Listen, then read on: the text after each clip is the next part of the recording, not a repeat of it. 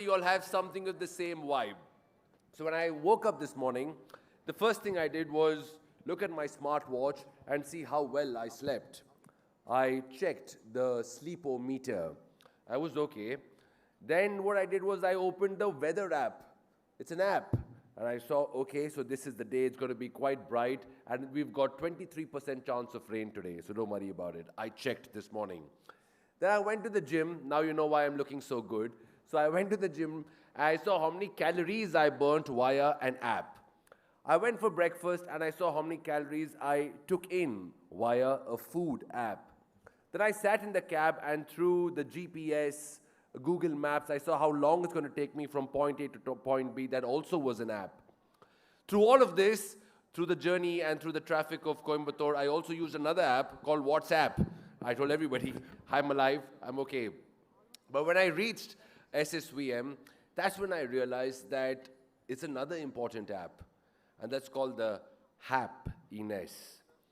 That's when, that's a very good one. You all should clap. I took 3 days to plan this one, yeah? That's when I realized that when you walk into a humane atmosphere, when only people are there, when there is mind, when there is soul, when there's smile, when there's consciousness, that's the end of what we call AI, and that's the beginning of humanity. That's where smiles come across, happiness is shared, the feeling of a family and the bonding of individuals who become a society. And that, I think, is the core where humanity meets AI. On that nice note, we've got two lovely people who've joined us. It's a white Wednesday. All right, so we'll start off with some very, it's been a rocking morning. We'll have an auspicious start as well. We have a prayer song by the students of RU. No wonder you came here and you all smiled because it's your RU. So we'll start off with this one and get set for a day that's going to be very, very special. This one is the grand finale.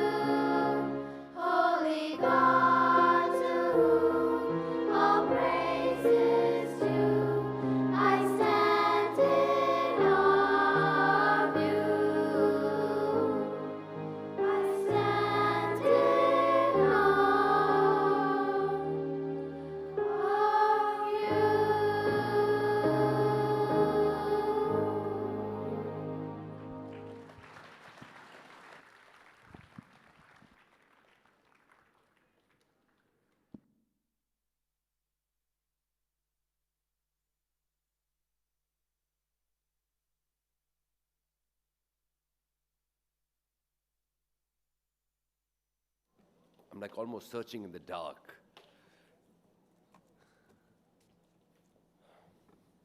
If you all prayed for a good, how many of you all prayed for a good, happy day? Ma'am, your prayer has come alive in front of you, ma'am. All right. Well, day one and day two was filled with so much of information, a lot of entertainment, a lot of tech, a lot of humanity, and so many life lessons that we take back. And in fact, last night when I was talking to my mother, I was telling her so many things that maybe I never said as a school child or a college kid, that there was so much to take back, what you learn, the experiences you share. And this one, my friends, these 3 days, for all of us here, if you're here for the first day or here for the second or the third day as well, what you're here for is not just education, you're here for an experience. And that is the most wonderful thing that we're experiencing today. Well, to continue this wonderful day and get into what we have, some amazing speakers, some great conversations, and some performances. But before that, the students of SSVM Excellence will give you a welcome dance. Feel free to stand up, groove, move. It's going to be a good, good day.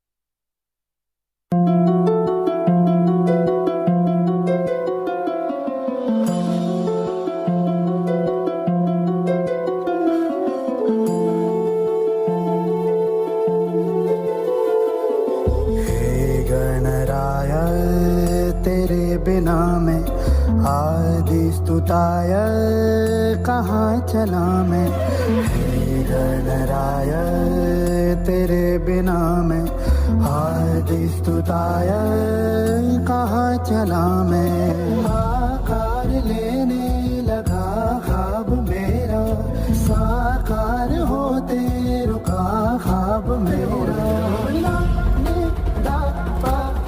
मेरे अधूरे कर दे तू पूरे आज सानी दा पानी दा पवन नमो नमो नमस्ते नमो नमो नमो नमो नमस्ते नमो नमो नमो नमो नमस्ते नमो नमो नमो नमो नमस्ते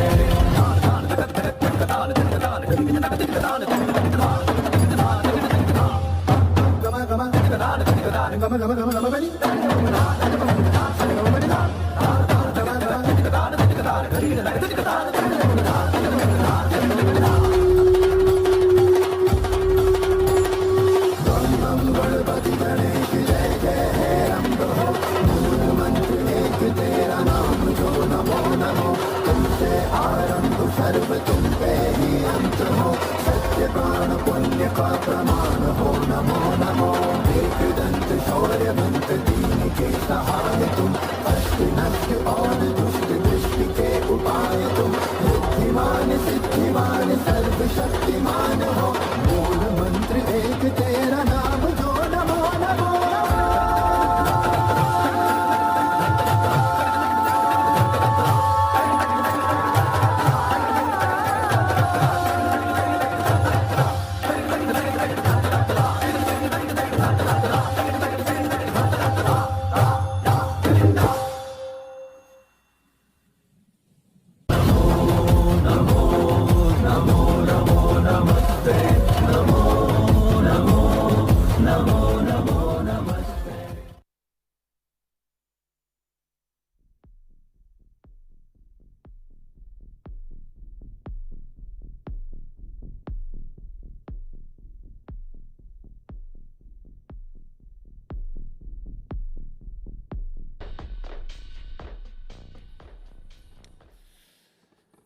All right.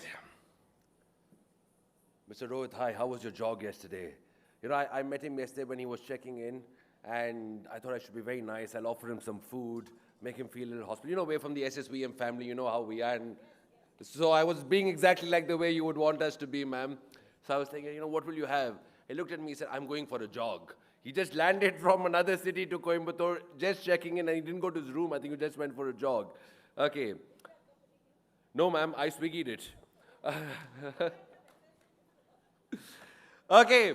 You know, there are some of us who've been in these days of classrooms, which was paper, pen, pencils. You remember those days? How many of us remember that our school bag was there? We had books, we had this little pencil box with all those things inside. You remember those? But I don't know how many of you all remember all of this, because today a lot of classrooms for the youngsters is tech loaded, it's a laptop, it's devices, it's online. But you know, in those days, there was a little something about the pencil, which I didn't realize then. But I must share this with all of you all, what a little pencil actually taught me. Whenever you opened the pencil box and took the pencil out and started writing, and even today when I write, my handwriting is terrible, but I still use a pencil, it has a little lesson that it carries with you. Lesson number 1, which the pencil is related to your life. Maybe you don't use it, but imbibe these lessons as well. If you hand over the pencil to hands that are responsible and care, you are set for great things. The real stuff of the pencil is on the inside. Just like probably what is inside you is the real stuff. If you actually want to get the best use of the pencil, you'll have to sharpen it, shave it a bit, make it go through a rough time, and that's when it turns a lot more sharper. Don't be scared of mistakes, because if the pencil makes mistakes, they can always be erased. And also, if you use the pencil perseverely, continuously, you will leave a mark that many, many people will see. These are 5 lessons that the pencil has taught me. I'd love to share that with you. The pen also taught me something, but I'll keep that for next year. I'm hoping you call me next year also. Okay, you know what? Day 1 and day 2 was amazing. We had an amazing round of speakers. We had some great sessions. We had great vibes, so much knowledge. And what actually came out from the great questions was not from the MCs, but it was from young ones like you. So in case you all missed it, or you all want to relive it, let's check the screen out for the highlights of day 1 and day 2.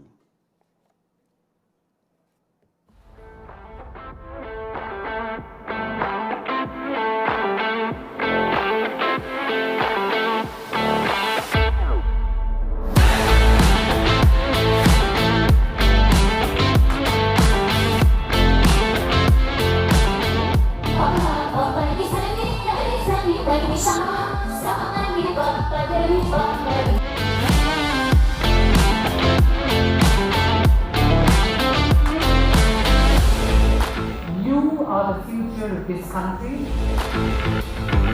How many of you are excited for it?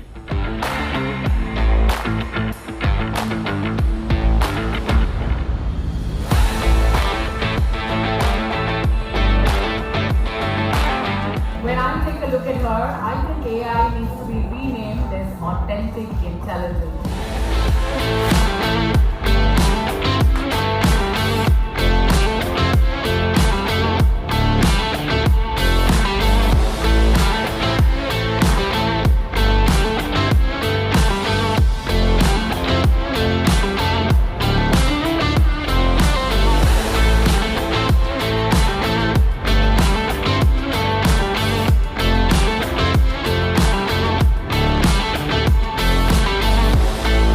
My idea goes far beyond boundaries. Once again, I would like to extend my heartfelt thanks to SSVM institutions for organizing this platform, and thank you.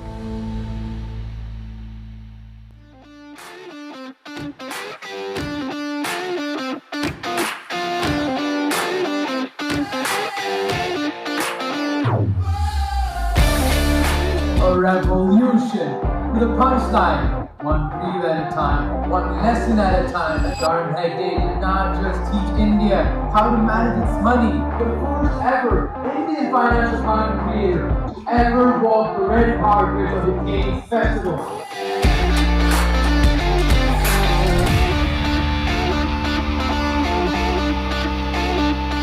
A visionary, unshakable determination, and a heart devoted to shaping a brighter tomorrow.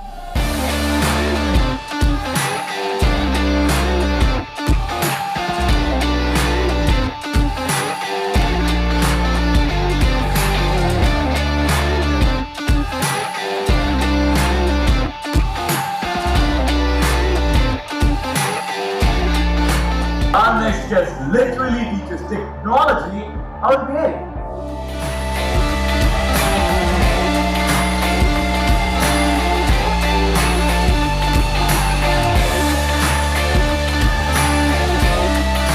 Ladies and gentlemen, boys and girls, thank you so very much for making yesterday and today special for me. Thank you so very much.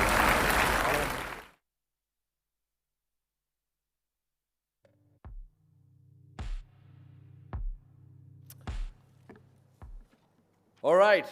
We've got a few seconds before we have the welcome address and a lot more. But how was day one and day two? You liked it? Then give me a round of applause. Don't give me, give the day one and day two a huge round of applause. I was there yesterday. I felt the energy was a lot higher, at least on the top floor. So y'all don't clap. I want to hear the noise from up there. If you like day one, no, let me ask the question. Okay. This is so typical of SSVM. Before the question comes up, you know the answer, yeah.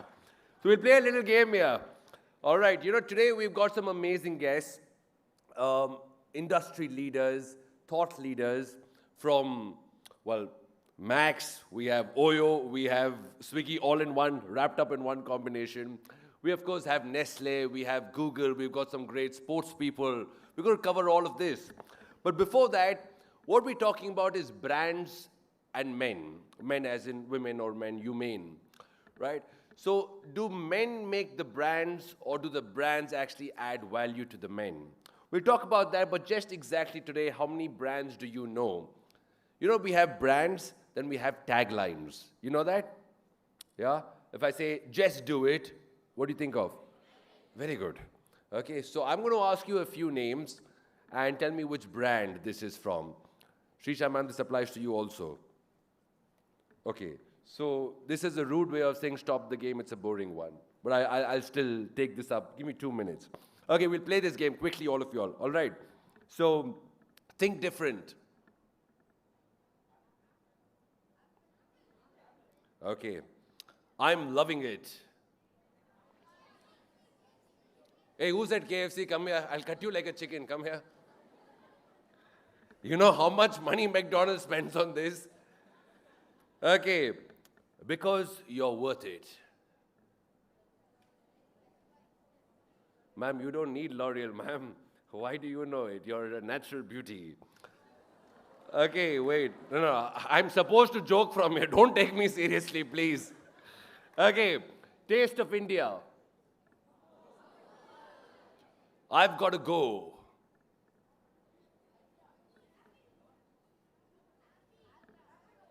No, I'm just saying that I've got to go. That's all. So, all right. We'll kickstart the day with a lot of talk, a lot of great talks, good vibes and happy spirits. But before that, Dr. Manimekla ma'am, can I please have you on stage for the welcome address? Ladies and gentlemen, the lady behind all the great stuff, clap your hands.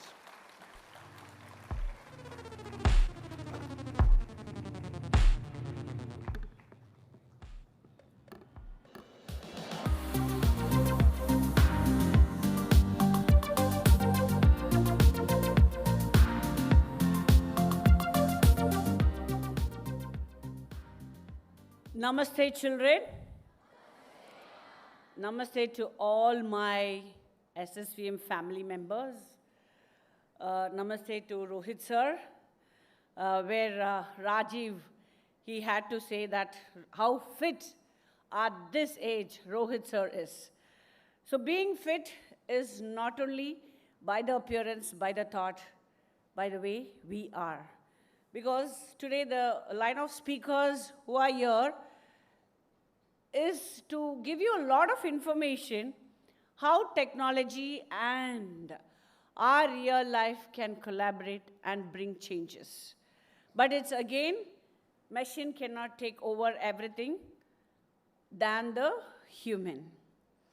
It gives me immense joy to welcome you for the day 3 of SSVM Transforming India Conclave 2025. The past 2 days have been nothing short of extraordinary. Yes?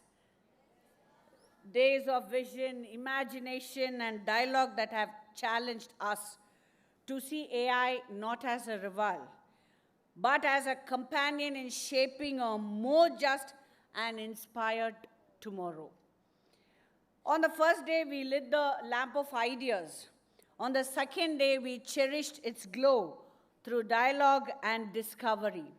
Today, as we arrive at the final chapter of this journey, we celebrate not only knowledge, but the spirit of continuity, the promise to carry these conversations far beyond these walls. This is what I wanted you to practice and follow it.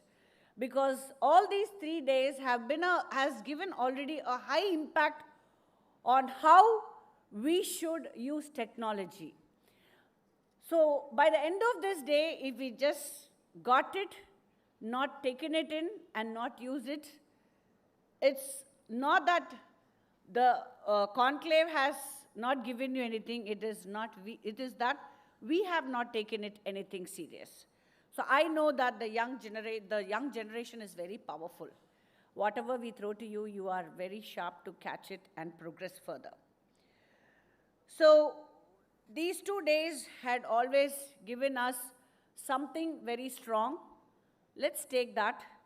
And at the same time, the past 2 days have shown us that the future is not a horizon we wait for, but a reality we co-create, woven out of thoughts, dreams, and above all, our conscious. Here in this conclave, we have witnessed imagination take shape in classrooms, conversations, in the courage of our young visionaries, and the dedication that our educators can take in and they can give it to you.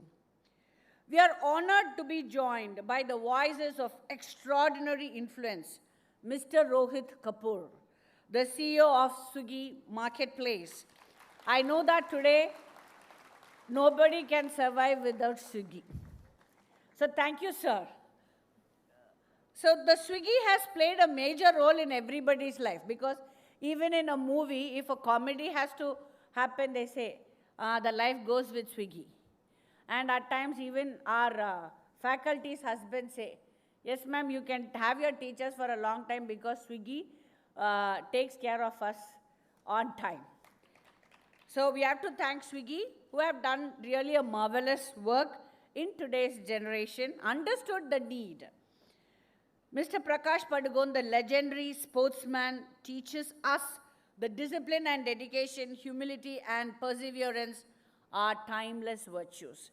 Because today, as youngsters, we do play sports. But to what extent we learn it perfectly plays a vital role. So it's only 0.1% of the Indian population takes it serious. They go for Olympics, or they go and they come back with laurels. But still, the population which is of more than 140 crores, what are we doing? Please have this in mind. Start working on it. And Mr. Suresh Narayanan, former chairman and MD of Nestle India, shares insight into leading with integrity and purpose. So when Nestle came, I know that it was a high challenge, but still it has taken care of the people from all walks of life. That is what I have to say. So today we want a milk powder, and milk is going to be the scarcity. There you had the sachet milk. When you want to make a cake, Nestle was there. When you wanted anything, Nestle is there.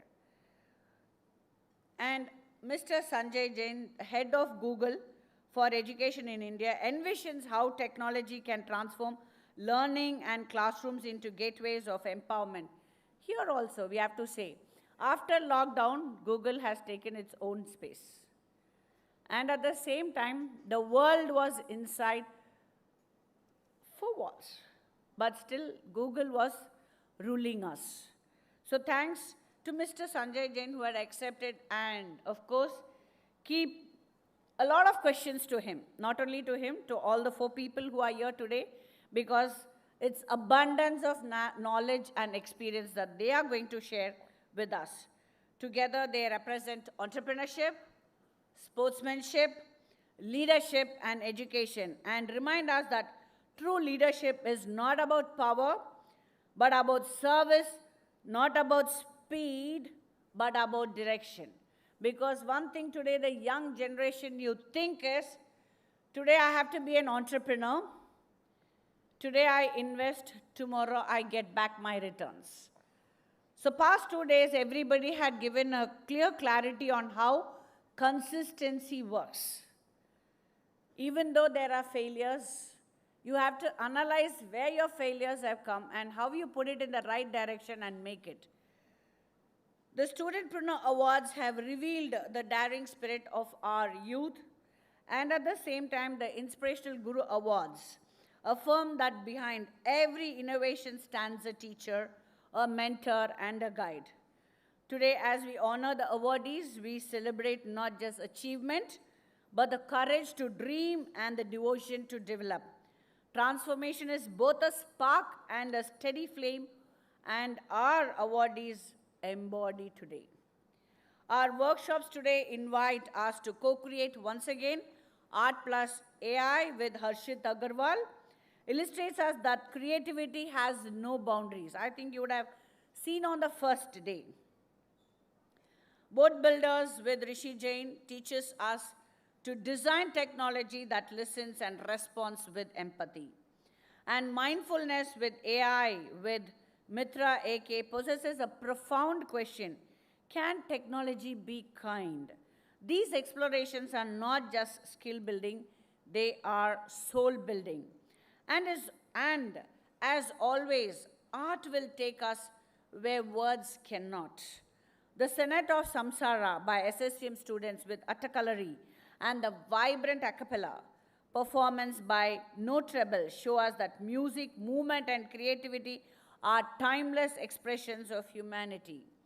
No algorithm can truly replicate them, but AI can help amplify them in harmony. As Rabindranath Tagore once said, the highest education is that which does not merely give us information, but makes our life in harmony with all existence. Through art and innovation, we seek that harmony here today. Dear friends, as this conclave reaches its final and the finale, let us not think of it as a conclusion, but as a continuum. The ideas shared here, the innovations unveiled, and the inspiration felt must trickle outward into our schools, our communities, and our nation. The future India will neither be built by AI alone, nor by humanity alone, but by the profound partnership between the two, guided by conscience, shaped by creativity, and sustained by compassion. As we close, let us carry forward one central thought: AI without conscience is hollow. Humanity without innovation is stagnant. But together ensure progress that is wise, ethical, and uplifting. For in the end, the true power of AI lies not only in its algorithms, but in the human hearts that guide it. To our speakers, guests, and performers, thank you for your generosity of spirit. To our students and educators, thank you for your courage and creativity. To my dear family, I really say that this program will never end up. It's again a begin for the next year. So let's all wait and see this day and give a start for the next year. Thank you very much.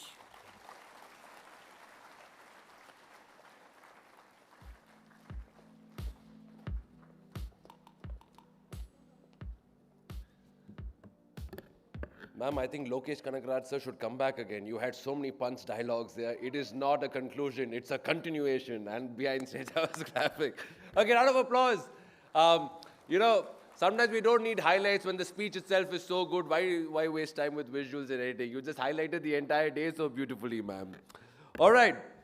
There are a few things that today have become, initially were a luxury for us. Like, we have it, it's great. Then we start using the luxury so much it becomes a want, it becomes a desire. So we have it, it feels good. We don't have it, it feels a bit restless and empty. That same thing over a period of time becomes a need.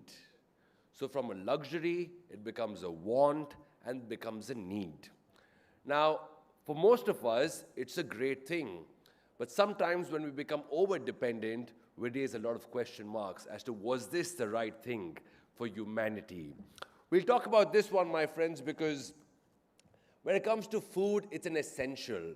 But basically, what has it changed in our lifestyle? How has it impacted the way we eat, the way we move, the way we think about so many things? We'll talk about this because the main man is with us. But to invite the man on stage, I invite Mr. Mauryan G from the 11th Standard from SSVM Metropolium.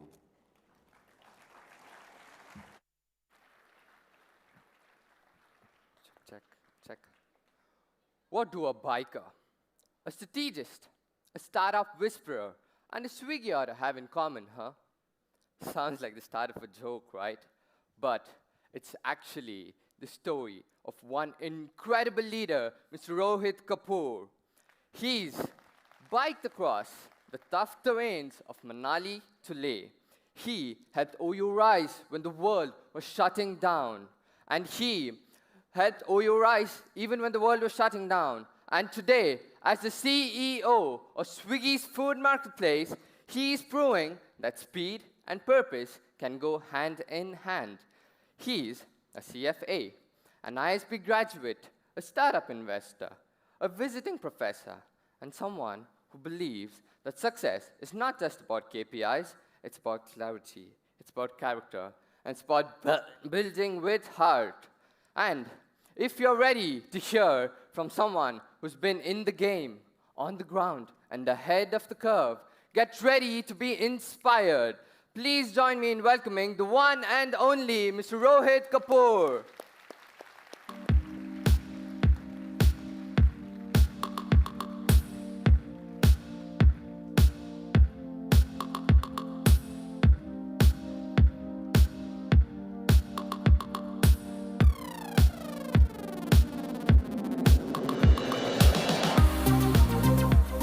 Thank you, sir.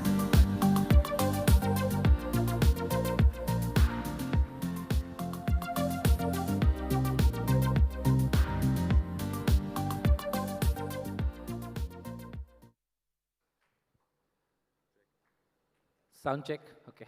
Hi, good morning. Yes, working. Today the treat is on Mr. Rohit. What would you like? I will Swiggy it immediately. All right, sir. You know, first of all, thank you for coming here.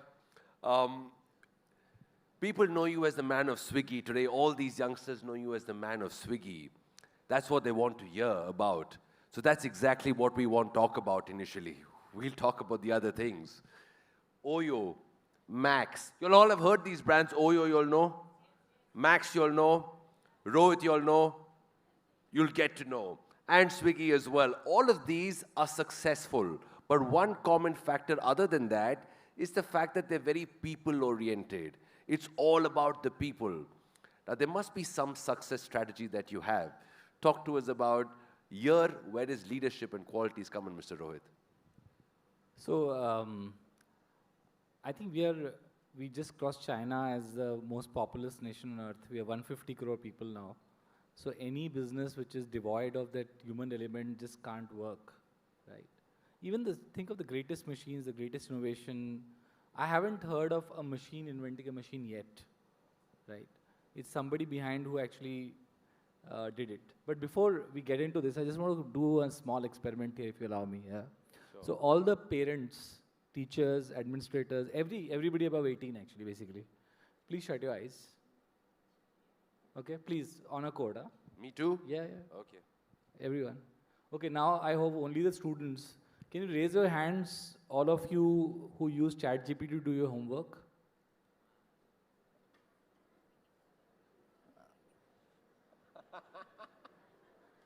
Okay. Thank you. Okay, now you can open your eyes. Okay. Got it. Nobody saw you. Don't worry. I saw you only. Okay. No, it's phenomenal, I think. So Look, I think we are at a very interesting stage where this whole dialogue about people and AI and all is in a extremely confused state, right? And I think I sampled about 80% hands were up. Now, sitting in a school, is it a good thing or a bad thing? It's a very interesting question to ask, okay? Because for you and I, sometimes, and maybe I shouldn't include you in my generation, maybe I'm doing a disservice to you. Sir, I've just maybe colored my hair, I don't know, but I don't think I'm very young. But still, you're not like in school. Okay, let me put this I'm way. going to buy the Swiggy premium app, sir. Yeah. So, for us, AI and all sometimes sounds like science fiction. Ki kuch to something is happening in the world, something is happening in the US, AI will do this, AI will do that. For these students, for you all, it's like a sibling. Siblings are irritating, no? But they're also fun. There are phases where you hate the sibling, where phases you long for the sibling, right? So for all of you, as you grow up with AI will simply be a sibling that you love and hate at the same point in time, right? For your adults, it could be many things. It could be something they have never seen, only heard of, or they have seen in the Instagram reels they have never experimented with, or a threat which is lurking somewhere which will eat up everything, or that wonderful thing which will give you coffee when you think of it with eyes closed. Actually, none of that is true. You are the only ones who are playing with it all day long. And I think it's a great question because I keep asking this. Like, I'll give you a fun thing. So my daughter's 13. I have 13 and 21, 2 kids. One day the school principal called me, and I am an active rebel when it comes to education, so all the administrators will have to forgive me for whatever I say. You invited me, now the risk is on you, right?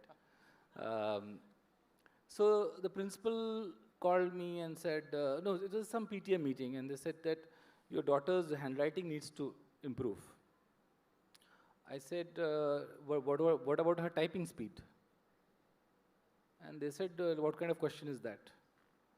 I said, like, I have not written anything with my hand for the last 15 years, right? But how fast I can type sometimes helps. So why don't you measure typing speed, right? On a keyboard which is not the traditional keyboard, but on a touch keyboard. Do you measure typing speed, or do you measure anything which is, and you know, I think those are the kind of dilemmas will accentuate with AI. And school systems, especially, and this is a fantastic school, I love it, love what I saw here. But boards and all will catch up. Technology will race ahead. It always happens like that. Technology will race ahead, will raise questions, will raise alarms, and then somebody will come up with regulations and you know what to do with it. But technology won't stop because it's not being done by some organized system. It's 2 kids sitting in some valley on 2 computers hacking away at stuff, right? Which you simply can't control. That's the beauty. So I think I've given it, I use AI at work, I use personally. I think for all the parents here, please give AI allowance to your kids, 2,000, 3,000 rupees a month for them to subscribe to everything in AI possible. Give them good tools. This is better than anything you'll do to them, any spend on you'll make on them, right? Because this generation cannot grow up in anyone. I don't mean just students in this school. I think it will be a great service if every kid in India somehow moves from watching reels to using AI, right? It will be fantastic. It is such a superpower we'll unleash. So I think, and I can talk a lot more about, you know, how I see the confluence of humanity, AI, people. I don't think these are contradictory objectives. I don't think jobs are going to get eaten up just like that, right? This boogeyman has been floating around for 100 years. When the first train came, this was said that nothing will survive, no job will survive. Then, you know, industrial revolution happened. Then computers came. Then internet happened. Then 2007, smartphones came in. It hasn't played out like that. It changes form. Manufacturing went down. Services came up as a sector, right? just because telecom happened, lakhs of people in this country were able to service calls to the US, right? It was not going to happen if the technology had not come up, right? We think we did it because we speak English, true, but the cables also came up below the sea, right? That is the power which got unleashed. And AI is going to do exactly that, right? And I'm super excited. I think my only wish is with this, what is happening, I was 10 years, 15 years younger, to benefit more from it for a longer period of time, yeah. But you're still 15 years fitter than you should be, sir. You're an extremely fit guy. Very, very well explained, sir. But let's get to what you were saying about you're an active rebel is what you said. Yeah. You're a father as well.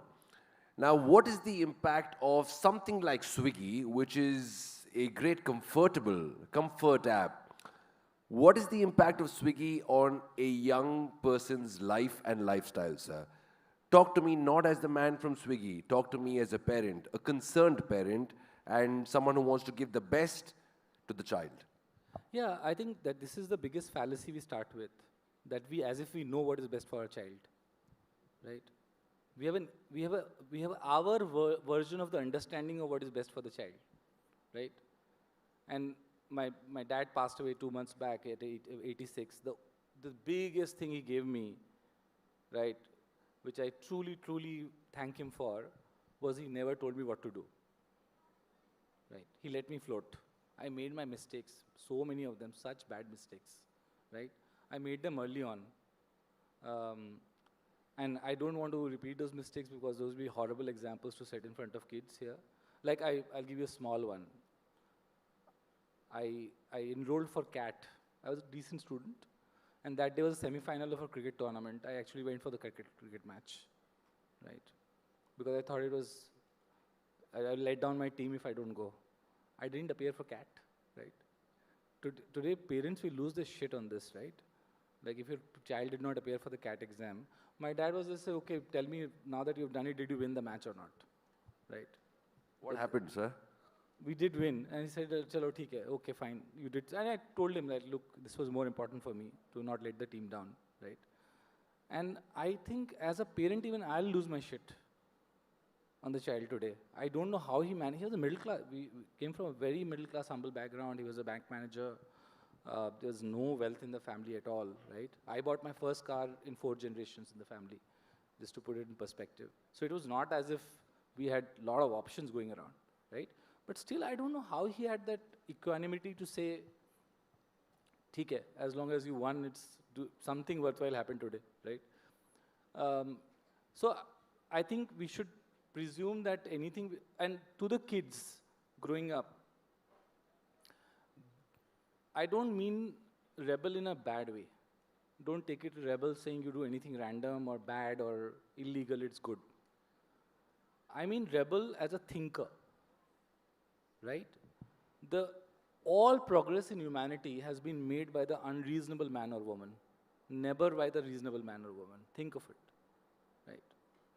Think any great invention which came from somebody reasonable. Any great company which was built by somebody reasonable. You'll never find it's true. So be a rebel, create your own mind, and don't listen too much to adults. They don't know. If they knew, we won't be in such a mess in so many fronts, right? And I personally am very excited by what the kids have to tell me than what the adults have to tell me, because frankly, look at 80% of them have used AI, right? We are sort of thinking about what this will do. They are already experimenting. They are playing it. It's like clay in their hands. They're molding it. Yeah. So, yeah. So you tell me, the cricket match was something that you spoke about. Batsman or bowler? Wicketkeeper. Oh, so you never delivered that time, sir. The delivery started only after Swiggy. So, you said this one word, I didn't want to let my team down that time. I think that was the start of you becoming a great team leader or a team person. Whether it's Oyo, whether it's Max, whether it's Swiggy, there's one thing that's there in all of us, which is the skill to be a leader, the aspiration to lead a great team. What is the foundation? of a leader, and what are the mistakes a leader usually does, not knowing there is a mistake? I'm sure you did those mistakes, and that's why you are where you reached. I think only 2 or 3 simple things. Let me put in simple ones because leadership jargon can get super complicated and it's useless, right? In most cases. It's meant to confuse than educate. 3 things only. And I'm speaking in today only for the kids. Rest, if you do find it too simplistic, it's your problem, not mine. Yeah. So in SSVM, there's a kid in all of us. Yeah. So one is learn to lead from the front and lead from the back. Both are required, which means sometimes you'll be the team leader, then you have to do your job. Sometimes you'll be a team member, be a great team member as well, right? We are taught too much to lead and too little how to be a good team member, right? How many of us teach people to be good team members? Nobody. We always tell people you have to be a great leader, do this. But teams fall apart not because they had a great leader or not. Teams fall apart because the team members were not great, most often. Right. Think of the Indian team of the cricket team of the 90s or the 2000s. We had individual stars, we had good captains, but we had a sort of not so together team. Today we have 3 teams which we can play for India. Isn't it? Like, look at what happened in England. Suddenly this team came up and now we don't even remember that Kohli and Rohit Sharma were not part of the squad, right? And we couldn't imagine life without them 6 months back. So that's the second part. Third is, there is no individual success. If your team doesn't win or your objective, I think individual success is a myth. It lasts very short period of time. Right.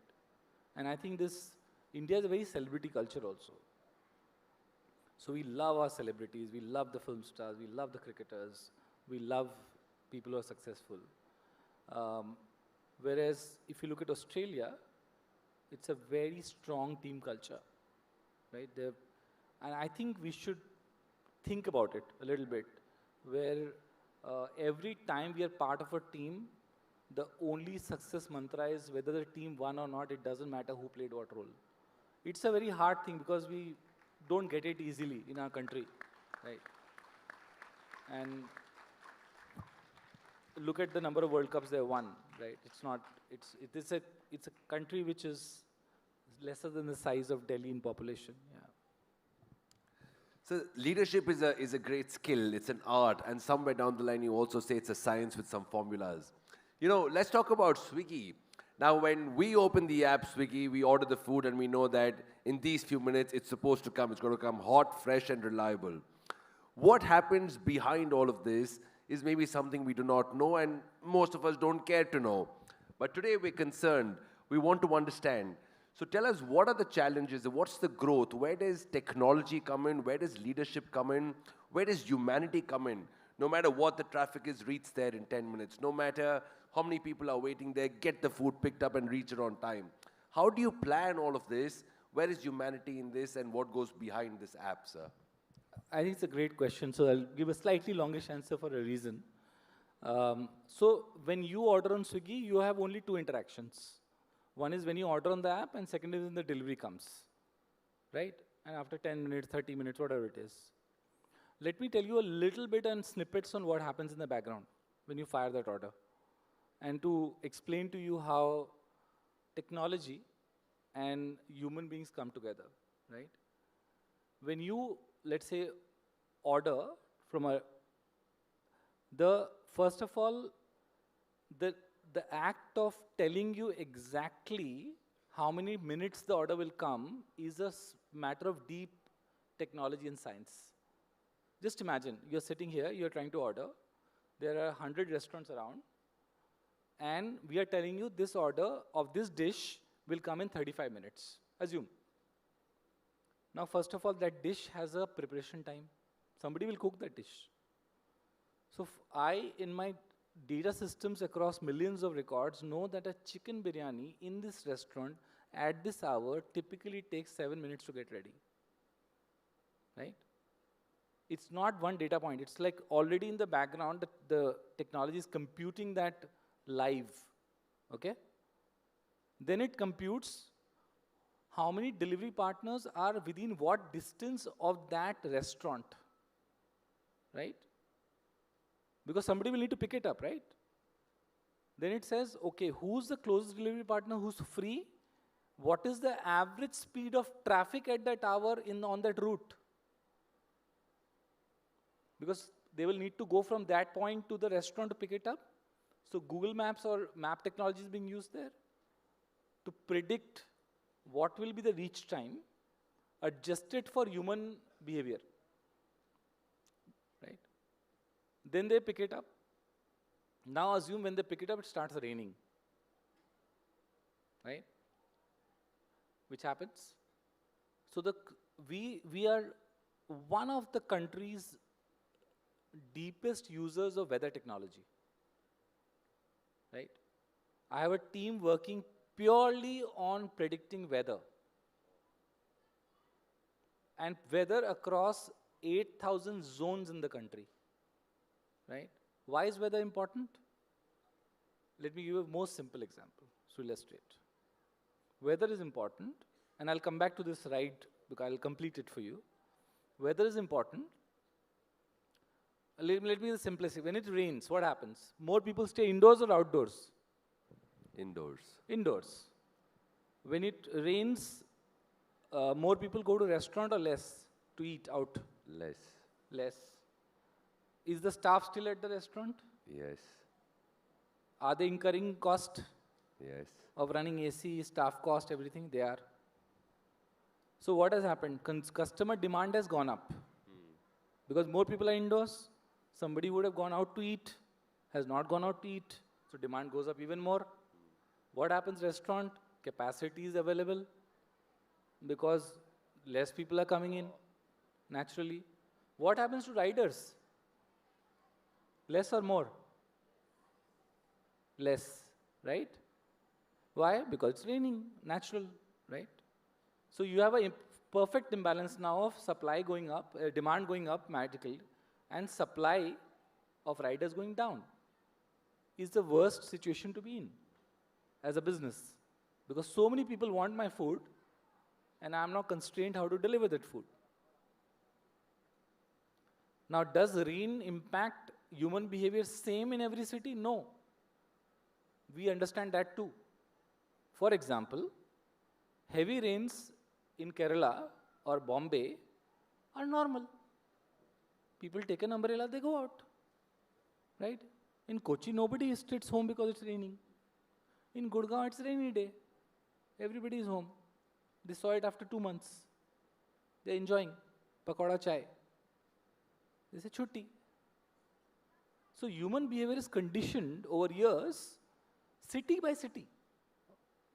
So people react to rain absolutely differently. There's no one single reaction. People react to cold differently. In Delhi, 5 degrees is normal working day in winters. If it becomes 5 degrees here in Kochi or Coimbatore, right, you don't even have clothes, you don't know what to wear that day, right? So you are in your blankets in your room. Nobody wants to step out. Same temperature, different behavior. We understand that too.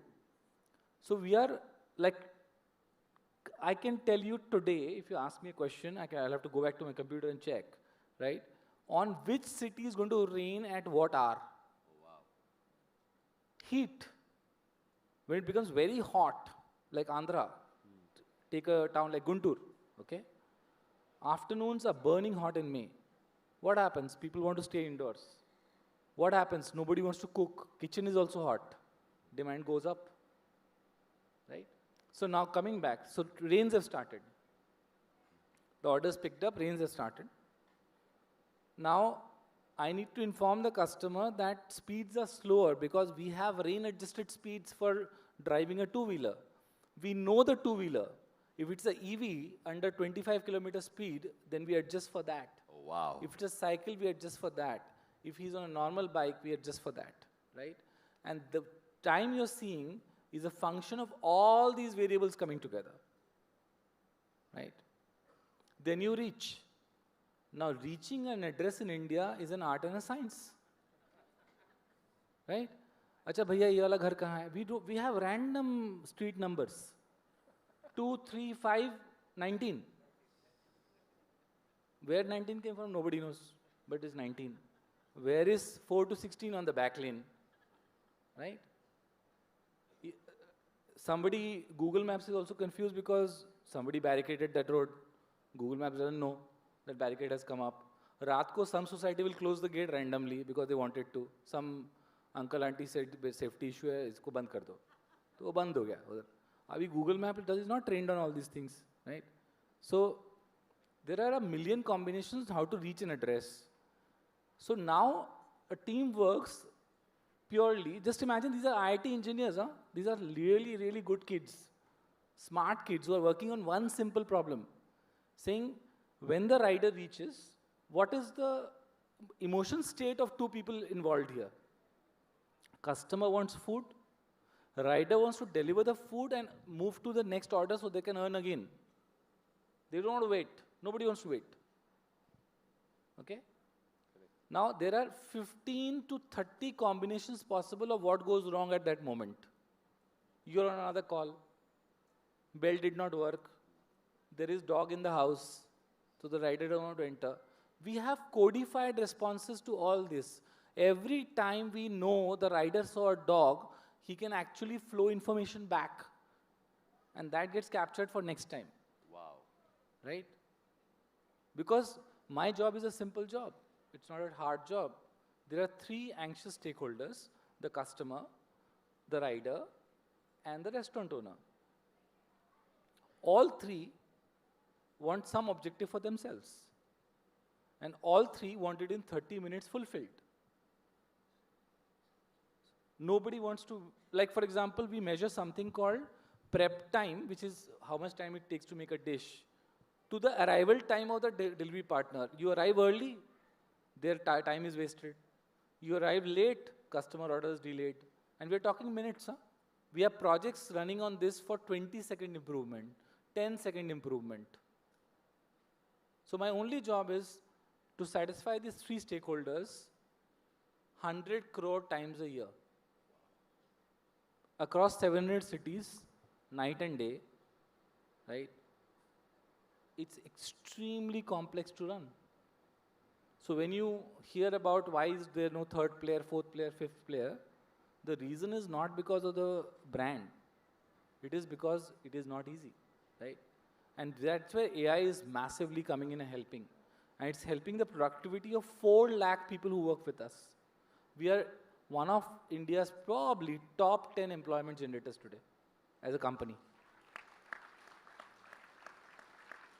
Almost 4 lakh riders work with us, 3.5 lakh restaurants work with us, and we serve on any given day maybe 30-40 lakh orders across India, right? And I think if there is one company or a set which is so human dependent, it is us. And yet we use technology to empower humans and to make things happen. So I truly operate at the confluence of technology and humanity, and very thankful for that. I won't like to do things which don't empower the people and don't provide opportunities for people. I think it's something I care about. Fantastically said. This is a proper amalgamation or a proper collaboration between human beings, labor, people, and technology. Round of applause. You've gone so much into detail. Next time I want to know the weather, I'll just ask Sir, this corner, this street, what's the weather like?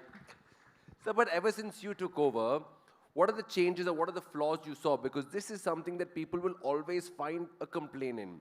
You will never have 100% customer satisfaction. They'll always say, this could have been better, that should be added, this should not have been done, in all the 3 departments, whether it is the restaurant owner, whether it is the delivery guy, or whether it is the food at large. So when you came over, what did you see was missing? What are the changes you implied? And further down, what is next lined up with Swiggy? Because it's always said it's not just a food delivery app, there's a lot more.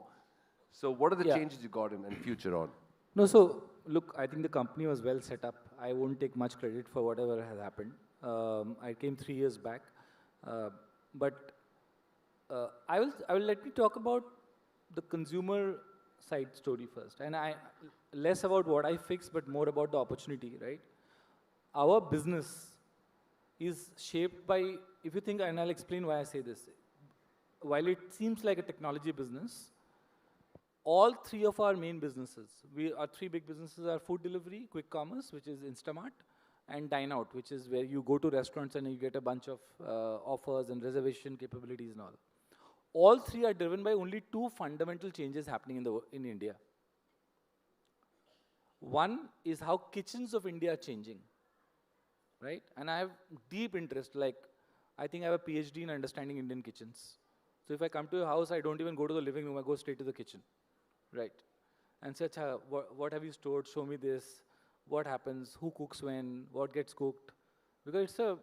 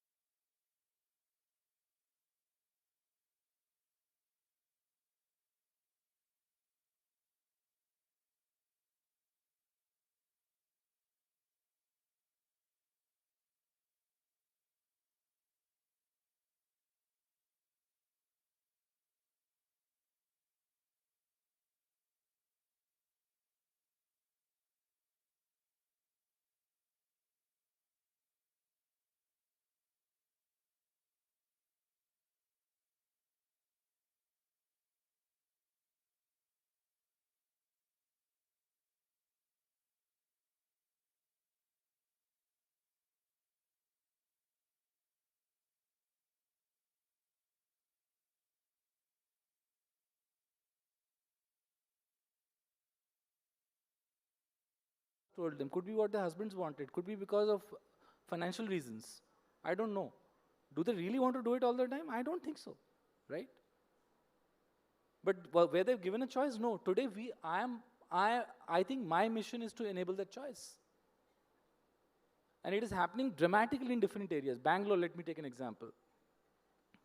In Bangalore, there are builders now advertising flats with smaller kitchens and saying Swiggy and quick commerce Instamart available in your household on this location. It's true. They have newspaper ads. I've seen. There are households which is I call double income, one dog households. Husband, wife, or maybe not even husband, wife, live-in partners, right? Which is also fine, right? And they will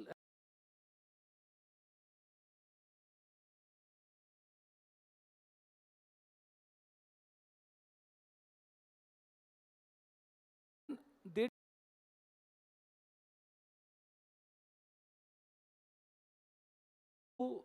get, if preferably boiled pasta, preferably cut vegetables, right? And they will cook it together and put it on Instagram saying wonderful time cooking a meal.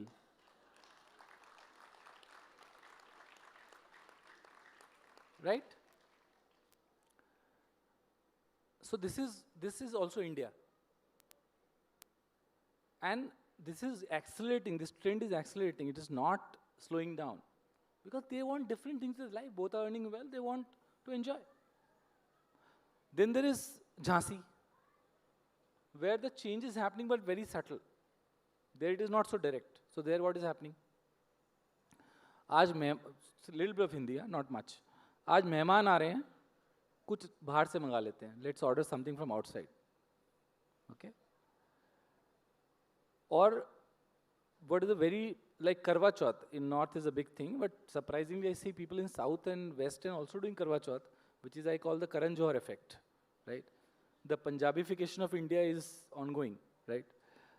Thanks to movies, okay? And now the South movies are actually wonderfully bringing it back to North because of KGF and these amazing movies which are coming here. So, I think a lot of culture gets transported because of movies, right? It does happen. It is true, right? And there's nothing wrong with it. So, there I think it's subtle.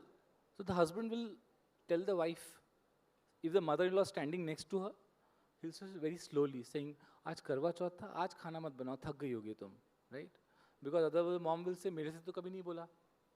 Aaj bibi aa gayi hai to usko," you know the classic thing, right? Or if he's not there, say, "Let's go out for dinner today." Like you should not cook, right? So that changes. That wheels are moving fast in Bangalore, slow in Jhansi. But the wheels of choice are moving. And our mission is to enable that choice, right? Simple. We're not spoiled for choice, we are served by choice in terms of Swiggy. Fantastic. I don't judge my consumers. I try to spot their pain points. What will liberate you more? Maybe we liberate somebody to do their job, no?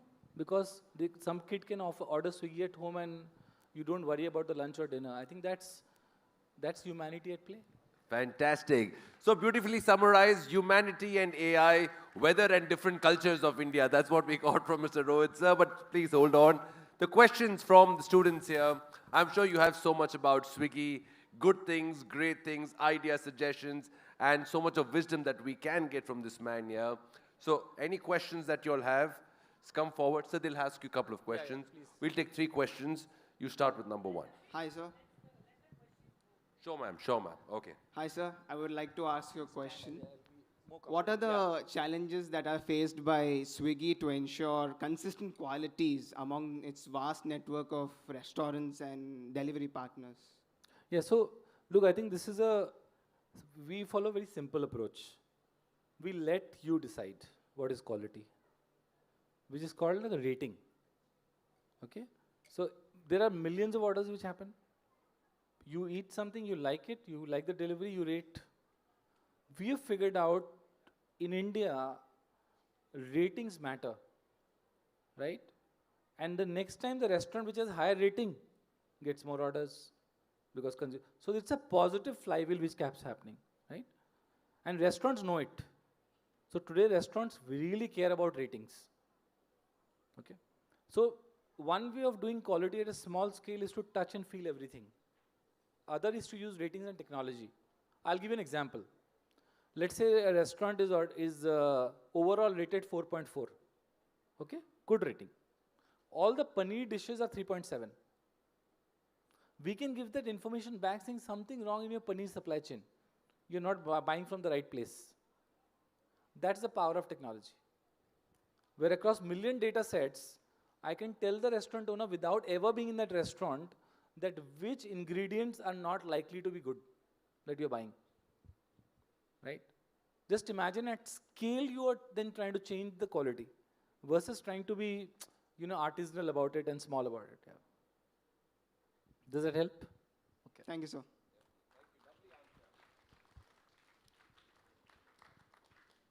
Good morning, sir. I am Ruhani from SSVM World School. And first of all, I would like to thank you for sharing so much knowledge about entrepreneurship and also your wonderful experiences. My question to you is, what do you think are some leadership principles which guide Swiggy's approach to innovation and growth? Okay, 2, 3 very simple principles. One is we want to work with good people. So we hire good people.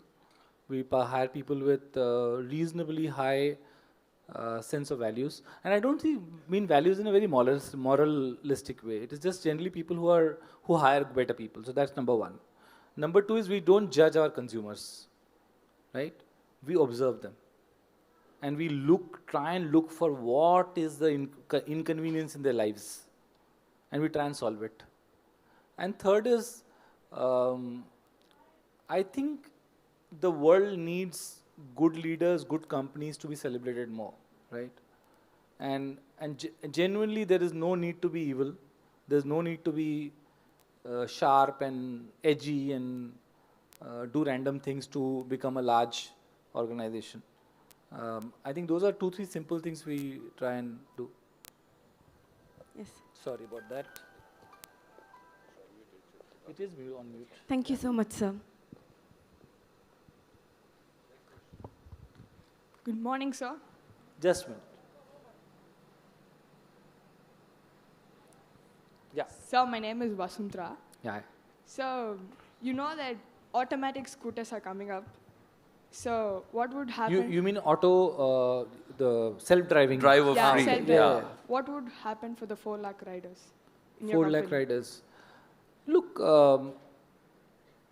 I think first of all, it's overstated for India, right? I don't see that happening in the next 10 years, right? Yes, sir. But I could be famously wrong also, right? I don't think that scenario is there. It's just too hard for automated scooters, and more than automated scooters, automated cars are becoming more popular. Scooter is still a very harder thing to do, because just imagine you're sitting on a scooter at the back, and nobody is driving it. It's not a very easy scenario to imagine. So that one is not happening. But you know what? One thing, that employment is like a river. It's like water. It creates its own opportunities, right? It's very hard to predict what happens to something, but these people will transform and do something else later on. I'm not a very big bear on saying every job will disappear. It has never happened like that. It changes form. Right. Thank you, sir. Next question, please. Good morning, sir. In India's brutally competitive food tech industry, where innovation is the name of the game and so many new ideas flowing in all the time, how do you know when to stick with something and when to pivot when an idea is just not working? By being honest to ourselves, right? See, valuations and all are external metrics. These are more LinkedIn stories than something that I care about. But to be honest, when something is not working, we know. And I think it's not so much about not working from a valuation standpoint. What we get really pained is if something not working for the customer, right? So we are very simple clarity here. But then the company, there's enormous clarity that customer is the only thing we super focus on. Rest everything is noise, right? Once you have that clarity, you become better and better. Thank you, sir. Lovely question. How long do you keep trying for something to be a success or not? Because they say there's no instant success. So when do you give up, say this plan is not working, or say this plan needs to get better? If it is high potential, forever. Keep trying, keep trying. Yeah. We'll figure it out, right? Because nothing valuable was created in a day, ever, right? The Swiggy that you see today was not the Swiggy 10 years back. We're an 11-year-old company exactly. It was very different. I think if you are not ashamed at some point, but what you created 10 years back, I think you're not done a good job. Most of us, when we look back at our lives and all, say, "Ye kya kar raha tha main?" Right? Or what did I create? But frankly, that was a foundation on which you kept building, and reached where you are. And 10 years later, we'll be embarrassed to look at our current version of ourselves. That is also true. Superb, Hello, sir. sir. Yes. So, what do you think about your competitors? He doesn't think at all about them.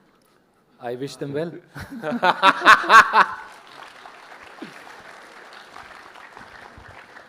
Is your eye always on the competition? Because that's a very nice question, actually. No, always on the customer. It's a distraction, otherwise, yeah. Good morning, sir. I'm Meghna from Reed's World School. So my question for you is, what was your biggest challenge in the early career and how did you overcome it?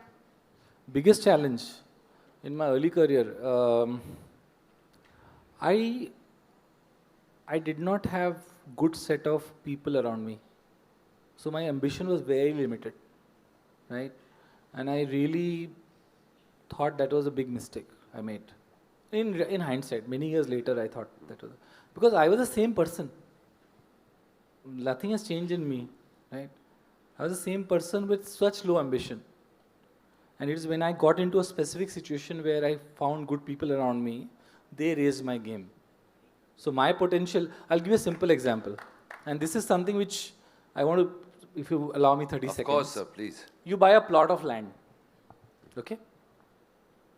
Okay? Its value is, let's say, 10 lakhs. And a cemetery comes up next to it. What happens to value? Dips. Goes down. Has this land changed? No. Okay, Shah Rukh Khan buys land next to you. It surges up. So is the value of the land coming from the land? SSVM opens a school. It goes very high. Yeah. So is the value of the land coming from the land? No, it's the neighbors around it, the environment around it. This is so easy to understand. Yeah. Right? But it is so hard to understand when you deal with people. Right? So the kind of people you surround yourself with will 80% determine who you become. Fantastically explained. Round of applause. Sir, I will be surrounded by you, sir. I'll be around you all the time. It is true. It is true. It is absolutely true. So that is what I made a mistake. Very well said. Beautiful. Right. It's a lovely question, ma'am. It's a very nice question. Thank you. Namaste, sir. So, Namaste. Imagine Swiggy in 2035. How do you see it changing the way we eat or shop? No, we'll eat the same food. I think we'll still eat idli, dosa, burger, sambar, everything. I don't think that's changing, right? Maybe, I think I'm seeing trends where you guys will eat healthier food than we do, right? Yes. I think that's true. So I'll encourage that, yeah. But apart from that, I don't think much is changing on what we eat, right? How it gets delivered will change. 2035, I 100% think at least a percentage of deliveries will be by drones, right? Wow. It's already happening. I think it will increase, right? So that change I can foresee definitely happening. Right. So when the food is coming, we won't be waiting at the door. We'll be looking at the sky. Where's my food? But we'll eat. I think you guys will eat healthier because there's so much information available now, right? I'd never heard of protein like 10 years back also. Yeah. क्या होता है? Today, like you go, look, today I know what to, I'm measuring that. Things are changing and it's for a good thing. I don't think we should eat badly. I think we are what we eat. Yeah. Thank you, sir.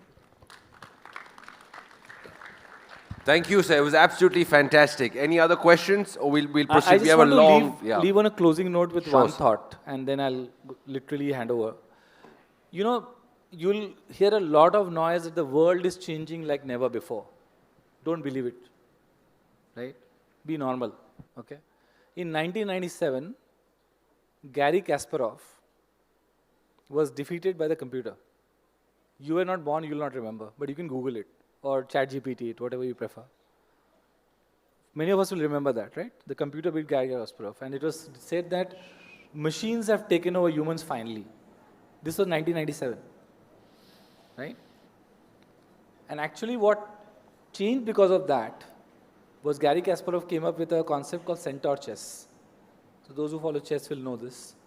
Centaur simply means half horse, half human. It's a Greek term. And today also, do you see humans playing chess or machines playing chess? Humans. But they are powered a lot by information coming from computers. So today's chess person literally can use AI to tell them what are they doing right and what are they doing wrong, right? But humans are not playing chess because a footballer today in the 75th minute can get information by studying videos and AI to understand what's going wrong in the game at what point in time. But will you ever go to a stadium to cheer for machines? Unlikely. We want our heroes, we want our villains, we want our, the human touch to everything. That is not going away. So please don't believe that beyond a point, that we'll live in some sci-fi world where the machines have taken over. But do deeply ingrain yourself with AI, learn, and use it for good effect. Thank you so much. Fantastic. Just stay there for a few moments. Well, with your chess and with your amazing talk on AI, humanity, the world itself, it was really a checkmate conversation, sir. It was wonderful. Thank you so much. Thank you. All right, may I please have the management on stage? They're coming on stage. Round of applause for Mr. Rohit. Absolutely interesting to understand that little button that we press on our phone, what goes on behind it. It was very, very interesting. You know, they always say all it takes is one guru in your life. Find the, like Mr. Rohit was saying, there's so many people around you, create that environment. But for one of us, of all of us, it's one guru that makes life completely different. And that's why every guru is an icon and an inspiration. Taking forward, what we have is the Inspirational Guru Awards. Now, we've got so many nominees from across the country, and we only think it's so perfect to felicitate the real heroes, which are the teachers or the gurus. So I please invite on stage a few of the gurus I call now, and have them receive their awards, please. From the school that I hail from, Padma Sheshadri Bhala Bhavan Senior Secondary School, it's basically PSBB SSS. They make very good students like this. Okay. So please invite, no, don't clap for me, clap for the school. Madam Kunavakam Vinjamur Hema ma'am, Vanakkam.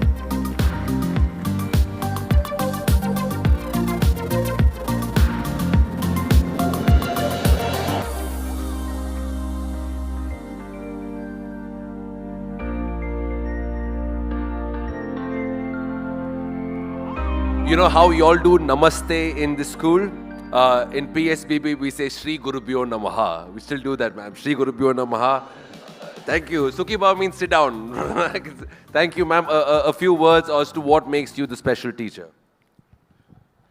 Shri Gurubhyo Namaha. A very good morning to distinguished people here, my fellow educators and my dear children.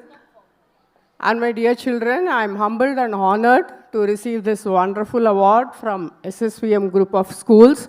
And I want to tell the children here, this is the real education that you should be getting. Hands-on, right, and the exposure to the industries. So classrooms are transformed these days, and as Aristotle said, educating the mind without educating the heart is no education at all. And that is what SSVM is doing for the children. I'm really privileged to receive this honor. Thank you very much. Thank you, ma'am. Shall I help you with this? Okay. Up next from Government Primary School, Puducherry, Madam Indra Priyadarshini Subramanian.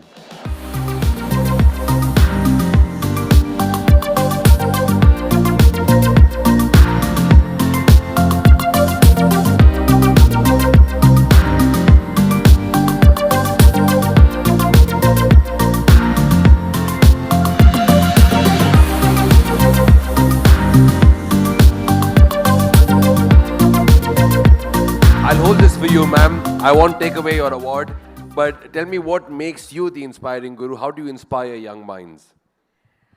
First, I'm thanking my Almighty, my gurus, my teachers, my colleagues, my family, and not the least, my children, my kids in my schools. Because of them, I'm here. And I'm so thankful to SSVM institution. Actually, ma'am, this is my dream school. This is my dream school. As a teacher or student? No, as a teacher. As a student also, when I saw the student, I was literally, I see how they are so blessed. I am thinking like that. So I'm so happy. I'm thanking SSVM institution. Thank you so much, because they have, I know they have worked nearly 3 months like an AI for selecting wonderful teachers from all over the India. How this is a pure, genuine award I am receiving, and I am so proud to receive this. And I am thank you so much. And this gives me, this boosts me to make new dreams come true. Fantastic. Thank you, ma'am. Thank you, ma'am. Wonderful. Thank you, ma'am. Up next, Shri V. Subramanian, sir, please come on stage from Kendriya Vidyalaya, Seshri Campus, Karekudi. Round of applause, please.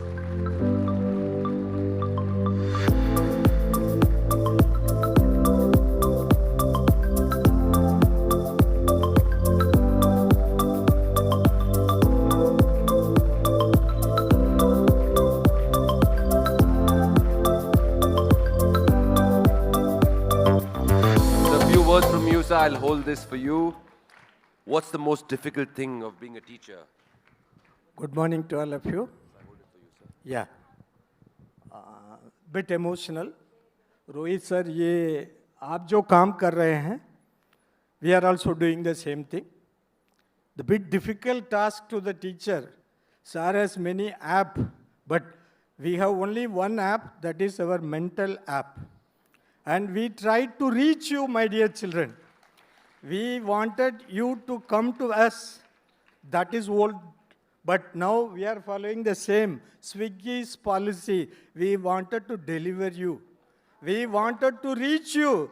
We doesn't want you to catch us. Rather, we want you to reach. This is one of the tasks which is difficult for all the teachers. But for the 21st century teachers, this is the most important task for all of us. Number 2, I think this is like a mini Oscar award for the teachers.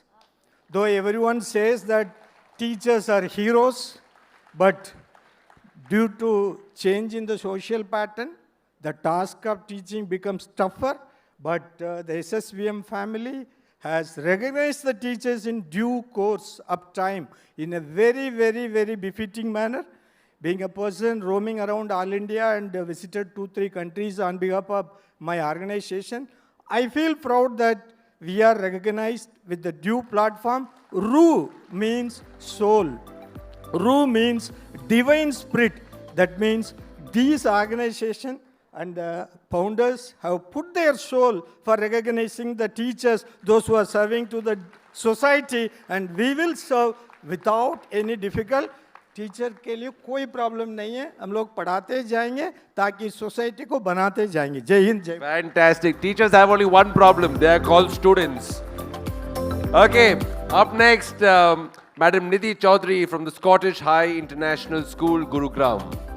Round of applause. Keep clapping. These are your teachers. It's a lovely sari, ma'am.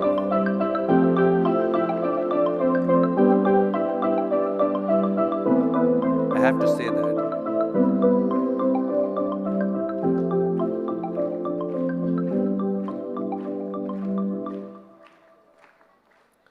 A few words. I'll hold this for you. Should I hold your award as well? Sure. Thank you. Namaste everyone. I'm Nidhi Chaudhary from Scottish High International School. I would like to thank SSVM School for this opportunity, for this inspirational Inspirational Guru Awards. This is actually an inspiration for all of us, for all the teachers and the students also. Thank you, ma'am, for giving us this opportunity. Thank you.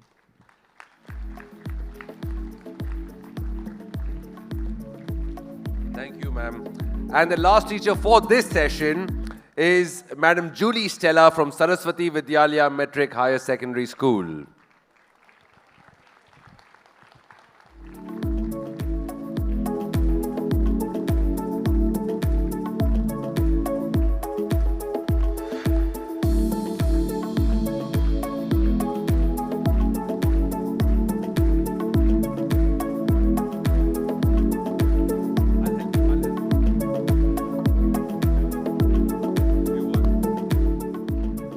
அனைவருக்கும் வணக்கம். இந்த award வாங்குறதுல ரொம்ப சந்தோஷம் அடைகிறேன். ஏன்னா இந்த அவார்டை nominate பண்ண எங்கள் கரஸ்பாண்டன்ட் சாருக்கு முதல்ல தேங்க்யூ பண்ணணும். ஏஆர்கே அரவிந்த் சார், அனு மேம், அவங்க தான் இந்த அவார்டுக்கு என்னை நாமினேட் பண்ணாங்க. நான் டீச்சிங் லைனில் 16 இயர்ஸாக இருக்கிறேன். ஃபேமிலியோட ஸ்டூடெண்ட்ஸோட லைஃப் தான் ரொம்ப முக்கியம்னு சொல்லிட்டு இந்த டீச்சிங் லைனை வந்து ரொம்ப லைக் பண்ணி ஸ்டூடெண்ட்ஸ்க்காகவே ரொம்ப ஒர்க் பண்ணிகிட்ருக்கேன். இந்த SSVM குரு அவார்ட்ஸ் வாங்குறதுல ரொம்ப சந்தோஷம் அடைகிறேன்.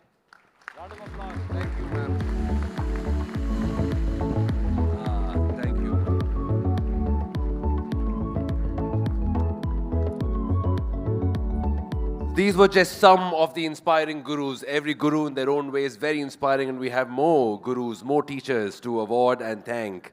But as of now, Mr. Rohit, thank you so much. I would request the management to just felicitate Mr. Rohit, please. And a round of applause for such a wonderful conversation.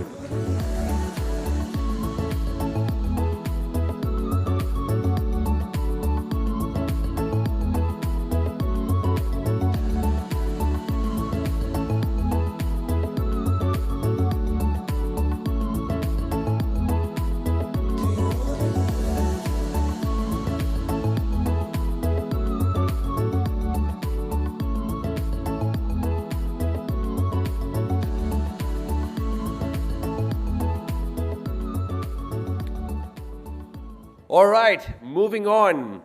In life, we have this power called choice. There is left, there's right. There's good, there's bad. There's great, and there's badminton.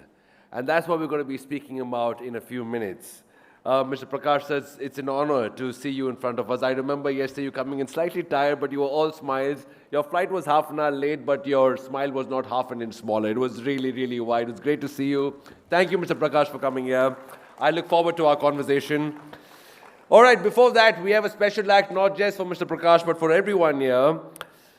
There's a bit of culture, there's a bit of message, there's a bit of history. No matter how much we look into the world of the future, no matter how much we say AI is going to change our world, what our life is impacted is our roots, where we come from. And that's a lovely act we have right now, which is a special performance by the Attakalari Center for Movement Arts, India's leading contemporary dance organization from Bengaluru. Known for blending traditional physical wisdom with innovation and technology, Attakalari pioneer dancers have great stagecraft, which you will be witnessing. The program opens with a rhythm of the rising sun, created by SSVM school students during a workshop with the Attakalari artists. This is followed by a segment called Sonnet of Samsara, exploring human transformation and global crises. Choreographed by Mr. Jayachandran, the performances feature Attakalari ensemble with music, lighting, visuals, and you will enjoy these few moments of pure magic on stage. Let's bring it on.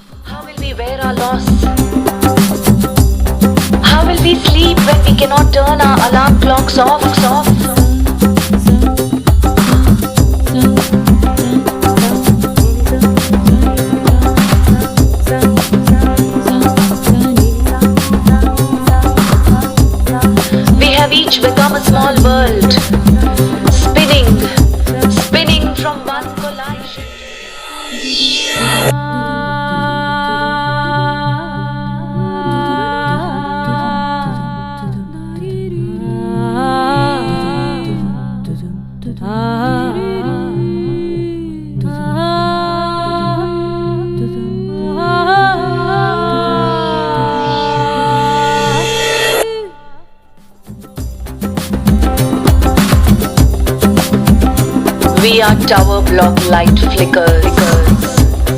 Come evening, crammed, crammed into shoeboxes.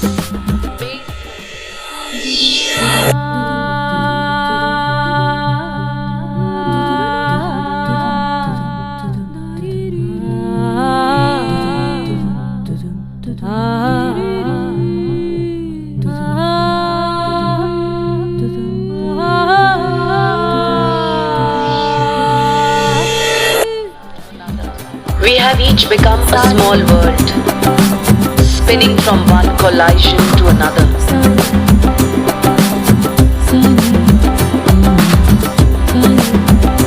We scrub cities off our skins and watch its roads leave tracks in the bath.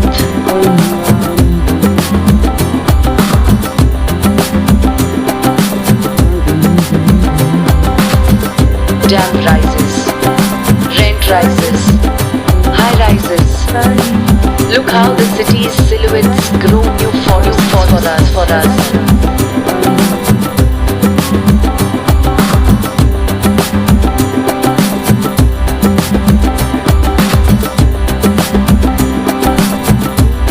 I wonder, what will all this look like in 50 years' time?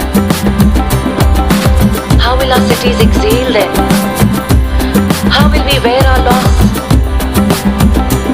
How will we sleep when we cannot turn our alarm clocks off?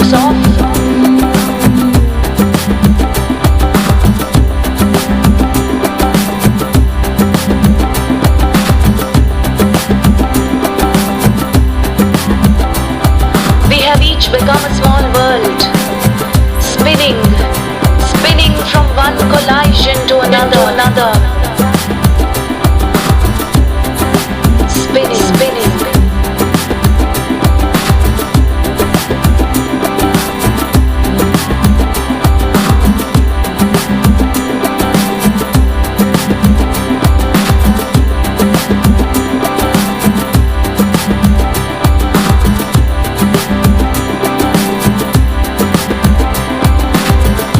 We are tower block light flickers.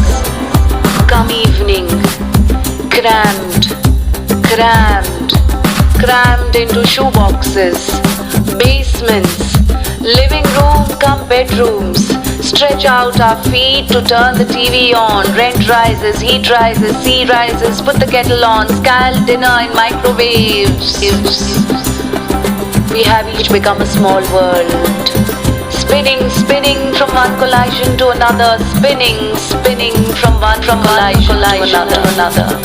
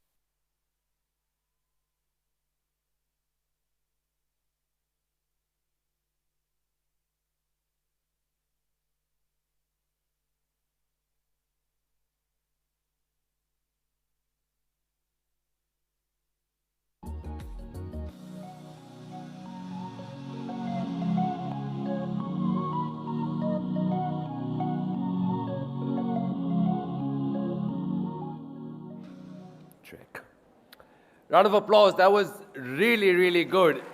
As effortless it is to see, it takes a lot of practice and toil to put this together. Brilliant. Can you make the stage look good? Can I have some lights on me? I don't want to be in the spotlight. We have other people to share it with.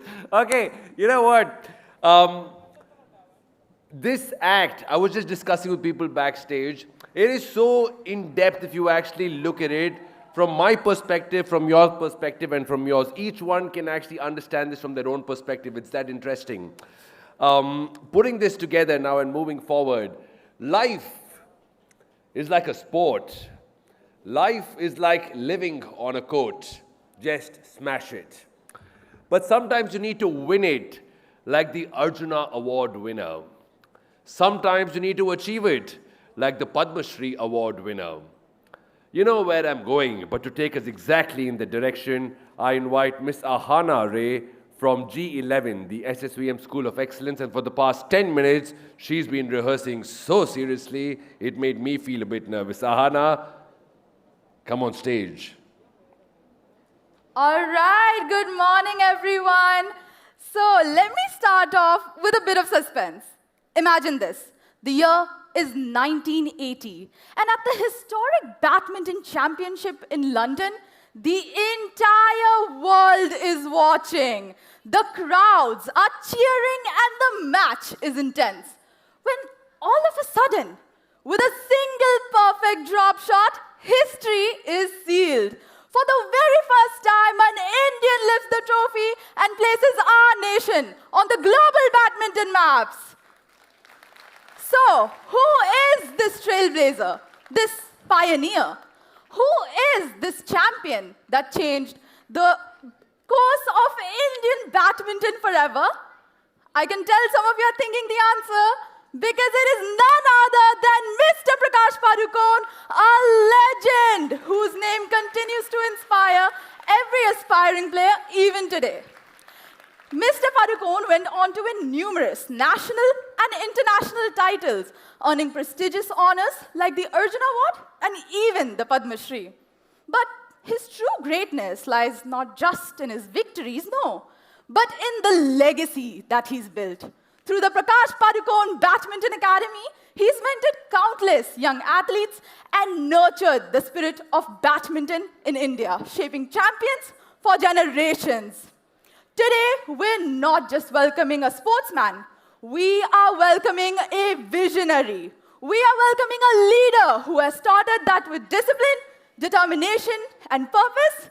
No dream is too distant. So, ladies and gentlemen, let us welcome the pride of Indian badminton, the man who turned his dreams into reality, Mr. Prakash Padukone.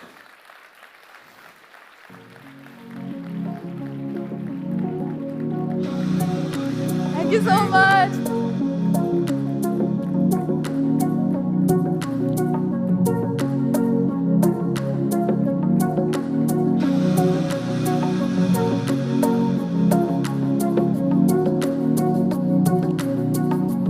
Namaste, sir. It's such an honor to have you here, sir.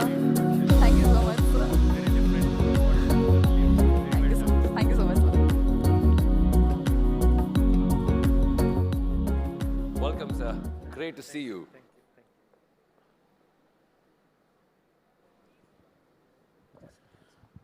I'll help you, sir. I'll help you, sir. Warm water is okay? Yeah, that's fine.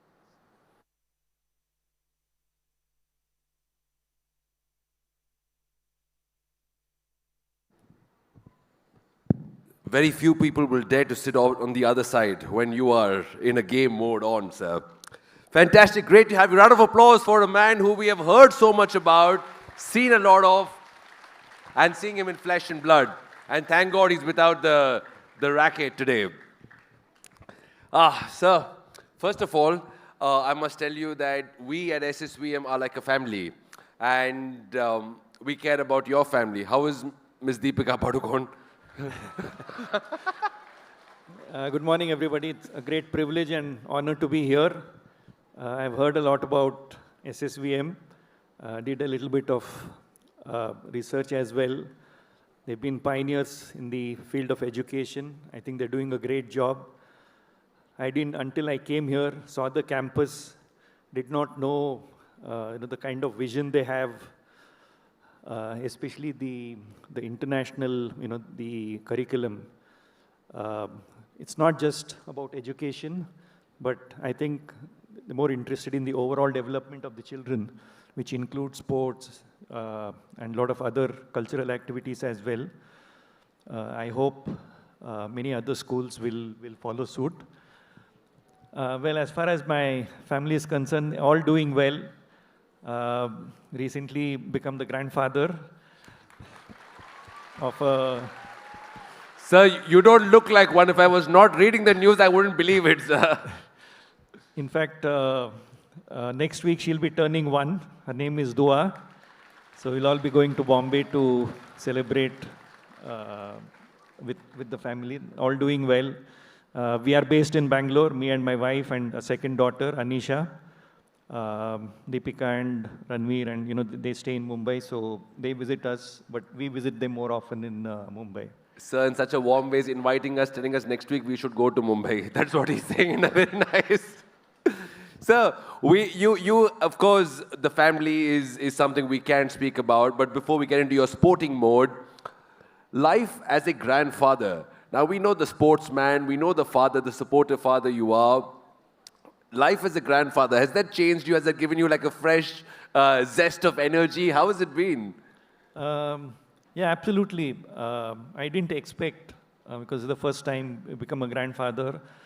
So, we've only heard about other grandparents talking about their grandkids. But I never expected that, when you actually have a grandchild, the kind of feeling, I think that cannot be explained. It has to be felt. It's a great feeling. All the time, keep talking about her. Unfortunately, we are not in the same city, so we're not able to visit her on a daily basis. But we do talk to her on the phone and speak to her off and on. But it's a great feeling. I'm sure there are a lot of grandparents here, so it is really nice. And So like I mentioned, I think a feeling which you have to experience and cannot be explained. So seeing your grandchild, is the future of badminton secure or is the future of Bollywood secure? Where do you see? That depends on the child. We are not going to force. Depends on what she would be interested. I think that's what we've learned, right from my childhood. When my father allowed me to pursue badminton at a time when there was no money, it was not a popular sport, but he saw the passion for badminton in me, and allowed me to pursue at a time when we didn't know what the future was. Even internationally, there was no money, but I was so passionate about this sport that he let me continue the sport. This was way back, I think before most of you were born, in the 70s. When, without knowing what the future would be. But, I was so passionate that, he said, you continue playing badminton, but, we'll not be able to help you. You have to find your own way. So I'm extremely grateful to him for having allowed me to pursue badminton at a time when... So my advice to the parents who are here, if your children are passionate about something, please give them an opportunity to pursue their passion, even in it is non-conventional fields. But there is a difference between liking something, loving something, and being passionate about something. Being passionate, you can see them. They'll be willing to spend any amount of time, 12 hours, 16 hours, 18 hours a day. So if you see that kind of passion in your children, please let them experience that. There's no guarantee that you will succeed. But what it does is you are giving them an opportunity to try. And, and they will also have no regrets, later in life. If they've never tried, then there'll always be that doubt. Like if I had, if my parents had allowed me to pursue, just imagine if, my father had, because I could have easily got into the best engineering or medical college on sports quota in those days. But, he said, it's up to you. If you want, go into academics or you want to pursue badminton. So I pursued badminton and, see what, it doesn't see mean what that... India got. See what India got from this man next to me. Says not just what you got, but what we got as a country. I'm not saying that everybody will succeed, but I think there'll be two things. One is the child will have the satisfaction of having tried, and if they don't succeed, they'll find something else. They are smart enough nowadays. They have a lot of options. So maybe it will be delayed by a year or two, and then you as parents, will have the satisfaction of having given them an opportunity to try. Absolutely, sir. So that is one of the life lessons which I've learned. So we applied the same thing to our daughter. When they grew up, Deepika and Anisha both, I never forced them to play badminton because from my experience, I knew it was always, you have to see what the child wants to do, not what the parents, like or parent want to do. So we allowed them, I told both my daughters, in case you choose to play badminton on your own, I'm there to support you, I'm there to help you, I'm there to guide you. But if you are passionate about something else, please go ahead and do it. But I will not be able to, or we and my wife will not be able to help you. You have to find your own way. And that's what they did. Initially, Deepika did play badminton until she was about 14 or 15. But sports was her second love. First love was always modeling and films and movies. So, at a very young age, she moved to Bombay. She's come up on her own. We were there to only morally support her, entirely her own effort. And similarly, our second daughter, Anisha, was very passionate. She played multiple sports and finally decided to take up golf. She played golf professionally and, represented India and played golf. So I think it will be the same with our granddaughter as well. I'm sure Deepika, having known from experience, or Ranveer as parents, they will not force, their daughter Dua to take up anything which they want. It will be entirely up to the child. If she chooses to play badminton, maybe I'll be there. If she chooses to go into movies, then they are there. Sir, for modeling also you can be there, sir. You are looking extremely fit and you haven't aged one bit. Yeah. I see in front of me, obviously, a man who's achieved so much. But, sir, in your eyes, when you talk about your family, when you talk about moments, there's a twinkle in your eyes, which really means that you're a really, really great achiever. You achieve so much in life. You have so much of happiness. I think that's the first mark of success in large, sir. Let's flash back. The young man on the court. Prakash, what made him the icon? What made him stand out, not just in the country, but in the world? You chose, I want to pursue this. I've got a passion for this. But passion alone is not enough. Then comes in performance. Then comes in perseverance. And then somewhere down the line is success. What made you stand out? Well, I think in any field, one thing is to have goals, short-term goals, long-term goals. But more importantly, how you go about achieving those goals. A lot of the people, just dream, just have goals. I want to become like this. I want to become a doctor or a musician or a dancer or a cricket player or a sports person or a scientist. But, I think a lot depends on, how much hard work, you have to put in. There has to be dedication, discipline, determination, a lot of patience. I think these are all common things, to achieve international success, in any field, not in sports. So basically, this has been my, journey. Maybe I was, very disciplined. I was very patient. Trying to learn from my mistakes because, I grew up at a time when there were hardly any facilities. We are talking of 60s. I started playing badminton at the age of 7. when there were no facilities at all. I used to play in a marriage hall. But one or two things, which really, which has really helped me, not only just during my career, but even otherwise. One was, we never complained about lack of facilities. We were very happy with what we had. Like I said, we were playing in a marriage hall, which was booked for 6 months in a year for marriages. And we could play only the remaining 6 months, but that too not at a stretch. But we never complained. We were happy with what we had, and rest of the time we did something else. The second thing was, there were not too many options. The only option was either you play for those 6 months or you don't play. There was no third option available. Go somewhere else, go study, or go to some other club or go to some other academy. Those options were not there.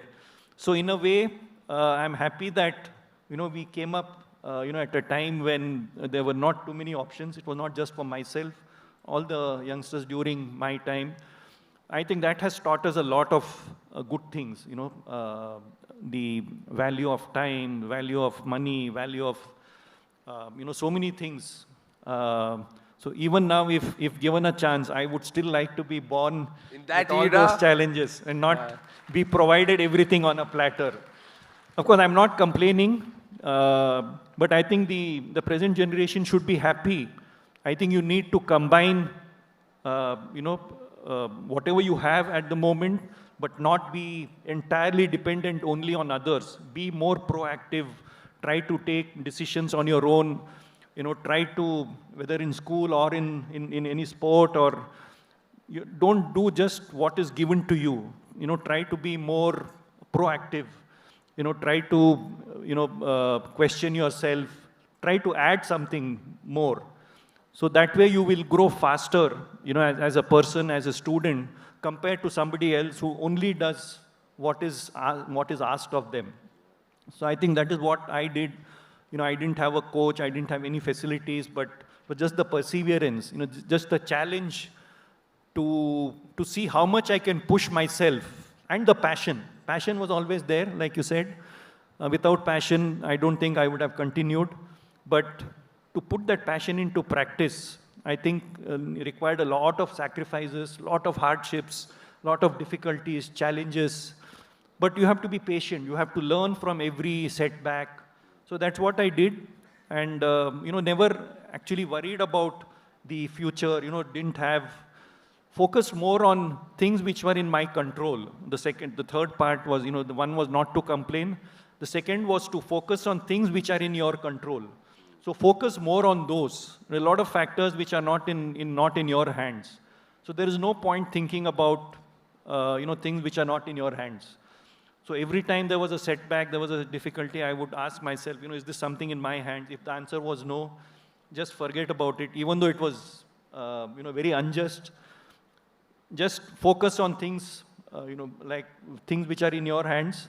Like every time I went on the court or to the gym, I would give my 100% and be happy. Nothing more you can do. The idea should be to reach your full potential. Everybody cannot become an Olympic champion. Everybody cannot become a number one in the world. But the idea should be to reach your full potential, whatever that potential is. How can you do that in any field? By giving 100% in everything you do, whether it's in class, whether it is in, give your 100%, don't hold back anything, and leave the rest to God. He's there. And if you do that in everything, every single day, it's not easy, easier said than done. But if you do that, I don't think you can do anything more than that. So that way, I think at least you will reach your potential. And at the end of the day, when you grow older, you should not have any regrets that, you did not give your 100%, because, then it is too late. So, my advice to the youngsters, take advantage of, the wonderful facilities you have, be proactive. You are living in a world, where there are so many opportunities, sky is the limit, so don't restrict yourselves.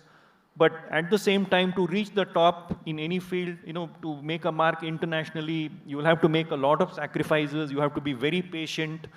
Unless you have these qualities as well, you will be, you'll be mediocre, or you will do well at the maybe state level, national level. But I think you have a great opportunity. The platform is there. So, everybody can provide a platform, but the advantage or the facilities which are there to take advantage of those, that is all in your hands. Perfectly. He says it so easily, but it's not simple, He says it's so nicely put forward that these are things that we all can do in our control. All you need to do is persevere and continue and keep that passion alive. So beautifully said, but like you're a sportsman, but just like sports, we always have success and failure and challenges in every day of life. Let's get on to your days on the court. As a professional traveling different countries, there was no stardom at that point of time, sir. It was all players, performers, and sports people. So what were those defining moments? We see the success, we see the achievements, we see the laurels. What were those moments when you faced a challenge while traveling, while playing in different countries? Maybe lack of government support at that point of time, a need for sponsors to get to the next level. What were the challenges you faced, and how did you stand out in all of that, sir? How did that teach you a life lesson? Well, I think like in any field, there will be challenges. You will not succeed all the time. You will fail. You will lose. But the challenge is to learn from every mistake or every challenge. Try to analyze. Suppose you've lost a match. At least in my case, there was not too many opportunities. No coach to discuss. No computer, no TV, no radio, no books. So just watched other players, completely a self-made player. So what I used to do was analyze myself. What did I do wrong? Why has the other person won? What was his strong point? What were my strong points? Try to analyze the mistakes and work on those mistakes, every time. And then try not to repeat those mistakes again. I think this again is a very important thing in any field. Whenever there is a setback, try to analyze the mistakes. Why have you not succeeded? What has gone wrong? Not very superficially, but go deep into the reasons for the loss or the not succeeding, and try to analyze, learn something from that, and try not to repeat those mistakes again. If you are able to do that, then I think again you will grow faster than the rest. That is what I did. So completely a self-made player. Whenever I watch some of the players, I would try to see their strokes. What do they do? How do they play? Come back, try to practice those. Some will succeed, some you will not succeed. If it succeeds, then you include it in your game. If you don't succeed, then you leave it. You never had a coach? No, I never had a coach throughout my life. Brilliant, man. Too good, sir. So, I wish that was the day of social media. We'd have a lot of stories and reels of you really smashing it on court. But we don't have that. But what we do have is your mind and those fresh memories.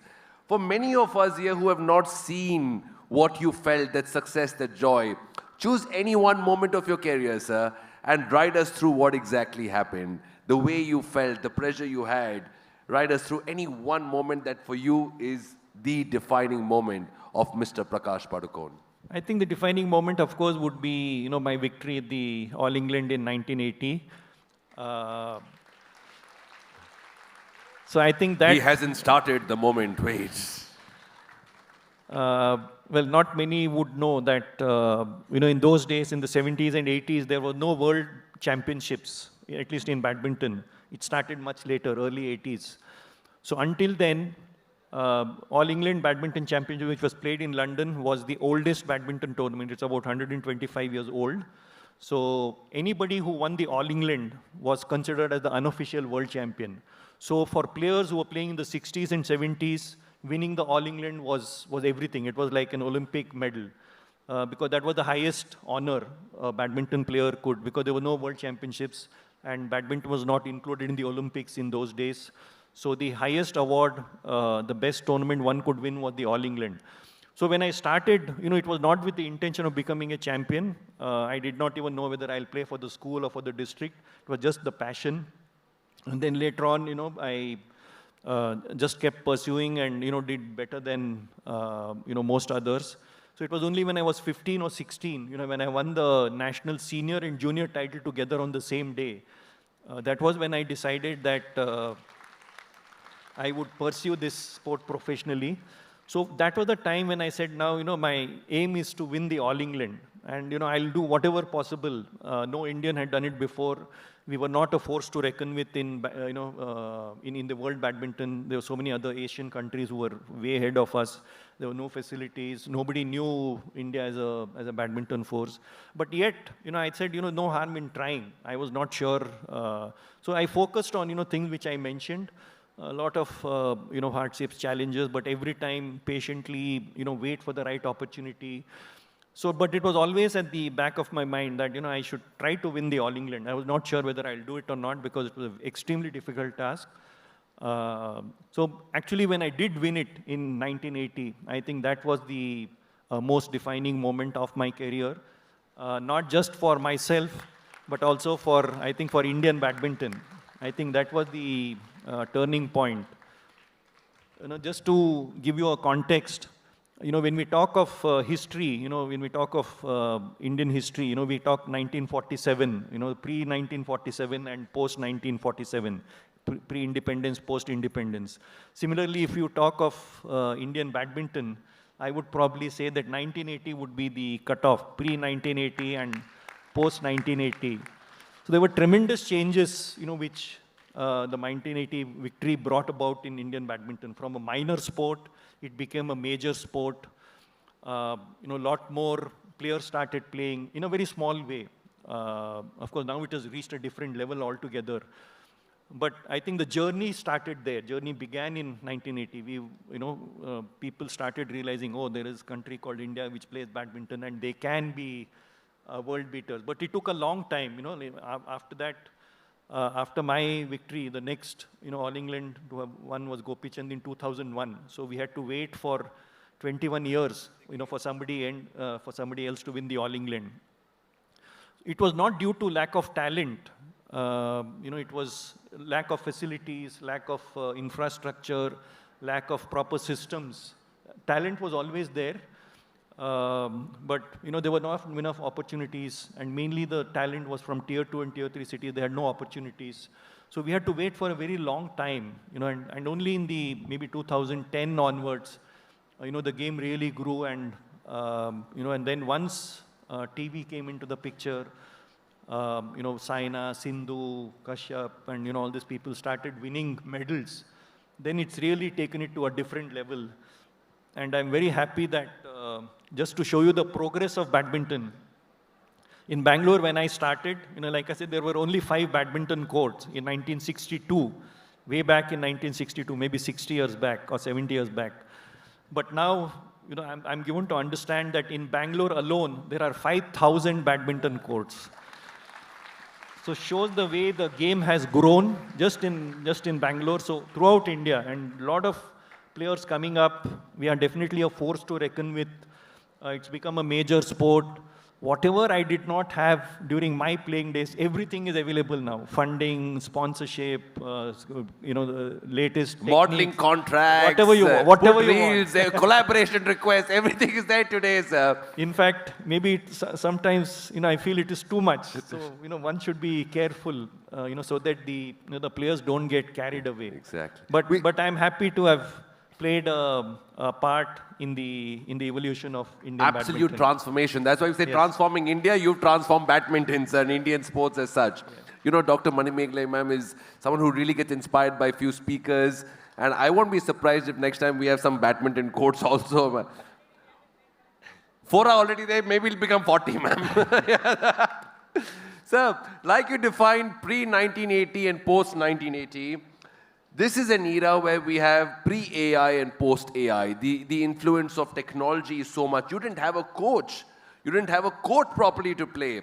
Today, there is a lot of science backing, whether it's injuries, whether it's performances, whether it's improvement, whether it's rackets, everything along, sir. How good is the involvement of AI? You still being associated with the sport and helping so many youngsters. Where is the advantage, and where do you think you're spoiling the sport with technology?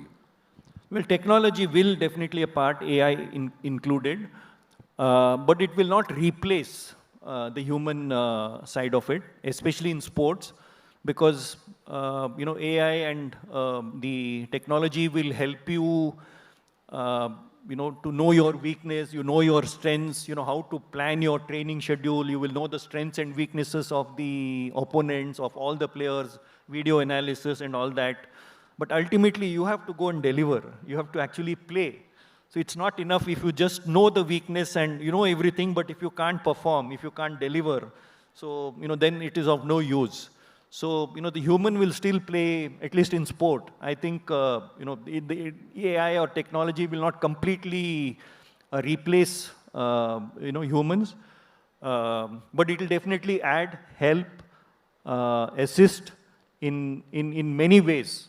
It can be in coaching, it can be in training, it can be in, like you mentioned, sports science, and diet, nutrition, video analysis. In many ways, you cannot ignore AI, you cannot ignore technology, but I think one should find the right mix. It's very important. You cannot depend only on the AI, only on technology. A certain amount of human analysis will also be required because AI can only do so much. But AI combined with, with the assistance of a good coach, their mind, to take the help of AI and then analyze. I think that would probably be the best way for a coach to make use of the technology and the availability Perfectly of said. AI. So Yeah. it is essential, but there's a limit to where it comes in. There's a need to where we want it, and there's a need to where we keep it aside. Yeah, I think humans will still play, more important role than technology, at least in sport, for some time to come. Yeah, good answer in terms of the balancing humanity and where the human sport is, and with the AI technology involved there. Sir, you've given so much to the sport badminton. Let me ask you an honest question, sir. If today Mr. Prakash Padukone is playing badminton, it would have been superstardom, contracts, huge fan following, brand ambassador for so many endorsements, companies. Tell me, do you think the sport has given you back enough? The country has given you back enough. You've got awards which are top that any citizen can get. Do you somewhere down the line feel if I was here now, life would have been a lot more different, the sport would have benefited a lot more? I'm asking you an honest question. It's all about the timing. Well, first of all, I'm happy with what I've got from sport. Like I mentioned, I took up the sport more for the passion, without expecting anything in return. So I'm happy with whatever I've got. I always keep saying that the amount of, I never played the sport, for money, for rewards, for awards, for recognition. I just played the sport to challenge myself, to see how much I can push myself, just for my own satisfaction. Not even to please my parent, these days, whenever I'm very grateful, my parents are happy, and of course they will be happy, a nation will be happy, or, made the country proud. But, the first thing in my case was, I just played the sport to challenge myself and see how much I could push myself. I played for my own satisfaction. And whatever has, I've got in return, I'm happy with that, and I would consider that as a bonus. I've never played the sport, for money or for recognition, but I'm grateful for, whatever I'm recognized today is because of my achievements in sport. But absolutely no regrets for having not born in this era where there are so many opportunities.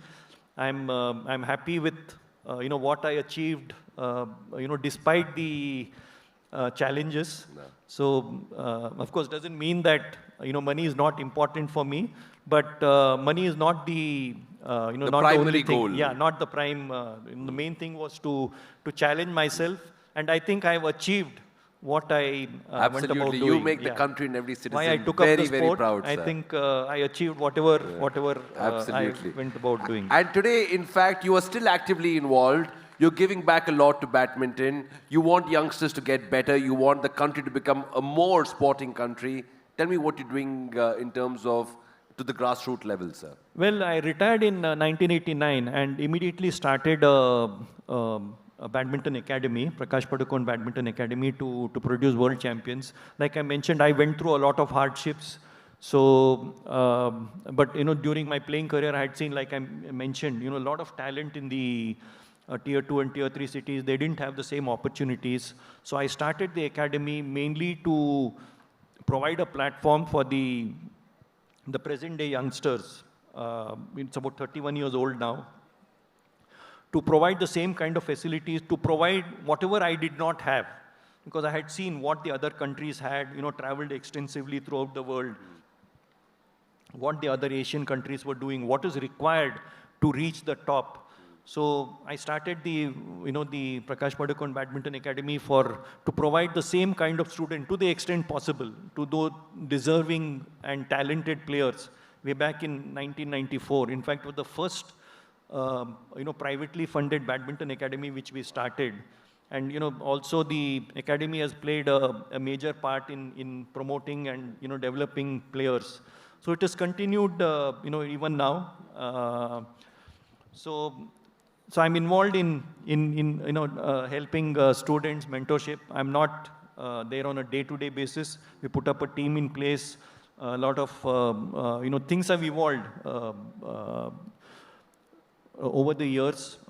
Things are much better now. So unlike in the earlier days, you need to have a team. It's not just the coach now. Sports science has evolved. So we put an entire ecosystem in place. And the system will take care of itself.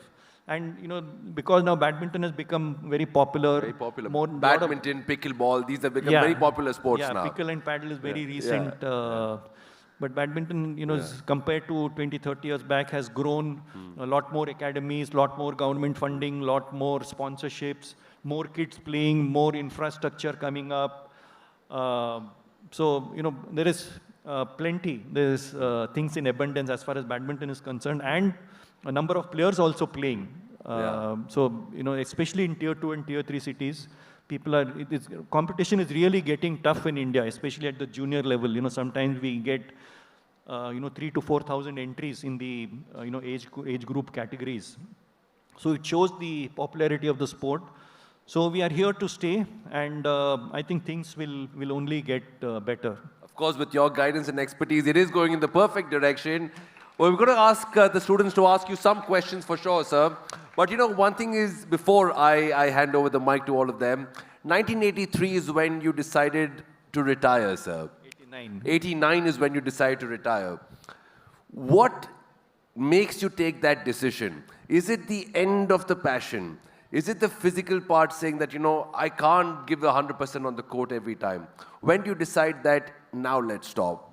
I think it's a combination of both, physical, mental, like you rightly pointed out. If you're not able to give 100%, then, like you've tried enough. And also you've tasted success. Once you've, won a tournament, even if you reach the semi-finals or lose in the quarterfinals. It feels like a big failure. Yeah, you feel like, you're not happy, you're not satisfied. But if you never won, then, even quarterfinals, semi-finals would still be okay. So you set the bar high. So once you've set the bar high, then, you don't want to continue, losing in the pre-quarterfinals or quarterfinals to people whom, and also your body, your mind, gets tired. So when you feel that, you had enough, then I think that's the time. So the same thing happened in my case. I felt I had played enough. I first played for the country in 1972. So 17 long years, at the international representing the country. So I retired in 89, and then I've continued to be associated with this sport. So I think, on the whole, no regrets. I think I took the decision at the right time. I was already 33 by then. So you were only 33 by then. Fantastic. Badminton, is a very physically demanding sport. So, you can only play up to a certain level, unlike some of the other sports. So, I thought it was time I retired. Those 17 years define history for Indian sports. It was amazing. Thank you very much. We have some questions from the audience here. Hello, sir. I'm Kanishka. And my question is, in your opinion, what makes a leader truly great? Is it the mindset, talent, or discipline? Mindset? Discipline or talent? I think combination of all three. A leader, I think, has to, it's like being a player and a coach. There are two different aspects. As a player, you are only worried about yourself. You only have to look after yourself. You don't have to worry what the others are doing. So that is, but when you become a coach, you have a bunch of students, or you become a teacher, then you have to look after the welfare of everybody. Similarly, a leader, like when you are growing up, when you are just a manager, or, so you can concentrate and focus only on your achievements. But when you become a leader, when you become the boss, when you become, senior, then you are responsible for the performance of the entire team, not just your. You might do well, but if your team or the group doesn't do well, then it reflects directly on the leader. So the qualities which are required to be a player and a coach, or to be a person and a leader are quite different. So as a leader, you need to understand the difficulties of the other people in the group. You need to be you have to work as a team and not just think about your own self. Thank you, sir. Yeah. Got some water, sir? No, I'm fine. Yes. Nice. Good morning, sir. Yeah. Your session was really inspiring. I'm Harshini from Reeds World School. My question for you is, what values do you try to instill on the young players you mentor, sir? What? What values you try to instill on the young players you mentor, sir? What values? You try to instill in the young players. Well, the things which we already discussed, I believe in the 3 Ds: discipline, dedication, determination. I think these are, I think discipline is the most important thing. In fact, I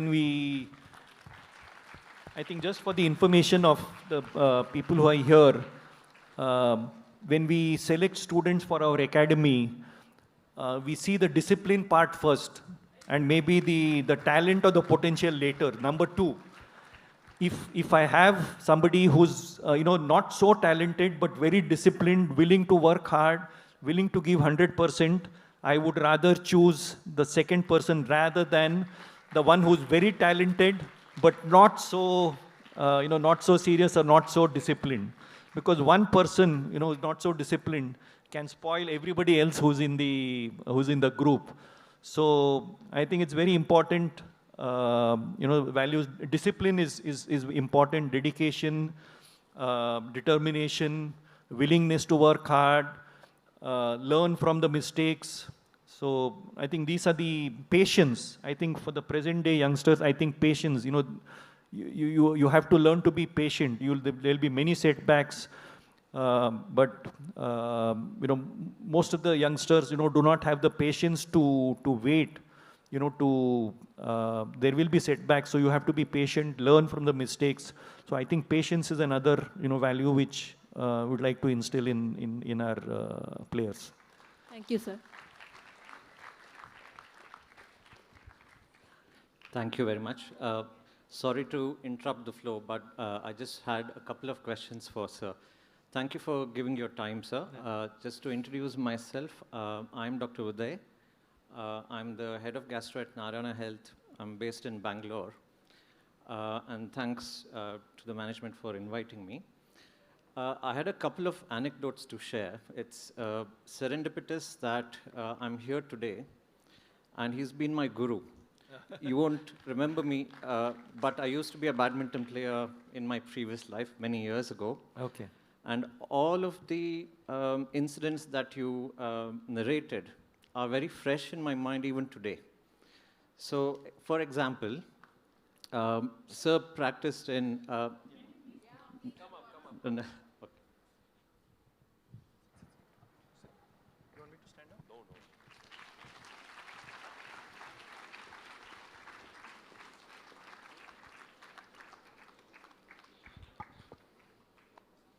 So, true to our principles, we always bow down. No. to our guru. So I'll just share a few things. So as Sir mentioned, he was practicing in a marriage hall. So I practiced in the same courts that Sir had built, in fact, which is called Prakash courts, way back in 1990. I had the good fortune of being guided by his father, Mr. Ramesh Padukone, who we remember fondly, who was a tough taskmaster. And it's no surprise Sir reached the heights he reached. I'm sure a lot of it was due to your father. Yes, absolutely. And it so happened that all of our student group, which is the budding players, used to be taken to that marriage hall as a source of inspiration. Wow. So the new courts that were built were one building beside it, and the old court was beside, which still functioned as a marriage hall. And we would be told, this is where Mr. Prakash Padukone practiced without a coach, and he won the All England Badminton Championships.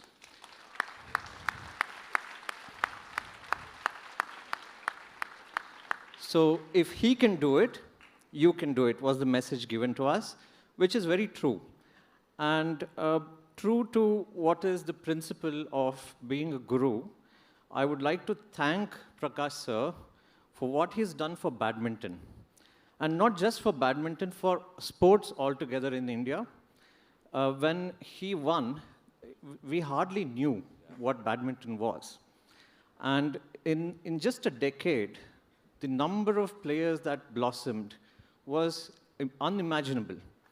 And today, even today, any player who's won a medal or a championship, in some part, owes their success to Sir. And I'll tell you why. It's because he's given or sacrificed selflessly for the game. Not many people see him in the foreground, but he's always there in the background guiding them. And I know this because some of them have reached careers. So I've played with Arvind, Gopchand, and so on. And they all had a huge amount of respect for Sir, because even a small statement by him would make a difference on the court. That's how much he was, and he remains so. And he continues to inspire the current generation of players, continues to help them, not just morally, but financially as well, which is a huge, huge thing. So a couple of points that I wanted to share. So what he's done to badminton is incomparable. So to give you an idea, he's what Amitabh Bachchan is to Bollywood. He is to badminton. And for the younger generation who may, your parents were probably kids when he was playing. And we would all be in awe of him. So a couple of anecdotes again, with your permission, Rajiv, sorry, I'm taking a bit of time. So as you mentioned, rightly so, Sir remains so fit, you can't really tell his age. And those days, Sir hardly gave appearances in public, and probably because all the mums would wait for him. So I remember a couple of episodes. So this is a double effect. One was the parents would just wait for him, and when he stepped in, there would be a sigh of awe. He remains very handsome. He was something else then. He was actually a Bollywood actor who happened to become a badminton player. So that's one anecdote I remember. Second is, he was a tough taskmaster himself, but very gentle as a teacher. I was not part of the academy, but I have learned from the sidelines. So because a couple of courts were for the academy and the remaining courts were for the other players. I used to watch him coach. And there are times when he was such a legend that people would just stop in awe when he stepped in. That was the kind of effect he used to have, and I'm sure he continues to have even today. So I'll end there. I just wanted to share this. Thank you. Because... Thank you very much. It brings a lot of meaning and emotion and connect to us via him. You know, it really is excellent. Thank you for coming. Thank you for sharing these stories forward. Thank you. Thank we you. understand Thank you so much more. Yeah, Thank you. I just have one question, sir, to continue with the question. He started 5 minutes back. I just say one thing. Please carry on, sir, please. I apologize. No, not at all. We're so thankful and grateful to you. Continue, sir. Having been involved as a guru, really, in badminton for many decades, have you seen a change in how your students are in terms of their behavior, attitude, and so on, decade after decade? And if so, what are those changes you've noticed? Well, there have been a slight changes in some of the top players. I think initially, when they start playing, they are normal players. But once they start achieving success, because of the recent social media and the kind of exposure they get, I call those same players become stars. Then there is a definite change in their attitude, in their personality, in their approach. I think this happens probably across all sports. And I think it's very important that the present generation they remain as players. Sometimes they're probably they can do better, especially when they are still young. Sometimes they get carried away. The success goes to their head. They're not the same people. So it's very important for them to have the right kind of mentors. Then they don't listen to anybody, including their coaches, their parents. So it's very important that they remain humble. Maybe they'll realize later, after they retire. But I'm seeing this change in trend, which is not a very good thing. But and I hope the players realize and remain humble. And one of the ways I try to like people call me by all kinds of legend and a great and all that, but I don't consider myself a great player or anything like that. The way I do it is I always compare myself with other people who have achieved more than me. Like, for example, Federer, or in badminton itself, Rudy Hurton, who's won 8 All Englands, Morton Frost, who's been 8 All Englands. So compared to them, I won only 1 All England and 1 in the finals. So what are you talking about? So not necessary that. So one has to be what you've achieved on the court is all right, but as a human being, I think you're. As a player, you are a different person. As a person, there are 2 aspects. So you have to, be humble and not get carried away. So that has been, my principle. Yeah. Fantastic. Thank you. You have one more question you can ask, sir. No problem. Just one more question. You have anything else to say, sir? So no, thank you. So one follow-up question, which is for the younger generation. It is more to do with the fitness aspect that you brought in.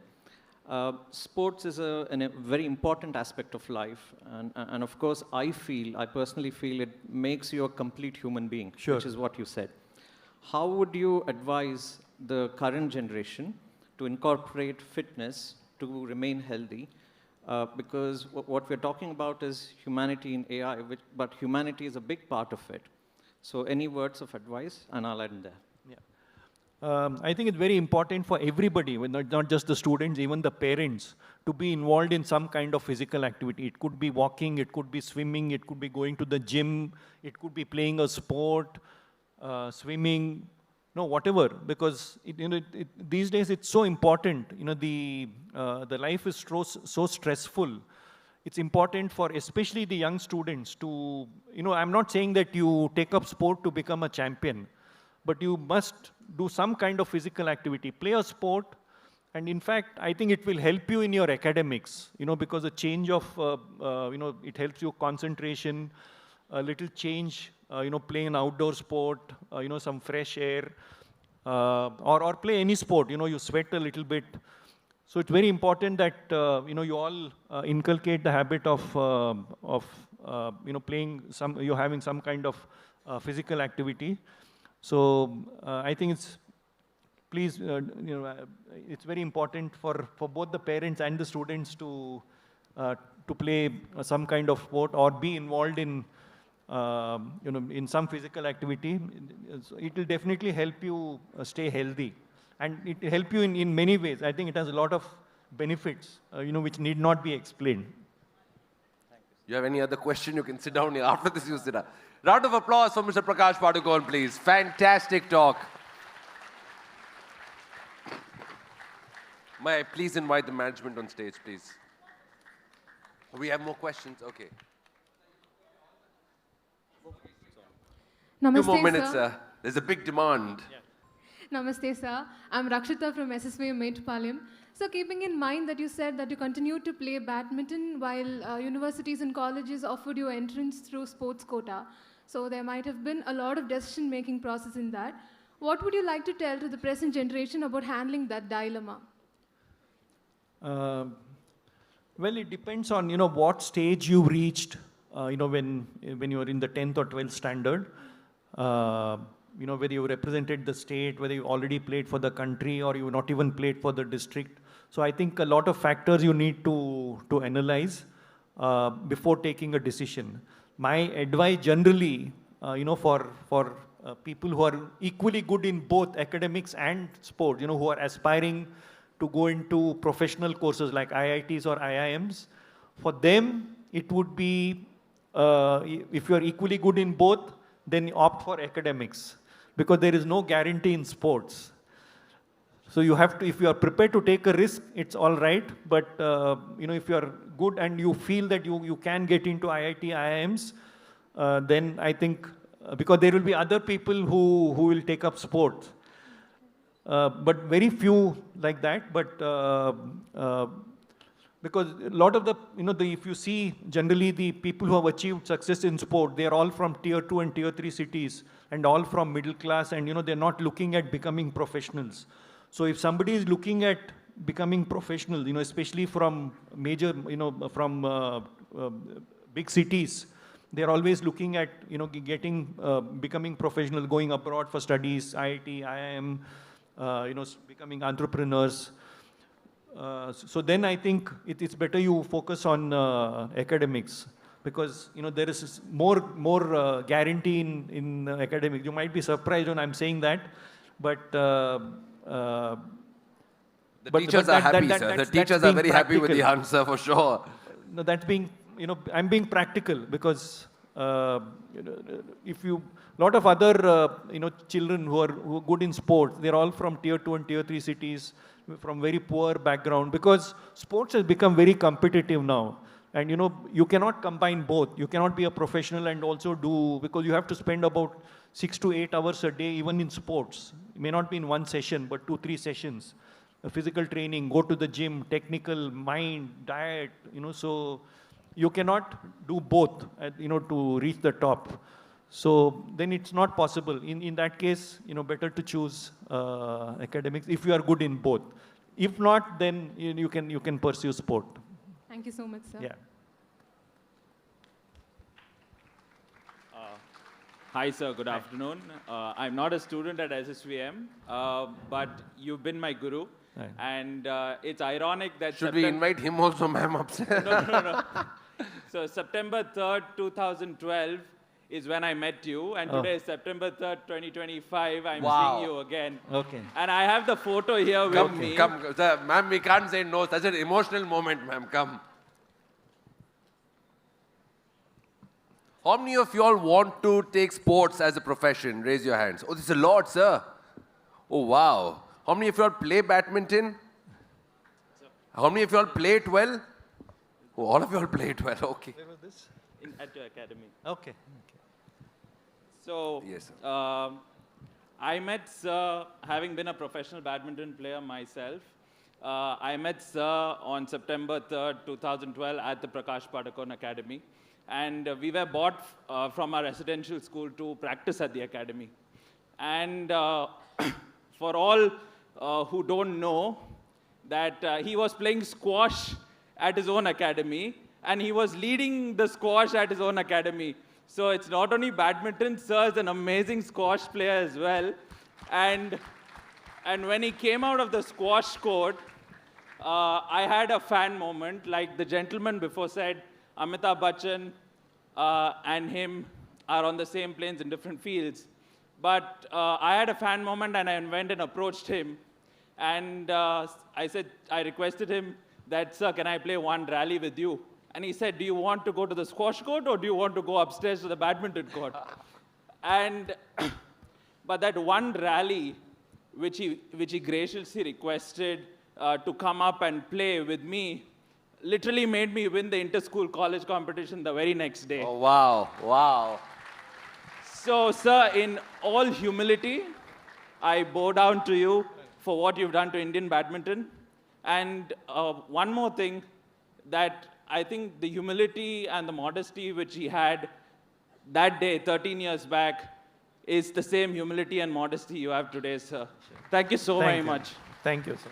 Sir, my question to you is that when we are at the world stage, even as students, this is the best institution, you have the best students out here. But what separates the best from the greatest? Because when all the players on the court play at the World Championships, and Satvik Sairaj, Ranki Reddy won the bronze just yesterday, everybody is great on the court. Like, they're all great students here. But what separates the great from that one gold medal winner? What's the winning mindset that one must have? I think basically how hungry you are for success, and what is the kind of what level you want to reach. I think a lot of it has to come from within. Not the parents forcing or the teachers forcing or the mentors forcing. If it comes from within, you're really hungry to to achieve success. Some people, are happy, like being the best in the school. Some are, will, probably be best in the state. Some will be in the district, in the state. Some will be national. But some would want, to achieve greatness at the international level. So that hunger has to come from within. And once it is there, then of course you need to work towards that. Where all the other factors, what we discussed, will come into play.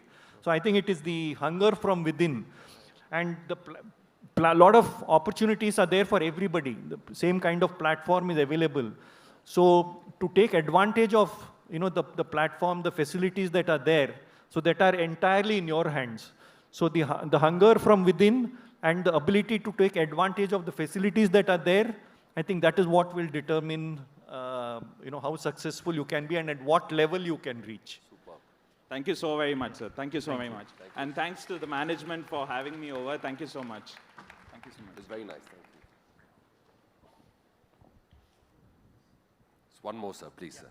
I don't mind, but I hope I'm not delaying the... We are enjoying it, sir. Namaste, sir. I'm Nithilan from grade 11. Yeah. And as you mentioned above, my question is, AI today can now track every detail of a player's performance, from reaction time to the footwork. But sports is not just about that, and it's also about emotions and creativity. So my question is, how can young athletes like us can still use AI without losing that human touch in the game that makes the game really beautiful? I think we partly discussed this already. You can use AI to, to plan your training, to find your strengths, your weaknesses, and work on that. Similarly, a lot of video analysis where you can study the strengths and weaknesses of the opponents. So my advice to you would be to focus on your own strengths and weaknesses, because what the opponent does or what somebody else does is not in your hands, but what you do yourself, that you can control. So use AI and technology to, to make your, if you already, you analyze your strengths, make them even stronger. At the same time, work on your weaknesses without forgetting the strengths. Because sometimes in the, in the anxiety to work on your weaknesses, your strengths might become weak. So you have to find the right balance. And for that, you can use AI, use technology to, use, biomechanics, to see. There are different tests to improve your fitness, your strength, to measure. So there are various, sports science is evolved. over a period of time. So use sports science, use AI, use technology to enhance, but ultimately, you have to deliver. So focus a lot on your own strength and weaknesses first, and then before, thinking of the opponents. Superb. Thank you. Thank you very much. Round of applause for Mr. Prakash Padukone, please. Sir, when you go back, say nice things to both your daughters about SSVM and me especially, sir. Okay. Can I please request the management to come on stage, please? Well, we're continuing the Inspirational Guru Awards. We gave a few in the previous session, and we're very happy and excited to have a few more. The teachers coming on stage in a few seconds. Thank you, Mr. Prakash. It was absolutely amazing. From Royal Concord International School, Bengaluru, can we have Madam Janet Suganya, please? These are the teachers who have been nominated across the country for their amazing contribution towards the school and a student's life.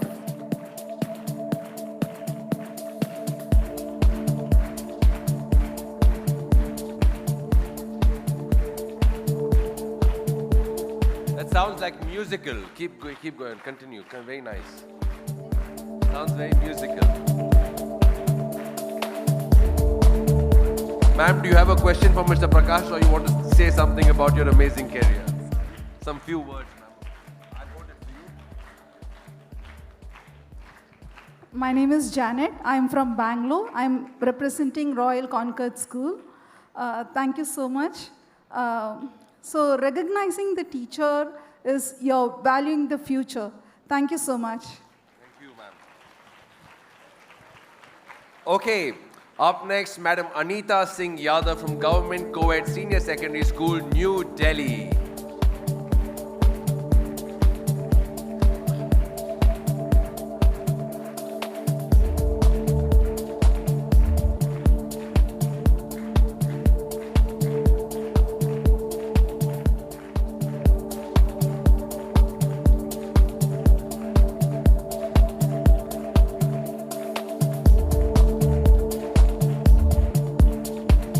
Ma'am, you were looking at Mr. Prakash more than looking at your certificate, ma'am. Few words from you, ma'am. Definitely. Okay, thank you. May I present my gratitude a little musically?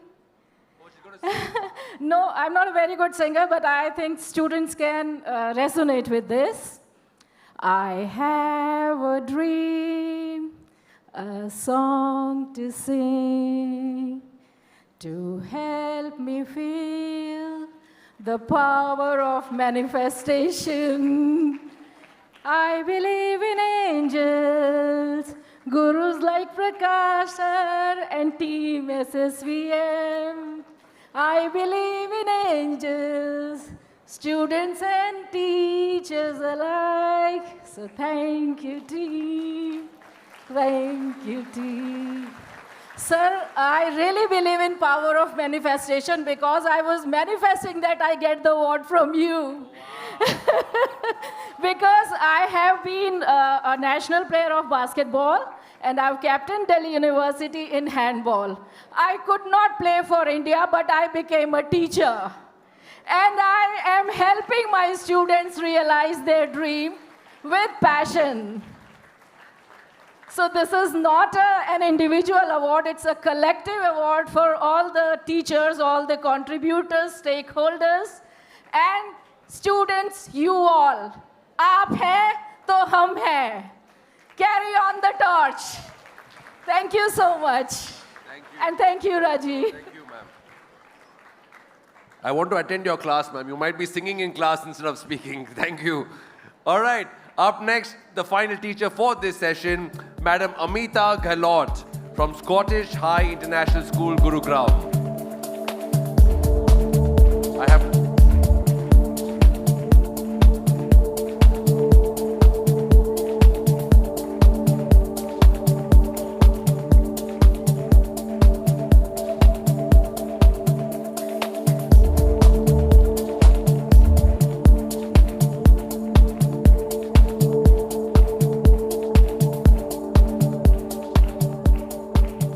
also sing, ma'am? No, I don't sing. I can say a few. I can hold it for you, ma'am. Yeah, you. Okay. Thank you. Okay, myself Amita Gehlot. I'm representing Scottish High International School from Gurgaon. I'm the HOD for Performing Arts and a visual art teacher. So my just dream and goal is that I want my students to express themselves through their drawings, and which I think I'm doing it. And happy to receive this award. Thank you, ma'am. Thank you, SSVM, for recognizing this and us. Thank you. And from Vibgyor High School, Gurugram, we have Madam Shivani Madan. It's got to be much louder, because if it's loud, she may sing.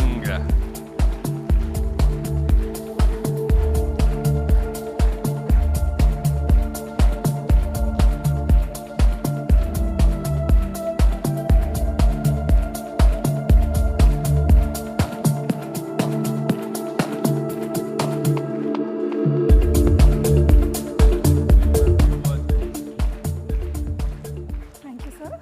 I've never held so many awards in my life. Thank you, sir. Good afternoon, everyone. Myself, Shivani Madan. I work as a primary teacher in Vibgyor High School, Gurugram. I'm deeply honored to receive this award. This award isn't just mine. It belongs to everyone who supported me, guided me, helped me to grow, and stood by me. Thank you so much, everyone. Thank you so much, ma'am, and SSVM Group Guru Awards for this recognition. Thank you so much. Have a wonderful day ahead. Thank you, ma'am. Thank you, sir. Thank you, ma'am. Okay, can we please felicitate Mr. Prakash Padukone for the amazing time, the generous time you gave us. It's been absolutely amazing, sir.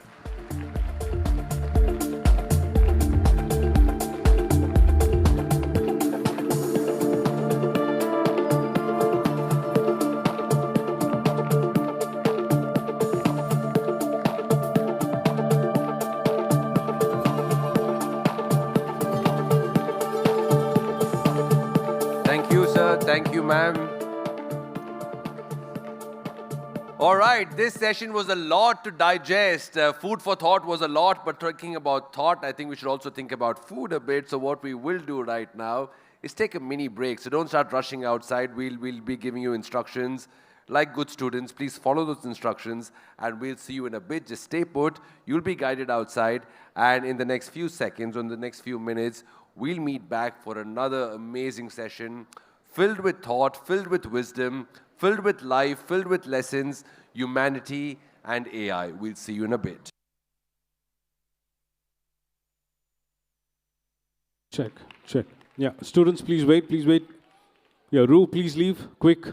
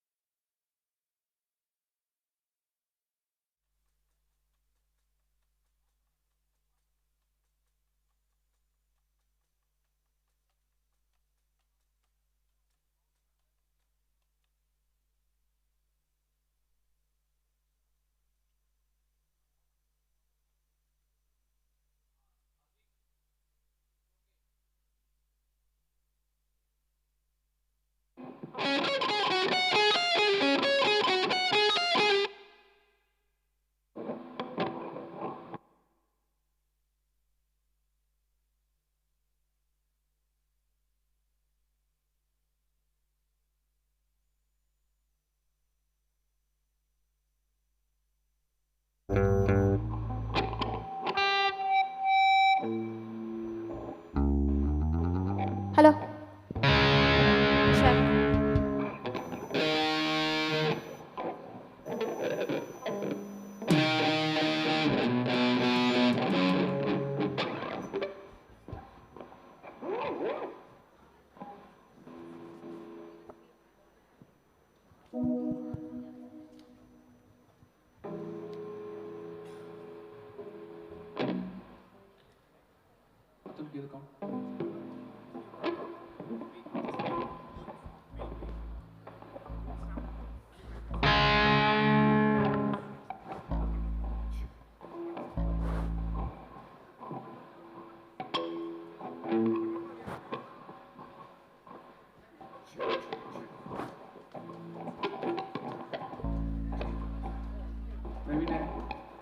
Praveen, go start பண்ணு Praveen. Run out of Praveen. Hello.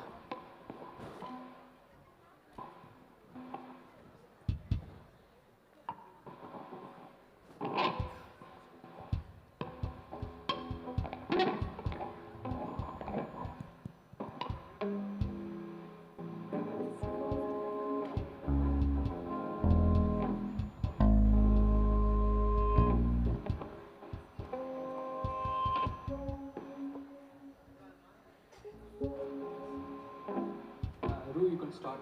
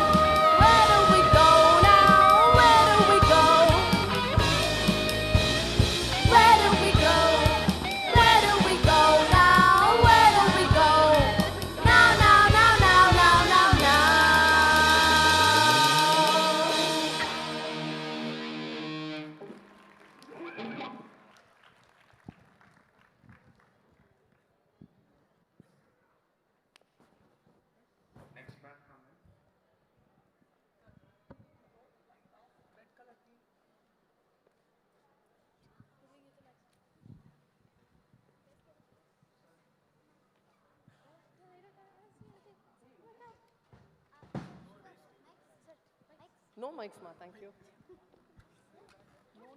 Oh, you are giving mic to me.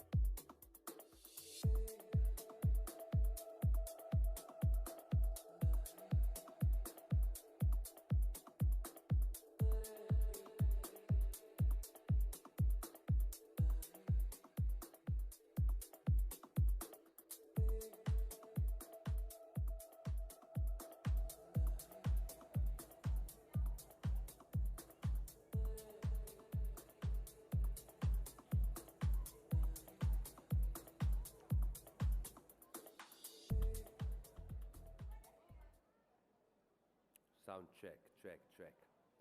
We're just waiting for people to come back and we will begin our session. How was lunch, everybody? It was good. You're late in this canteen. Yeah, they served you there. All right.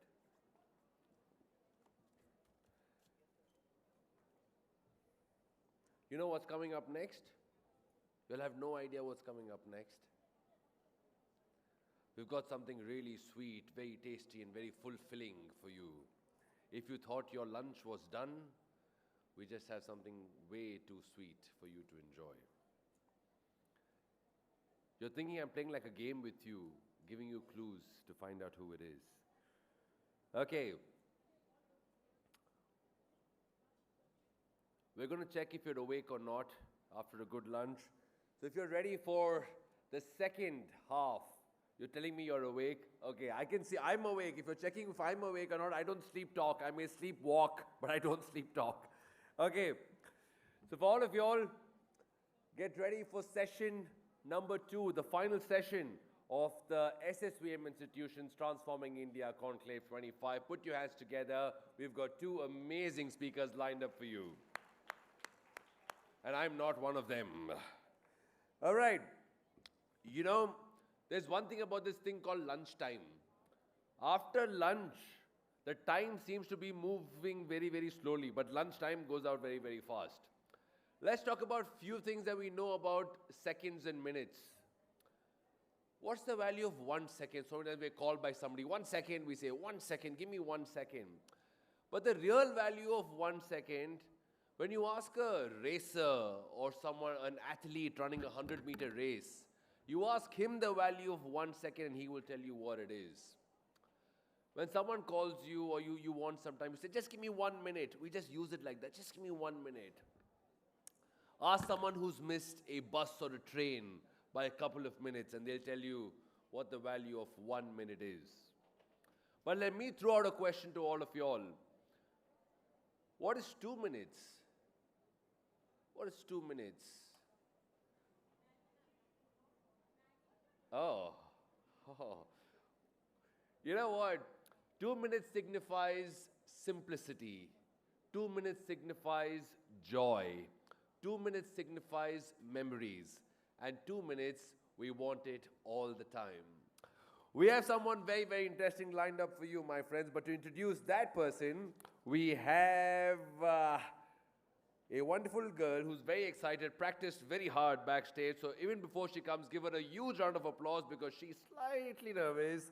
Please welcome Miss Yoga Hanumantika, grade 5 from SSVM Kids CASA. Thank you so much for that sweet introduction.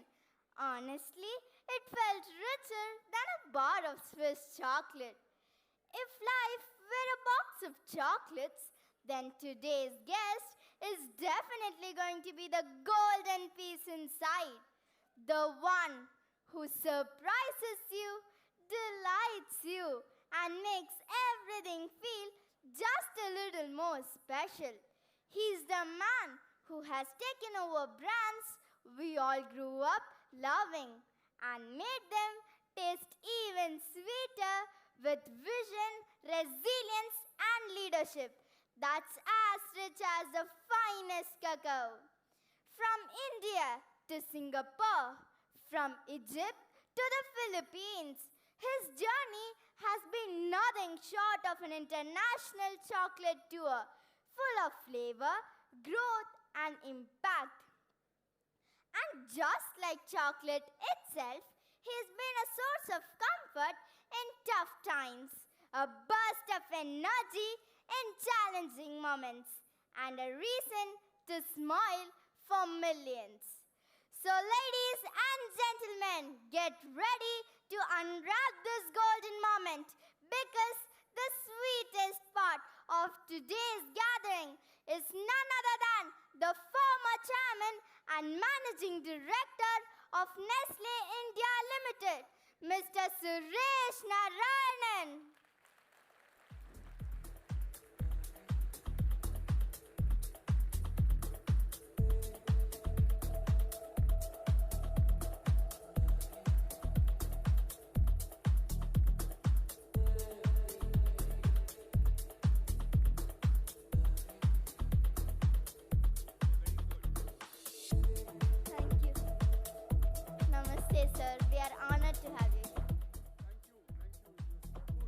Thank you, sir.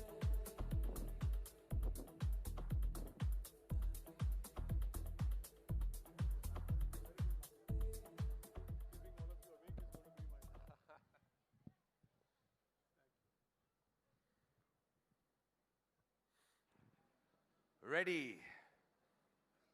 So, you know, when I think about my past glories, people I made happy, people I gifted, you're a part of it. Kit Kat was my only thing to make people very, very happy. Thank you, first of all, for coming in here, sir. People have so many questions about the business, about the ideas, but today I would like to ask you, your mind frame in today's FMCG marketplace, you recreated, rebuilt a brand in India. Have things changed in the past decade? Are things changing for the good or the bad, sir? Mr. Suresh, what do you Firstly, think? thank you to SSVM for having me here today. It's really an honor and a privilege, and the young lady in front of, before me, gave such an introduction that it almost made me feel a little less confident than what she was. I mean, at 5th grade, if the young one has this kind of confidence, when she is in her 20s, I can really imagine what that level of confidence will be. So really, congratulations to whatever magic masala that SSVM adds to the students to make them what they are. I think it's fair to say that the market and the consumer is evolving very, very quickly. When I started my career 40 years ago, the consumer had limited choice. They had few brands. Right? In soaps, you had one Lifebuoy or a Lux or a Rexona or one of those brands. In food products, you had a Milkmaid or a Maggi or a Kit Kat or any of those things.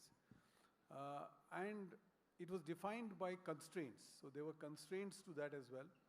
So some of it was available in large quantities, some of which was rationed. So if you got the soap of your choice, you were lucky. If you didn't get it, bad luck, try something else. I think the consumer and the market has evolved. Today there are so many choices for everything. You all talked about, you evocatively talked about the 2-minute revolution that Maggi did. At last count, there are at least 400 brands of noodles in this country. 400. Maggi is still number 1, but there are 400 brands. Similarly, in chocolates, in coffees, in different categories, there are multiple brands. Consumer has become spoiled for choice. So he or she chooses what they want to have. It's a bit like an educational institution. You come to SSVM when you believe in the purpose and values of this institution and what has been created over the past 30 years. You don't come here simply because you want to go to school. It's the same for consumers. And I think to that extent, marketeers and people who are responsible for brands have to be that much more savvy, that much more innovative, that much more agile, that much more dexterous to make things happen. Perfectly said. So brand is something that today every company wants to create a brand. A company is different, a brand is different. Creating that brand name, building a brand, maintaining the brand, and making sure it is memorable forever. We'll start off with you being the crisis man a decade ago, sir. In 2015, there was a Maggi crisis where questions were asked about Maggi, questions were raised on the quality, questions were raised on the safety. It needed one man in the entire world who can come out with integrity, with honesty, creating a middle ground and saying, this is what the people want and this is what the company offers. Your integrity was on the line there, and you raised your hand and said, I'll be that man to tell India what Maggi is actually all about. Not false marketing, but honest words. Drive me through that 1 decade back, sir. You saved a lot of emotions. You saved a lot of families. There was a heartbreak when they said, no Maggi anymore. Thank you for those comments. But try as you might, you will not make me feel like God. That's for sure. Look, I think we have an audience of school children, and I think what's important to understand is that a brand is like a human being. Each of us, you're a brand, I am a brand. And we stand for certain things that become important, whether you are a marketable product or whether you are a human being. And there are 4 or 5 things that become very important for a human being. The first is purpose and values. The meaning of purpose is not that I want to earn so much of money or become a big man. The purpose in your life is to achieve something that you love, to do something that you love, to do something that gives you happiness. And the values are the tools that you use to make that happen for you.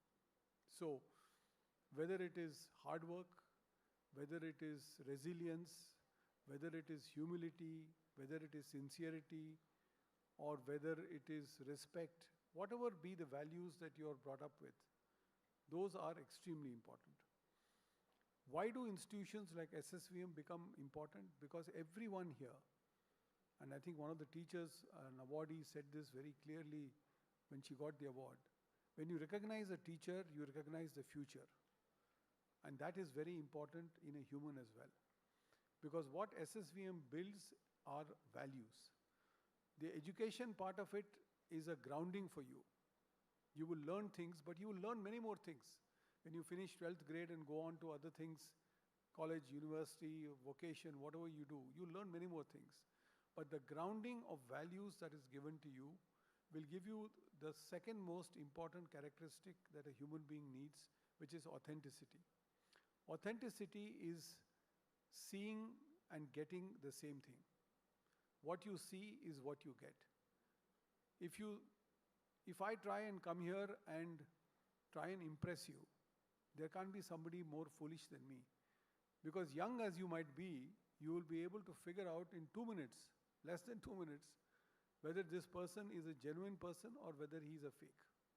So authenticity is very important. So purpose, values, translating into behaviors, translating into authenticity, authenticity translating into actions, and actions then being communicated as best as you can to the people, to the consumers who matter. So when Maggie went through this, and this happens to all of us, let's not pretend that no crisis will befall us. Crisis doesn't come with a calling card. It comes when you are sitting here. There can be a crisis moment the next moment, or there can be one the day later. How you respond to it. So it's, as Nelson Mandela said, it is not important that you fall. It is to dust yourself and rise again that matters.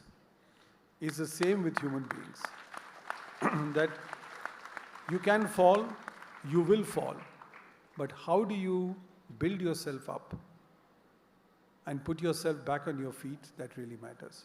And in this task, there were hundreds and thousands of people who helped the company and helped me to resurrect this brand, the company back. We had an existential crisis.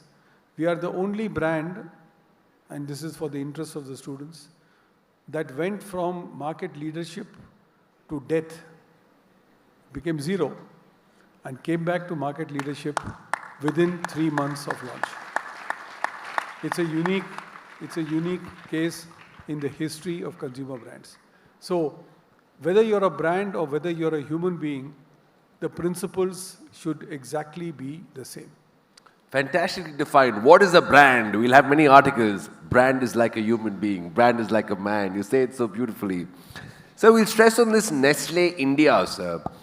There are certain products that are available globally, but how it is sent or supplied in India is a bit different.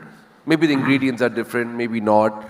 What are the products that are exclusively made for India, sir? And why is it that certain products taste a bit different in India and taste different otherwise? Is it the palate of the people, or is it logistical business reasons that drive this? That's a very good question. There are 3 filters that a company uses in the launch of a brand. First is the the science, the nutrition, and the specifications of the product. These are all uniform. There is no, it's within a band, but it is all uniform. So there is nothing different in what would be a UK product or a German product or a Swiss product in terms of the nutrition specifications. Second is availability of local ingredients, because we are a company that manufactures, that has plants globally to cater to local consumers. So therefore you have to have the footprint to be able to produce wherever it is efficacious, wherever it is possible to do it, and to do it as efficiently as possible. And the third is taste. Human beings are defined, you know, what kind of a soap or a shampoo that I use, I am not so much concerned about, because it is in the exterior of my body. What I eat goes inside. And before it hits your gullet, it goes through your tongue. And the tongue says yuck, or the tongue says yum. And that is a very important characteristic for a food product. So therefore we design products for local tastes. And in that local taste, I mean, for example, Maggi masala that you all love is unique. Yeah. It's created for India. It was created 42 years ago, and it was created for India. And it has remained the same. We don't know the ingredients of it. You know that there is a spice mix consisting of various spices. But how much of each of those spices you will not know. You will not tell us. No, if I tell you that, then I don't have a business. But I can tell you what the spices are, but I can't tell you what proportion it is. People have tried to figure it out. Yeah. I mean, some people get close, some people get more distant.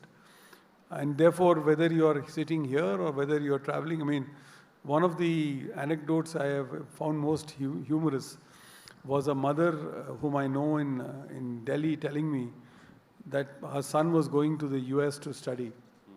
He took exactly 2 t-shirts and 2 jeans, and he took 28 kilos of Maggi noodles.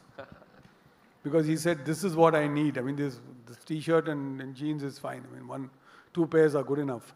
But this I need. And this, if I don't get there, then I have a problem. So that's how brands are built.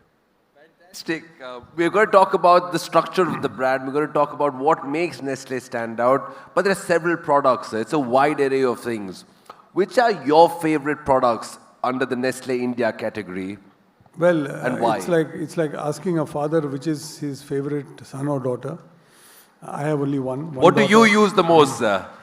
It's only one daughter I've got, so therefore she remains my favorite. But talking of brands, I think the reason why I don't have a favorite brand is that each brand does its own purpose and satisfies its own need. I mean, I can't compare a Milkmaid to a Kit Kat to a Nescafe to a Maggi noodles to a Maggi sauce, for the simple reason that each of them satisfy a need state that is very different. So when I am having a samosa or something, then I reach out for the sauce. If I have a noodle, then I reach out for nothing. I have only that. If I have a Kit Kat, then I reach out for a coffee sometimes, because chocolate and coffee go well together. Nescafe and Kit Kat. Kit Kat. So there's always a combination there. So there's nothing that's a favorite, but yeah, the brand that is close to my heart is probably Maggi, because this is the brand that I was given the task of putting back on the rails. And you did a great job. You put it back on our tables, kitchen, and the heart as well. And that's what keeps me close to it. So, you know, we always speak about the successful products or successful sub-brands of Nestle. Which were the products that actually you delivered to the market, but then you realized that it's not working and you took it back? Because every great company does realize what didn't work out and chooses to pull back. And that's what keeps brand integrity there. Can you guide us through, because many of us may not know it, but you put it in the market, you say it's not working out, maybe it's a mistake, pull it back. Yeah, we have launched in the last 10 years about 150 new products, 150. How many have we introduced into the market? Probably close to 200. So 40 to 50 products will be those which will be either too small or not liked, right? Or sometimes you make fundamental mistakes, right? We had a brand called Nescafe Sunrise Insta Filter, right? Fantastic product. Yellow, orange, is that the one? Yes. Yeah. Fantastic product. You know why it bombed? Because the consumer said, if it is Insta Filter, it has to be liquid. It can't be a powder. That's the point. Yeah. Because it has to be a decoction. It doesn't have to be. If you tell me instant coffee, then I know it's a powder. But if it's Insta Filter, it's got to be the liquid, the got to be decoction. liquid. Yeah. And this nobody caught on, including me, right? We all went through it and we launched it, and it's a great product, but it sank without a trace.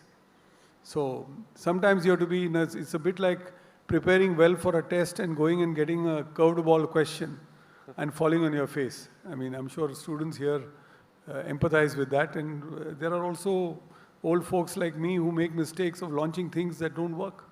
But then you have to, as Mandela said, dust yourself and go on, carry on. Wonderfully said. It's nice to study so many different products and the mistakes that we could make and realize from the other people as well. I think what Nestle does is always listen to the consumers, listen to the market. So today many youngsters want to draw the line between tasty food and healthy foods. Before it was all about good packaging, nice material, great marketing product, and then should taste good. Today it's first, how genuine is this? The marketing label, the ingredient label, the nutrition labels are being looked at, and then health is a priority. As an individual, sir, where do you see the company or any ethical company taking the health stand over the taste stand? Look, I think it's a very good question. And, one of the common truths in nutrition is that there is nothing called good nutrition or bad nutrition. It's all about balanced nutrition.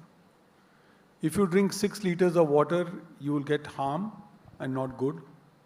If you eat 10 plates of Maggi noodles in a sitting, it will bring you harm and not good.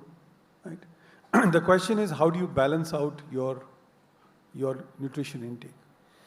And I think increasingly what companies are working on and what a company like Nestle is working on is really to reduce the salt, sodium, and sugar levels in its products. It's not easy, because the minute you take out any of this, the taste gets affected. Right?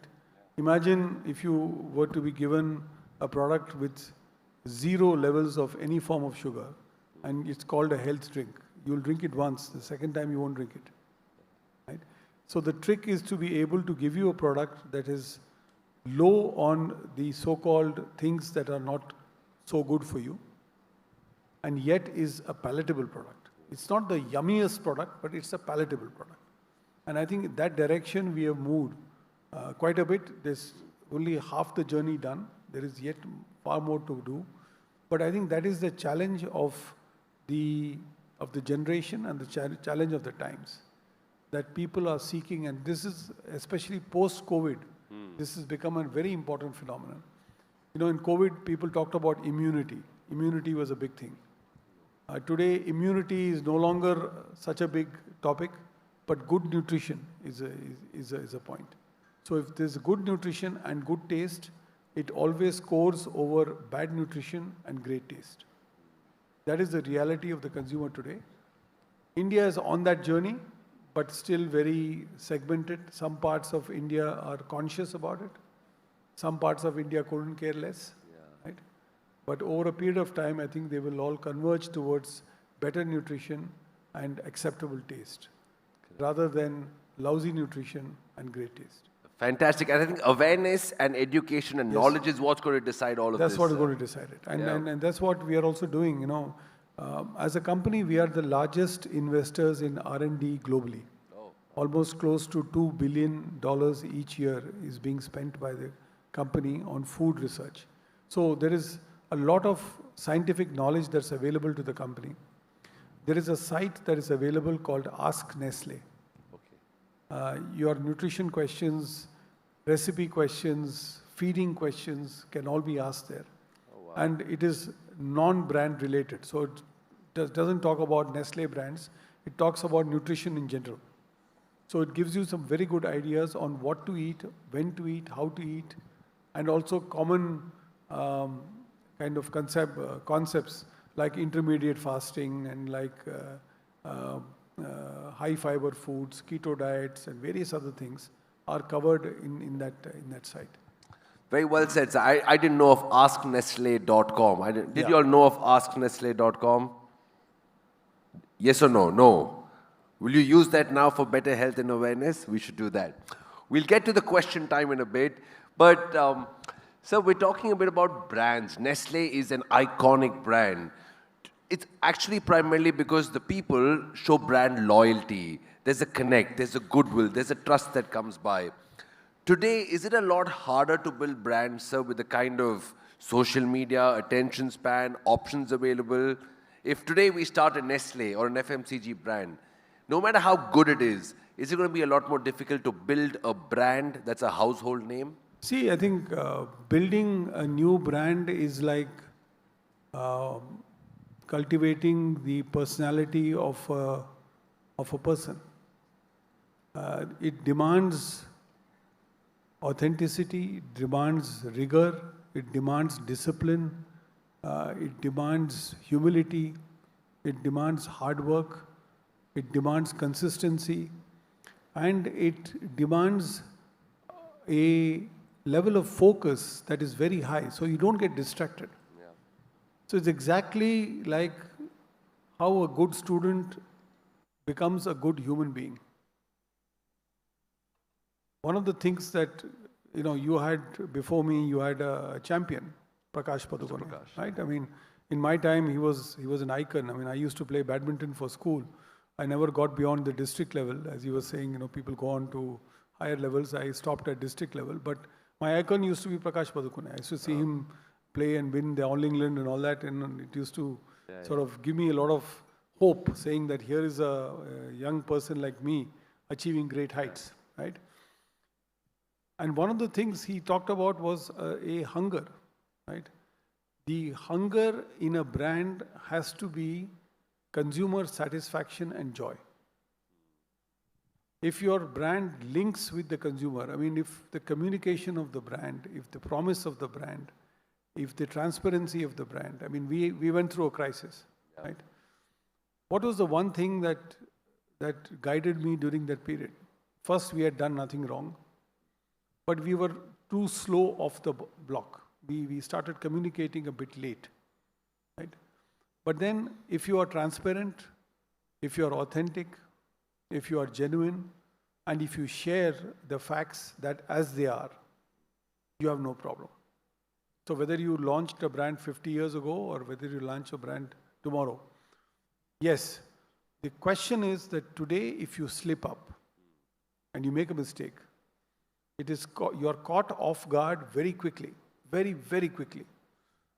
When I started my career, it used to take days and months and years before it got figured out because there was no social media. There was only press or limited extent television. So you never had that kind of visibility. Today, in social media, you get trashed. And there are some people who try and, there are what are called the de-influencers. Yeah. So the de-influencers do the opposite job of the influencers, that they try and pull you down. And you have to keep your eyes and ears open and guarded all the time to see that what you are doing is the right thing for the brand, for the consumer, for the long term, for sustainability, on everything. Fantastic. Very well said, sir. Round of applause. That was very interesting about brand building. How many of you all are aspiring entrepreneurs here? How many of you all are aspiring entrepreneurs? Very good. There are quite a few. That's a good sprinkling. May success be yours. So what you spoke about was core values. These are evergreen values. No matter what technology says, does, or uses or misuses, these are values that have to be there. What's the role of AI in today's Nestle and especially in the FMCG brands? Look, AI helps a lot in what we call the value chain, from a commodity to the finished product, there are different stages that a brand goes through. It goes through procurement, it goes through selection, it goes through processing, it goes through manufacturing, it goes through packing, it goes through warehousing, it goes through transportation, and then it goes into the end consumer through the shops or through the channel or e-commerce or whatever you have. Some of these early stages can be automated and can be digitized quite easily, which is what most companies are doing, which is what my old company Nestle also did. We digitized all of this, and we are using different algorithms which are not just giving us the benefit of information, but more importantly, giving us the benefit of prediction. See, there is no point in just knowing where I am. I need to have a guide map to where I need to go to. And that is where AI comes to my rescue to be able to do that. Secondly, it is increasingly being used in consumer research. You know, consumer research, which is you want to launch a product, you normally do a testing. You go to 50 consumers, 100 consumers, 200 consumers, check with them, is the product good, is the price right, is the packaging good, is the taste good, or whatever other parameters you're testing. Earlier, it used to be a long and tedious process. It used to take almost 1 month to 2 months for the activity to take place, results to be collated. Today, using AI, we have what is called synthetic data, which is data that is capable of simulating what the core population is going to be and giving you results with an accuracy level of 90%, which is 9 out of 10 results will be correct. And that is good enough to take a call. You don't need more than that to be able to take a call on a product. So this is the way in which it is speeding up the consumer process. Similarly, in R&D also, things are being done to use informational algorithms to be able to plan the research modules in a much faster way and in a much smarter way. So AI, I believe, and while there is a lot of fear around AI, I think first let us utilize the best case of AI for the benefit of mankind before we start worrying on how many jobs it's going to eat. Because the focus is now on how many jobs it's going to eat rather than what benefit it can bring to us. Correct. So it is not the negative side we need to look at, not the fear side, but the opportunity side that needs to be. The opportunity side. You know, I think, you know, it's like going out. You know, yesterday I'd been out a little bit in Coimbatore. Firstly, it's a fantastic city. I mean, I must fallen in love with this place. So we had just gone out on a visit to the Isha Foundation. Oh, lovely. And the weather was absolutely gorgeous. Yeah. I mean, firstly, the campus itself, Isha Foundation, is inspirational. And the weather was terrific. So I was just thinking that here is a cloud that is coming, that is going to drop some rain. But on the other hand, how many times do you have the opportunity to be out in such gorgeous weather? Correct. And in such beautiful surroundings to be able to take a walk? There's a bit of philosophy in this one, not just praises for the city, but a bit of philosophy as well. Yeah. So I think it's important to see the positives. You know, I think life is all, you know, you're all becoming educated today. What you will remember in life, and I'm not telling this to flatter the teachers. You know, we celebrated my school. I went to another school called Rishi Valley, which some of you might have heard of. And I celebrated my batch of 25 people, students, a small batch, celebrated 50 years of studying at Rishi Valley. And you know what we talked about? We went back to school. What we talked about non-stop for 2 days was about our teachers. We didn't talk about life. We didn't talk about how much money we had made, how many houses we had had, how much of happiness we had seen, but we talked about teachers. So what you will remember from school is your teachers. And though they will inspire you through life, which will never happen in your career otherwise. You don't remember your bosses. And I don't remember my bosses, certainly. I don't expect my people who worked for me to remember me. Now that I've retired, they'll say, okay, some fellow came, some fellow went. But I think the teachers, you will never forget because they formed the foundation. It is the same for a brand. What you put in is what you get out. What you have not put in, you will never get out. So that's why I compare a brand to a human being. And when I'm talking to school children, I like to use this analogy because this is what, otherwise marketing becomes a lot of jargon. I mean, take aside the jargon, which you have to work with. Some of you will become business executives, some of you will become entrepreneurs. But what is most important is to remember the fundamentals of a human being, a head, 2 hands, 2 legs, and a spine. That is important for a human being, is exactly important for a brand. Brilliant. Fantastically put forward. I like the simple comparison. A brand is like a human being. It's as simple as that. So business works on 2 separate dimensions, demand and supply. We were talking about that earlier as well. Now that the demand of the consumers are changing, the priorities are changing, their outlooks are changing, their habits are changing, is that going to force FMCG companies like this to start tweaking what they make, how they give it, and what they are actually putting out in the market? What do you see the future of this to be like? No, absolutely. I think you are 100% right. Nobody can, again, it's the evolution of brands is like evolution of a human being. You can't live on your past laurels. My father was a great man, my grandfather was a great man, my great-grandfather was a great man. It's all good. What are you? Are you a great human being? Are you not a great human being? So, living on the laurels of someone is not going to help you. It's the same for a brand. Nestle is a 156-year-old company. It's a very old company. Founded by Henri Nestle, named after the company. The logo of the company was designed by him, which was a coat of arms. That's how. The only difference is he had in his time mother and 3 chicks. Then somebody said family planning, mother and 2 chicks.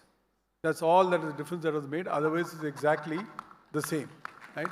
We didn't know that. Yeah. That is originally done, digitized. So somebody, because I've seen one with 3 chicks. So I said, where has that 1 chick vanished? Flew the nest. He said, didn't fly the nest. It just was eliminated, and made into 2. How has this company survived? This company has survived because it has evolved with the times. We have to learn to evolve with the times. Great institutions, and I count SSVM in that, you have evolved with the times.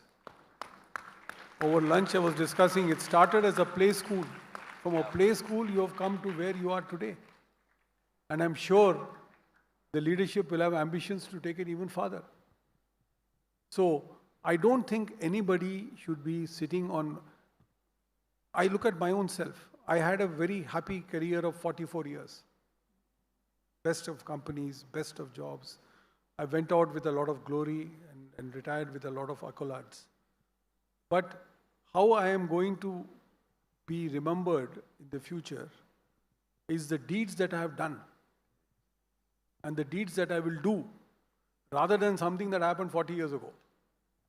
So I think consumers are evolving, brands are evolving, new competitors are coming, clever competitors are coming, and they are going to shake the daylights out of people who are going to be asleep at the wheel. That is the most dangerous thing.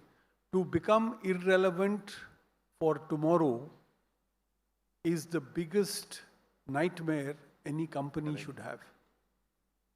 You've heard of Kodak? Yeah. Great company, right? Have you all heard of Kodak? I'm just checking whether we're in the same mindset. Nokia? Yeah. You heard of Nokia? Yeah, of course. What happened to all these companies? They've all got eliminated because the technology... BlackBerry was there, sir. BlackBerry? Yeah. Right? So many companies that have become obliterated. I mean, the Fortune 500 list or the Fortune 100 list has got barely 10 or 12 people on that list who have continued for more than 50 years. Everybody else has changed. The oil companies used to be on top of that list. Today, who is it? The tech companies. So-called FAANG. They are the top of the list. Why? Because consumers have evolved. Expectations have evolved. So I think This is an exciting journey, but the journey of a relevance of a human and the journey of relevance of a brand is exactly the same. I will take this back for sure. The way you have compared the brand and the human has been extremely exciting, but we do have a lot of questions for you, sir. So we're putting this out to them because Nestle is a brand or a man for the people. We'll put this out to you all. We'll take a few questions, sir, with your permission. Would you like some water, sir? I'll take some water. Yeah. I'll do it. Yes, you all can start, please.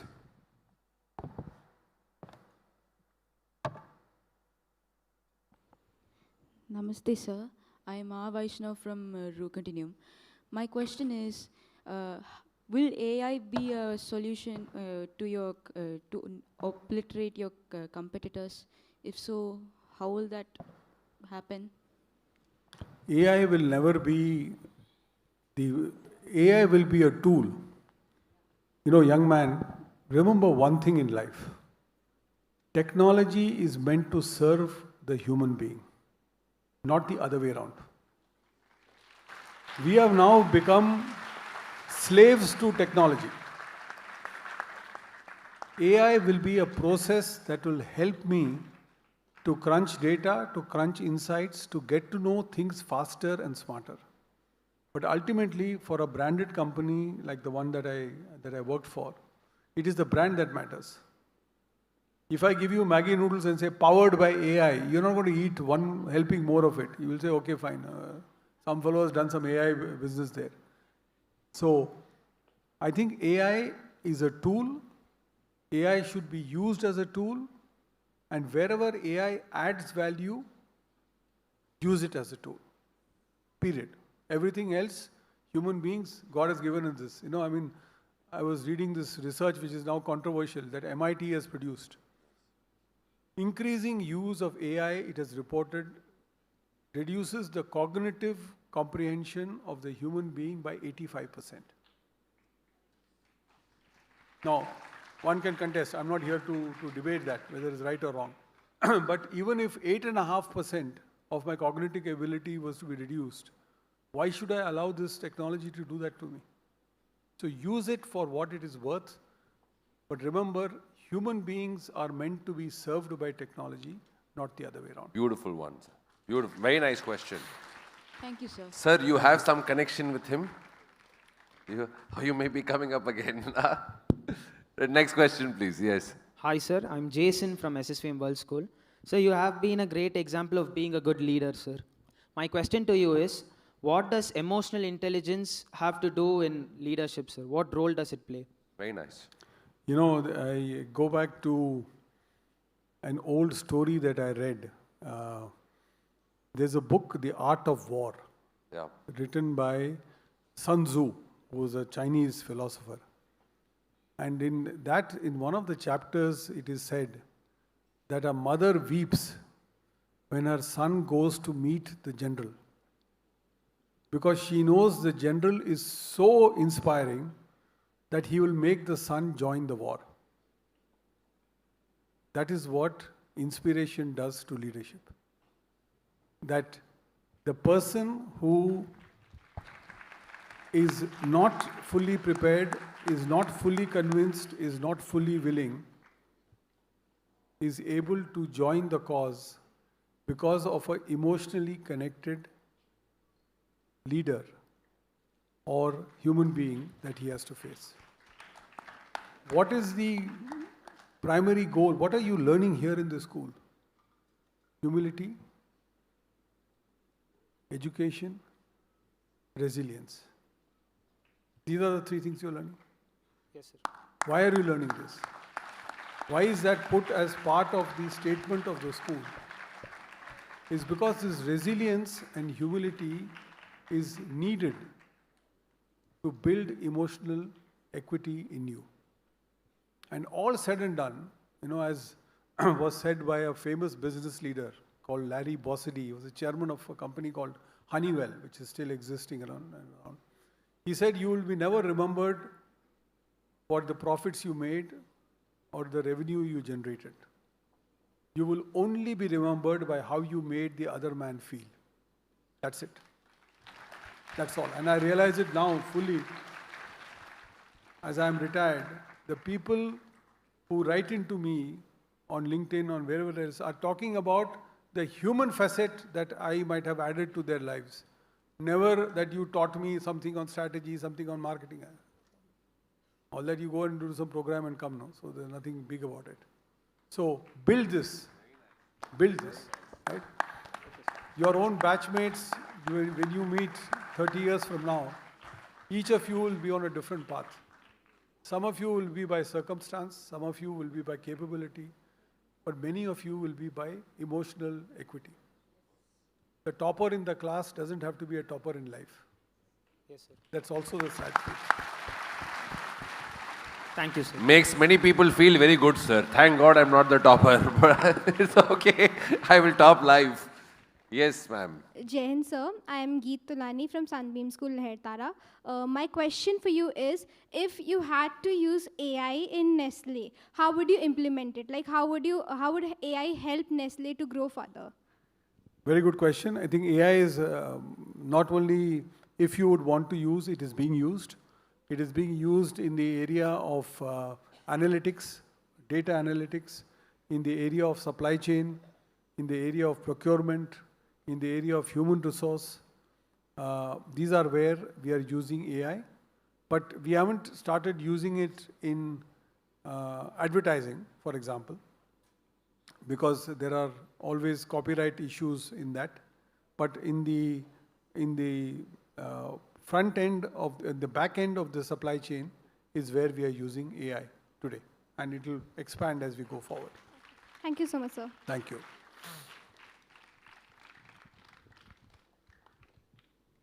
Good afternoon, sir. Your session was really mind-blowing. My name is Mritika and I'm from Reach World School. My question to you is, what role does empathy plays in managing a team especially during crisis? Very, very good question. And look, what are we doing in an organization? We are generating, what is an organization? An organization is fundamentally people. What is Nestle? People. There is a brand name Nestle. We produce some output, we produce some revenue, some profit, something. Who does it? It's all done by human beings. Human beings have good days, human beings have bad days. Human beings have success, human beings have failure. It's like a family. So in a family, what does a father do? Protection, provide, nurture. What does a mother do? Provide, nurture, love. What do children hopefully give back to parents? Respect, love, and care at some stage in their lives. All of this involves empathy. And empathy means the feeling of one person towards another.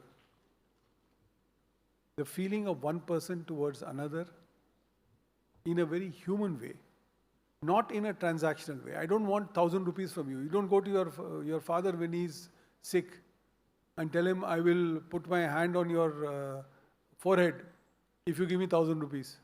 You don't do that. Why do you not do that? Or you don't go to your mother and say, Mother, you're not feeling too well. Give me 2,000 rupees and I will sponge your head. No.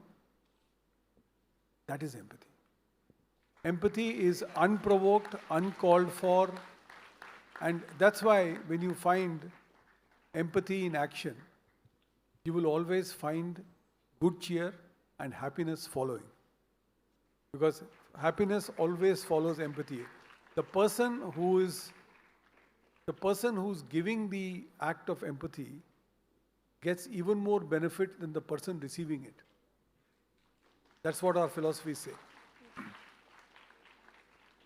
I hope I haven't complicated life. I'm used to complicating things. Thank you, sir. Thank you. That was a sweet reply, sir. That was a very sweet one.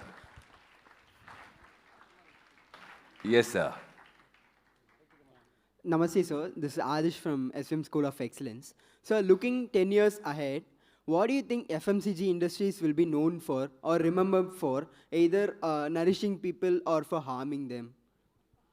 It depends on what your objective in life is. You can have a purpose of destroying things also.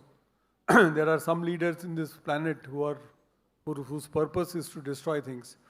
I hope consumer good companies continue to give products that are efficient, that are healthy, that are nutritious, that provide for comfort to human beings in whatever products they are. Not necessarily food, even other products. And services too. If they do that well, they have a future. If they don't do that well, they don't have a future. That's the hard reality. Thank you, sir. Sir. Thank you, sir. Next one. Namaste, sir. I'm Rakshan Vijay from SSVM Residential School. So when Nestle was going through a crisis, it was literally on the verge of a major catastrophe. What was your mindset then, and how did you manage to avert the crisis? And when us students go through something similar, what is the one piece of advice that you would suggest? Okay, I must tell you very honestly, when I first received the call in Philippines, I was the chairman of Nestle in Philippines. I received the call from the global chairman of the company saying that he would like me to come back to India because there was a crisis.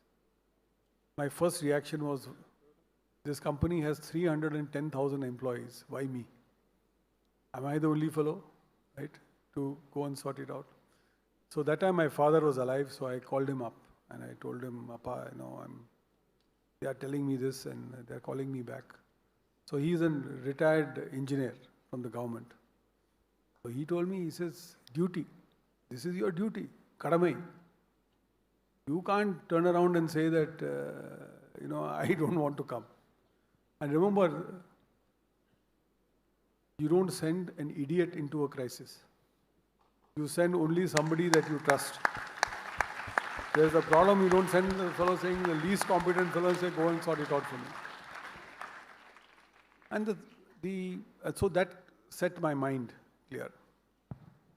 But the immediate thought was that, look, this movement, if I look at it as what's in it for me, I will be doing the wrong things. In a crisis, you do things selflessly for the family, for the organization. Don't worry on what happens to you.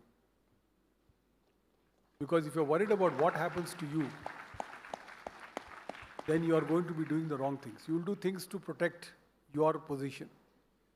You will not take the risk that you're supposed to take. You will not take the view that you're supposed to take.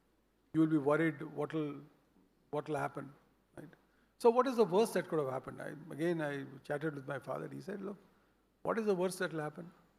The worst that will happen is they will tell you to retire from the company. You come, we have got a house in Neelangarai in Chennai. We will sit in the veranda, we'll drink a cup of filter coffee and read the Hindu newspaper. What else? Nobody can take your life.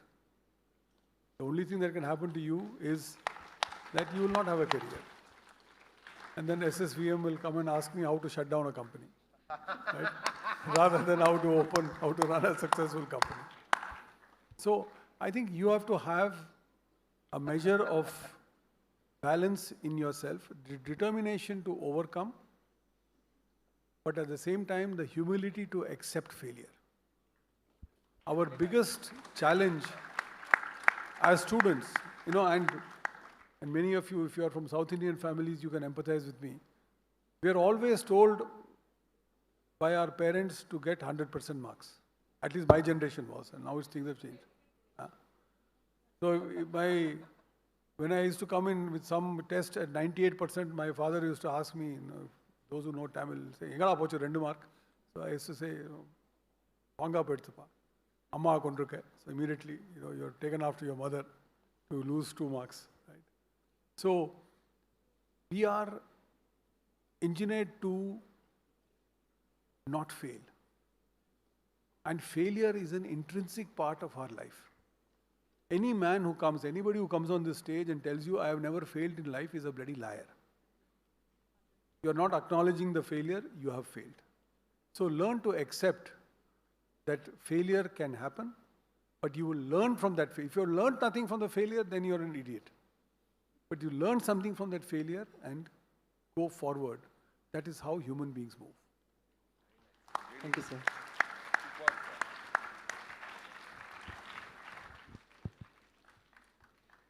Good afternoon, sir. My name is Lochan Sasha. Your session has inspired a lot of entrepreneurs here, sir. And I have a question for you. How do you think leaders can manage short-term goals and long-term vision and strategy, sir?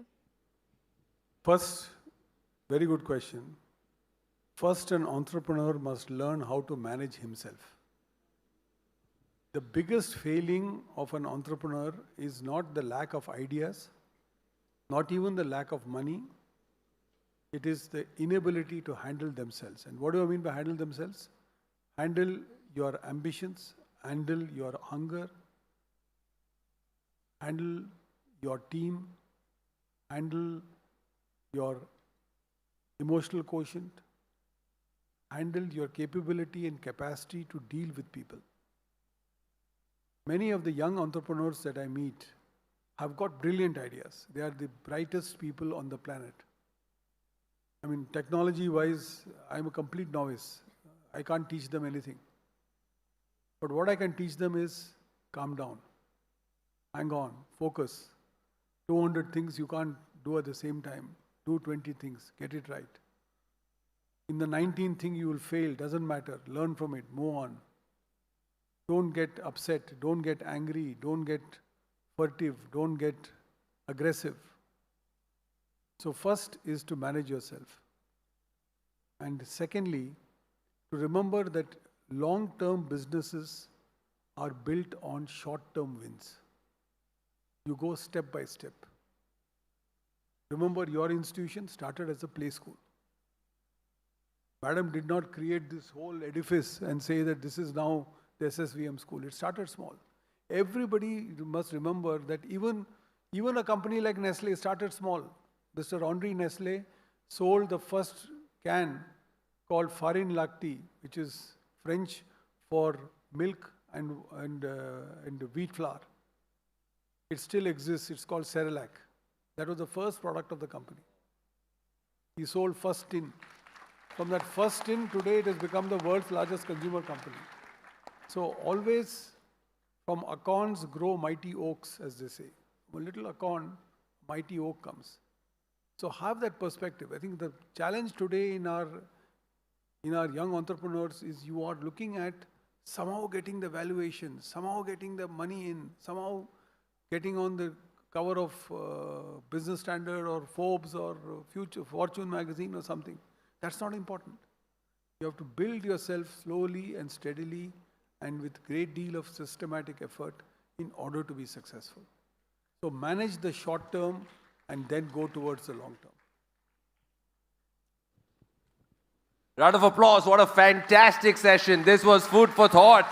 So much to digest, so much to ponder on. So thank you very much. Just a few seconds, I'd request you to be there. Can I please request the management to come on stage, please?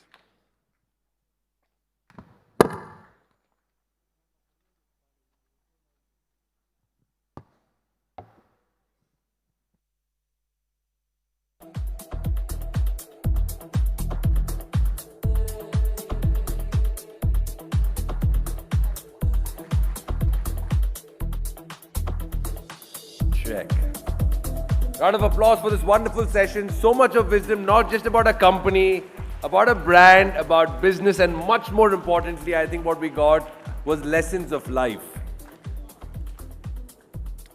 Okay, as we continue our inspirational awards, the Inspiring Guru Awards, I will call upon the next teachers to please come on stage and have a few words and receive the honor.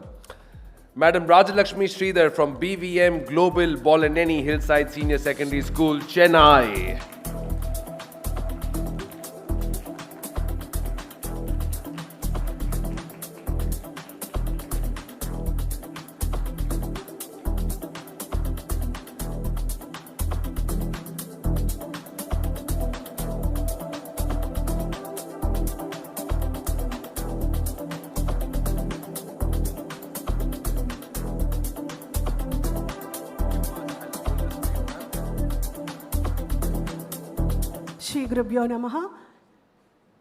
Good afternoon all. I'm Rajalakshmi Sridhar from BVM Global Bolaneni Hillside Senior Secondary School, Chennai. It's a great honor and privilege to be here, sharing the stage with eminent educationists like Manimeglai Mohan ma'am, Mohan sir, and our distinguished chief guest. It's a great honor for all of us. And for the last 3 days, the hospitality, the arrangements, everything was amazing by SSVM team.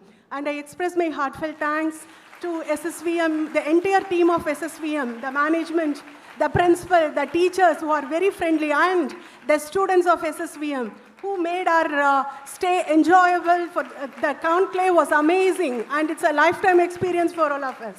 Thank you all. Thank you. That was wonderful and very, very heartfelt. Thank you, ma'am. Thank you, ma'am. Did you applaud for us? You said yesterday Should I do that? Please applaud for her one more time. I gave her a word in the morning that I'll applaud for you provided you applaud for me. You know how we deal. Thank you, ma'am. Well, all this, I think there's a lot of love, respect, and gratitude for every teacher across the country that comes in from this platform, which I think is incredible. Madam Kavita Yadav, please, from Scottish High International School, Gurugram. Like, one teacher has to find a fault in me no matter what happens. Today, you have to find it.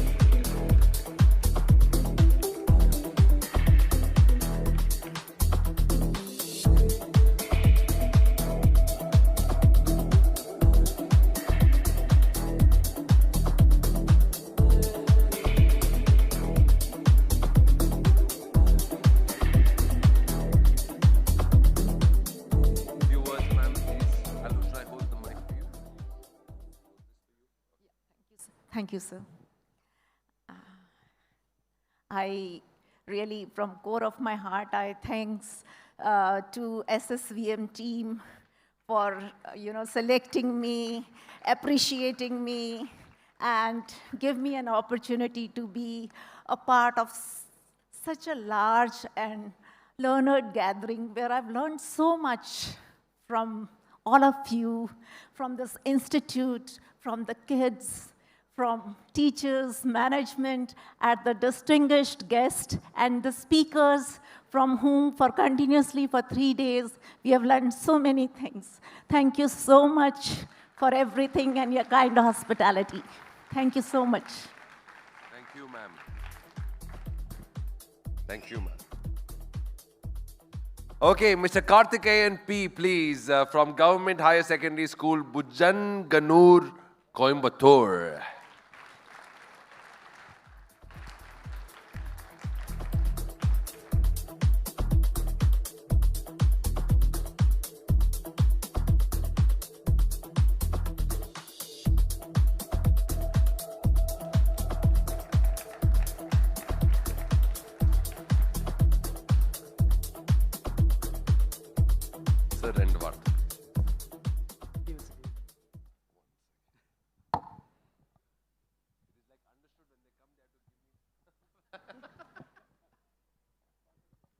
அனைவருக்கும் வணக்கம். எனக்கு ரொம்ப ஹாப்பியாக இருக்குது. இது மாதிரி விருதுகள் வந்து எப்பயாச்சும் தான் கிடைக்குது. அது நம்ம எஸ்எஸ்விஎம் விருதுன்றது ரொம்ப ஸ்பெஷல். இந்த விருது வந்து என்னை போல் டீச்சர்ஸ்க்கு வந்து ஸ்டூடெண்ட்ஸ்க்காக இன்னும் நல்லா உழைக்கணும், ஸ்டூடெண்ட்ஸ் இன்னும் நல்லா கொண்டு வரணுன்ற ஒரு உத்வேகத்தை கொடுக்குது. நான் இந்த நேரத்தில் சுவாமி விவேகானந்தருடைய 2 கருத்துக்கள் சொல்ல ஆசைப்படுறேன். You are the creator of your own destiny. உன் தலைவிதியை நீயே உருவாக்குகிறாய். எப்படி நம்ம தலைவிதியை நம்மளே உருவாக்க முடியும் அப்படின்னா, நாம் நினைக்கக்கூடிய எண்ணங்கள், நாம் பேசக்கூடிய வார்த்தைகள், டே டு டே நம்ம செய்யக்கூடிய விஷயங்கள், இது 3 தான் நம்முடைய லைஃபாக மாறிக்கிட்டே இருக்குது. ஒவ்வொரு நாளும் நம்ம என்ன திங்க் பண்ணுறோம், என்ன பேசுகிறோம், என்ன செஞ்சிட்ருக்கோம், அதுதான் நம்முடைய ஃப்யூச்சராக மாறிட்டுருக்கு. 2வது சுவாமி விவேகானந்த கருத்து என்னென்னா, all power within you, you can do anything and everything. உன்னால் எதையும் சாதிக்க முடியும் அப்படின்னு சொல்கிறார். அப்புறம் நம்ம எஸ்எஸ்எம் ஸ்கூல், நீங்கள் ஆன்லைனில் எந்த பிளாட்ஃபார்மில் போய் தேடி பார்த்தாலும், சர்ச் பண்ணி பார்த்தாலும் ஃபியூச்சரிஸ்டிக் ஸ்கூல் அப்படின்னு சொல்லி அந்த கீவேர்டு போட்டு சர்ச் பண்ணி பாருங்கள்.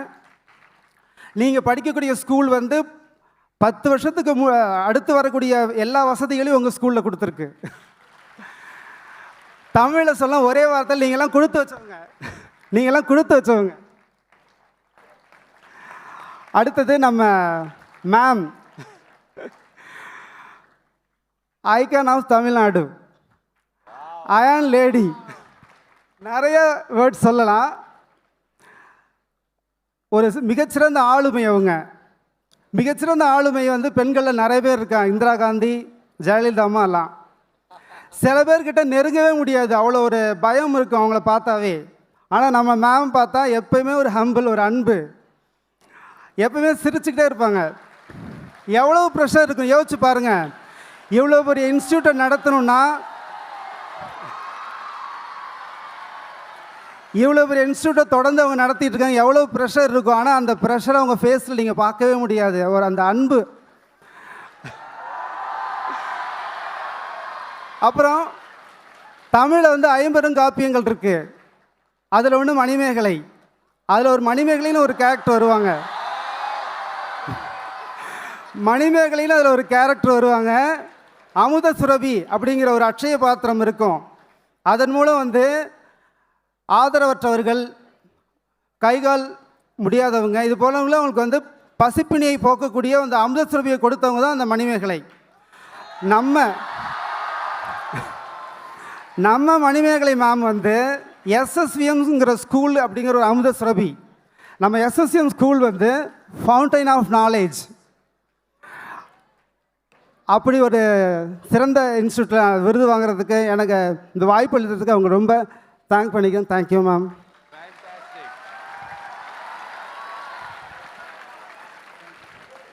Round of applause for the talk and the lady, both of them put together.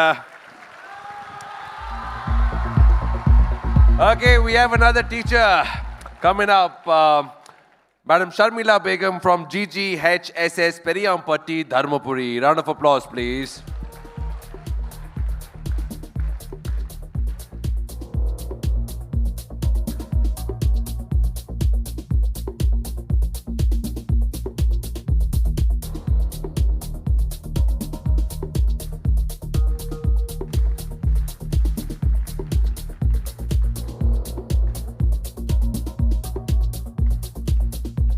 Ma'am, on the talk, there's a lot of pressure. What a mass speech. Hi everyone. I am representing A. Sharmila Begum, mathematics graduate teacher from Dharmaburi. I am very happy and honored to be here to getting this Inspiration Guru Award from SSVM institution. This is a great recognition to me. And few words for my students. Dear students, you all have your dreams in your eyes, but your parents, your teachers, your institution, we all working behind to make your dreams come true. So in your lifetime, don't forget your parents, institution, and humanity. We all speaking about success. Success already decided by God. Just you have to start your journey towards success.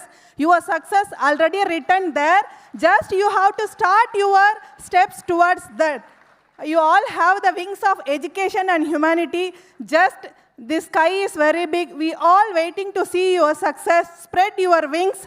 The real joy for teachers, the sound of students' success. I love you all. Thank you, dear stars. Thank you.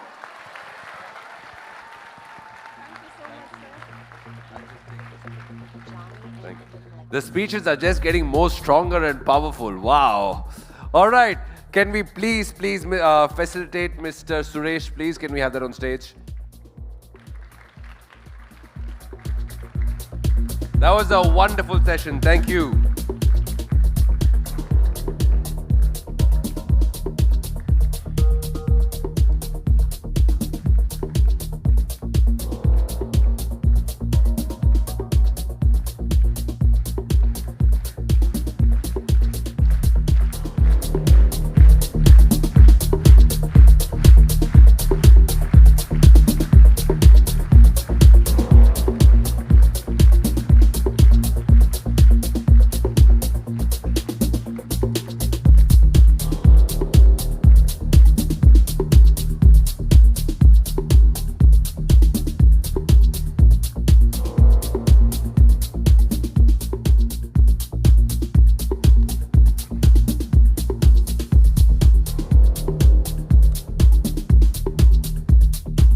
Put your hands together for what we just saw and what's about to come together. We've got something very, very nice lined up for you, my friends. What's the future looking like? Whenever we have a question to ask, we'll either ask the teacher, we'll ask a parent, or we'll ask Google. Who gives us the right answer more often than not? Your teachers are listening. Be very careful, everybody. Be very careful. What's your name? Who said Google? Okay, let's put this aside, my friends.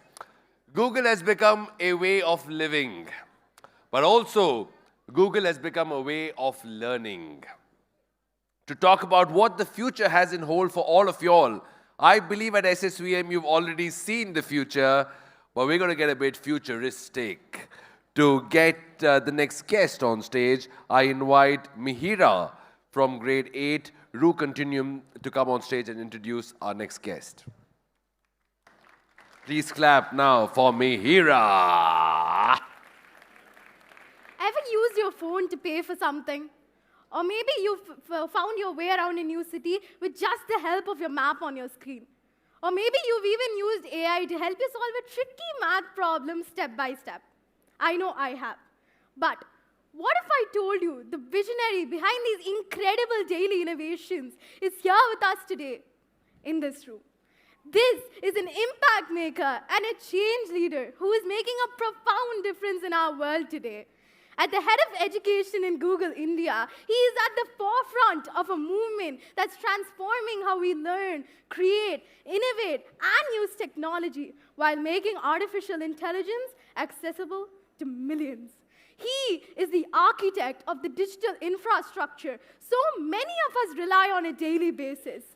Remember Google Map Maker? He helped create that, quite literally, putting over 170 countries on the digital map, allowing everyone to chart their own world.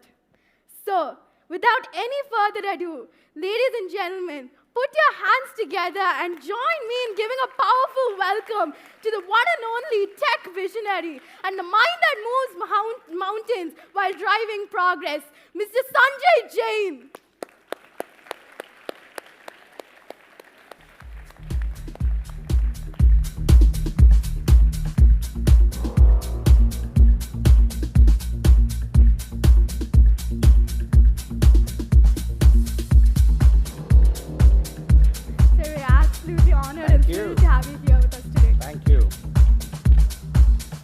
A lot of that, what she said, was Google, by the way, or maybe Gemini. Am I here? Stage is all yours. Awesome. Awesome, thank you. I'll just set the... But I'm super excited to be here. What an introduction. Was it worth it? I'll let you guys decide in a bit. What I'd like to do is start with this very fantastic video of AI and the impact of it in our world today. Let's see this and we'll come back in a few seconds.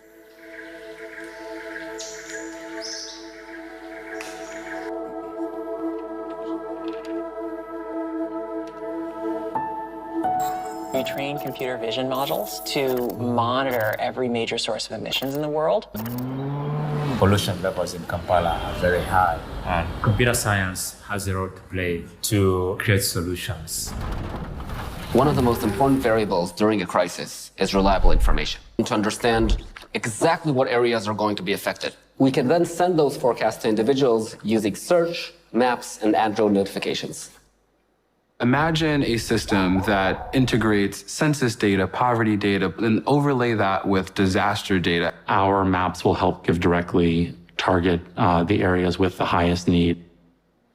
Read along. It's a reading app for children so that their children can learn at their own pace. Try to earn more stars this time.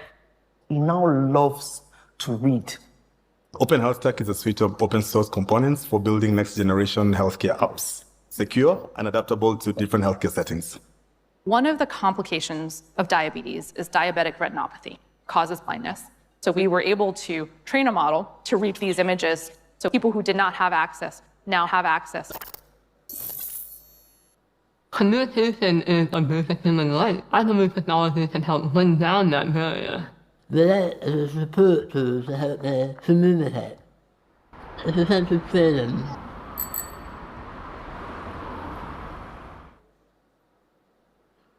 All right.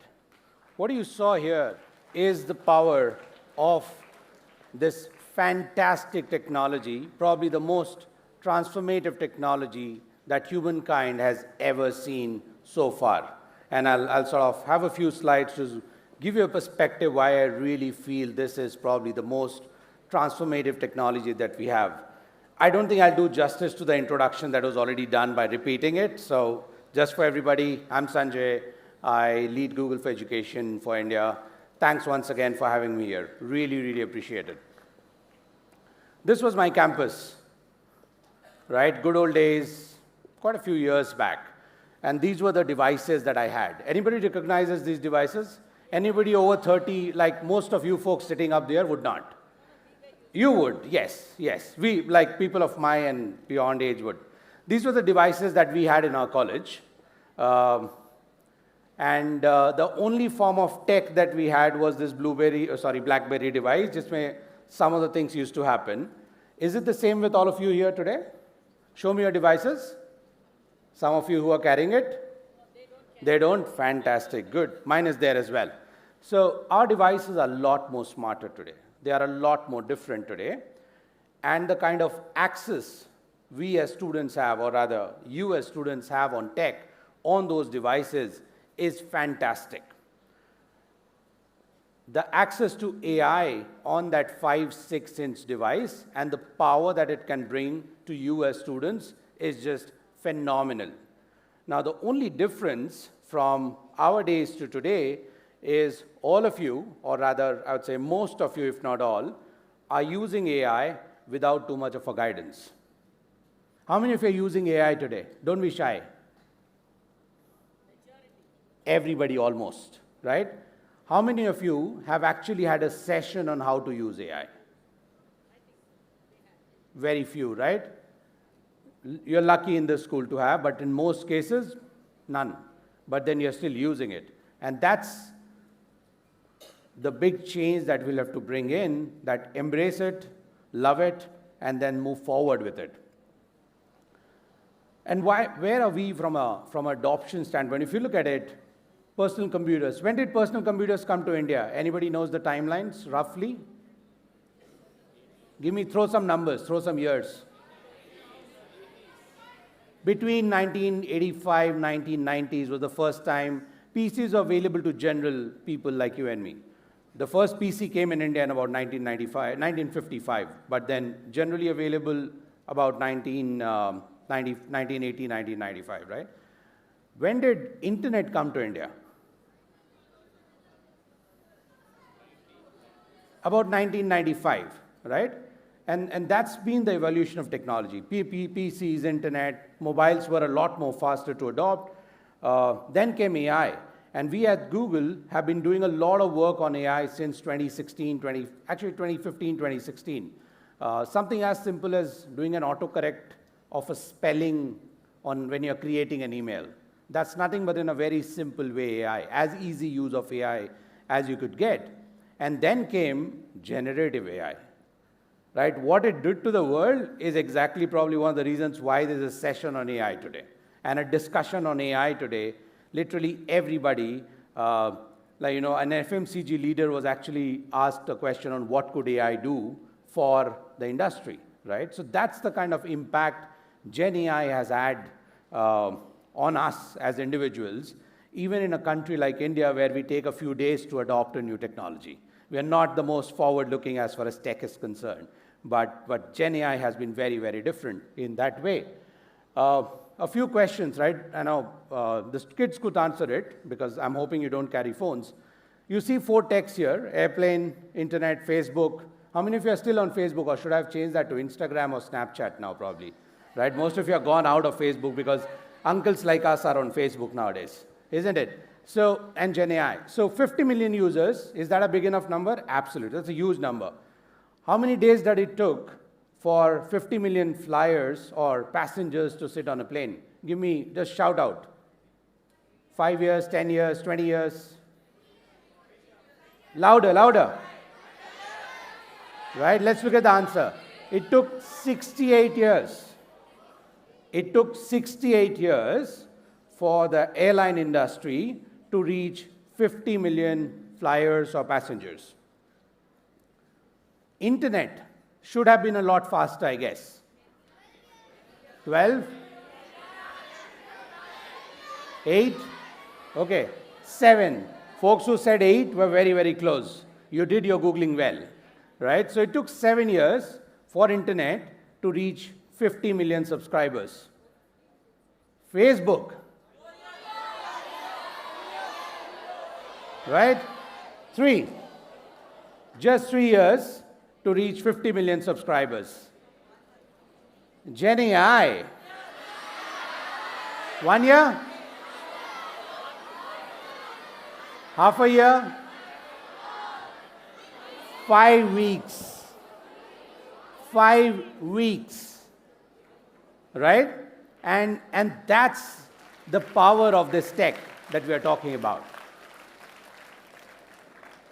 And I'm not saying internet was anything bad or was Facebook bad, but Gen AI, on what it can do for us as human beings, is at a different level altogether. And that is the only reason why it has been adopted so fast. It's not that people are just given it free and that's why people used it. There are a lot of other free things in the world, but it won't reach the scale that Gen AI has in the last few years. It sort of came out mid-end of 2022, and now the numbers have actually quadrupled than the 50 million that we are talking about. And that's the power of this technology. So we'll talk about 3 things today. What is AI? How do I use it? And what's next? What is happening in the AI world? Given that I come from this company called Google who uses and does a little bit about AI on and off. Right? So what is AI? I'm sure all of you know the definition, but I'll read it out for you. In a very simple way, it is any computer system taught to mimic natural human intelligence. Basically, if a computer system or a PC or a large language model is able to think like you and me, it is artificial intelligence in a very, very simple way. What you see here are some of the usage of artificial intelligence or Gen AI today. If you look at the first one, read that prompt. Basically, what you're trying to create is a wooden mech robot in a garden with so-and-so stuff, right? And this one is a Rome modernized in today's brands. So you need to create a project of Rome with Starbucks and Google and Nike in that. Look at the pictures that are created by AI. I really love the one which is of the Colosseum with the Google logo, with the McD's logo in there and the Starbucks logo in there. Real life, is that possible? Nah, absolutely none. And that's one of the things that AI can do for you. Look at this. These, for anybody's life, you could bet, are not real videos. These are all AI videos generated by a platform at Google which is called Google VO. The car, we didn't break it. We didn't make the poor doggy swim. Neither we actually had a glass apple to cut through, or we made her sweat it out. This is the power of some of the tech that we have at hand today, making almost close to real life. Now, what I'll show now is a video shot at a Google office, I think about less than a year back, and it talks about what are the possibilities with AI. And I just love this video. And if anybody has seen it before, it is there on YouTube. But if you have not, you should have a look at this video. Got this email with apartment info. Can you tell me the door code and remember it? I'll remember the door code for you. It is 1170. To unlock it, enter the code and then press the unlock button. Based on these symbols, how should I wash this? The tag shows to machine wash at 30 degrees Celsius. Avoid bleach and tumble drying. Iron on low and dry cleanable. Then what setting should I use on this machine? Based on the laundry instructions of 30 degrees Celsius, select the 30 setting under Easy Care on the dial. I've got this list of recommendations. Can you tell me a bit about some of them? I can search for these places for you. Cold Drops Yard is a shopping destination with unique industrial design. Luminary Bakery is a social enterprise bakery. And Tate Modern is a modern and contemporary art museum. Now we're going to try Project Astra out on the street. Let's see what it can do.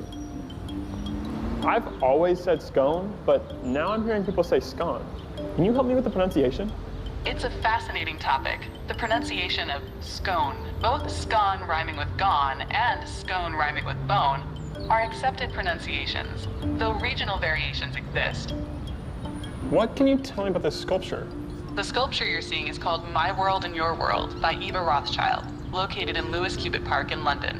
What kind of themes does her work explore? She creates abstract sculptures that invite viewers to interact with and interpret their surroundings in new ways. Would these do well if I planted them back home? Mountain fleece can grow well in New York. They prefer full sun to partial shade and moist, well-drained soil. So your garden in New York should be a good fit for these flowers. I'm trying to get a gift for my friend, and this is everything she's been reading. How would you describe her taste in books? Based on these titles, your friend seems to enjoy a mix of history, biography, and perhaps a touch of political or social commentary. I picked some of these out. Any idea which one she'd like the most?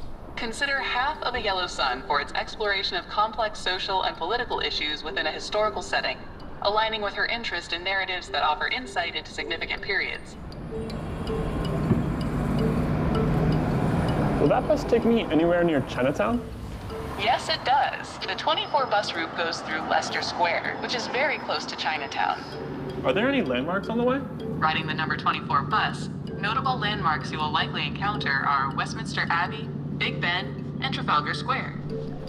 I also met up with some friends to test out the multilingual capabilities. Est-ce que tu peux me dire quelque chose d'intéressant à propos de ces lanternes? Bien sûr, je peux vous parler des lanternes. Les lanternes que vous voyez font partie de la porte d'entrée de Chinatown à Londres. Elles ont une signification culturelle pour les Chinois et sont souvent utilisées pendant les célébrations et les festivals. இதை பத்தி வேற ஏதாச்சும் சொல்ல முடியுங்களா? நிச்சயமாக, இது லண்டனில் உள்ள சைனா டவுன் நுழைவாயில். இது ஒரு குறிப்பிடத்தக்க அடையாளமாகும். இது அந்த பகுதியின் கலாச்சார முக்கியத்துவத்தை குறிக்கிறது. Now I'm using these prototype glasses to test Project Astra hands-free. Can you check if it's going to rain anytime soon? It looks like it is currently mostly sunny in London. Rain is expected tonight from around 10 p.m. until tomorrow morning at 6 a.m. Hey, what's that park next to me? The park looks to be Primrose Hill, known for its panoramic city views and the notable Shakespeare's tree. Can you check if I can bike in there? It appears that cycling is actually banned within Primrose Hill itself, although it is permitted in nearby areas and the rest of Regent's Park. I'm biking back to Camden. Can you check if there's any supermarkets along the way? There's a Sainsbury's on Camden Road, a Morrison's on Chalk Farm Road, and an M&S Simply Food on Camden High Street.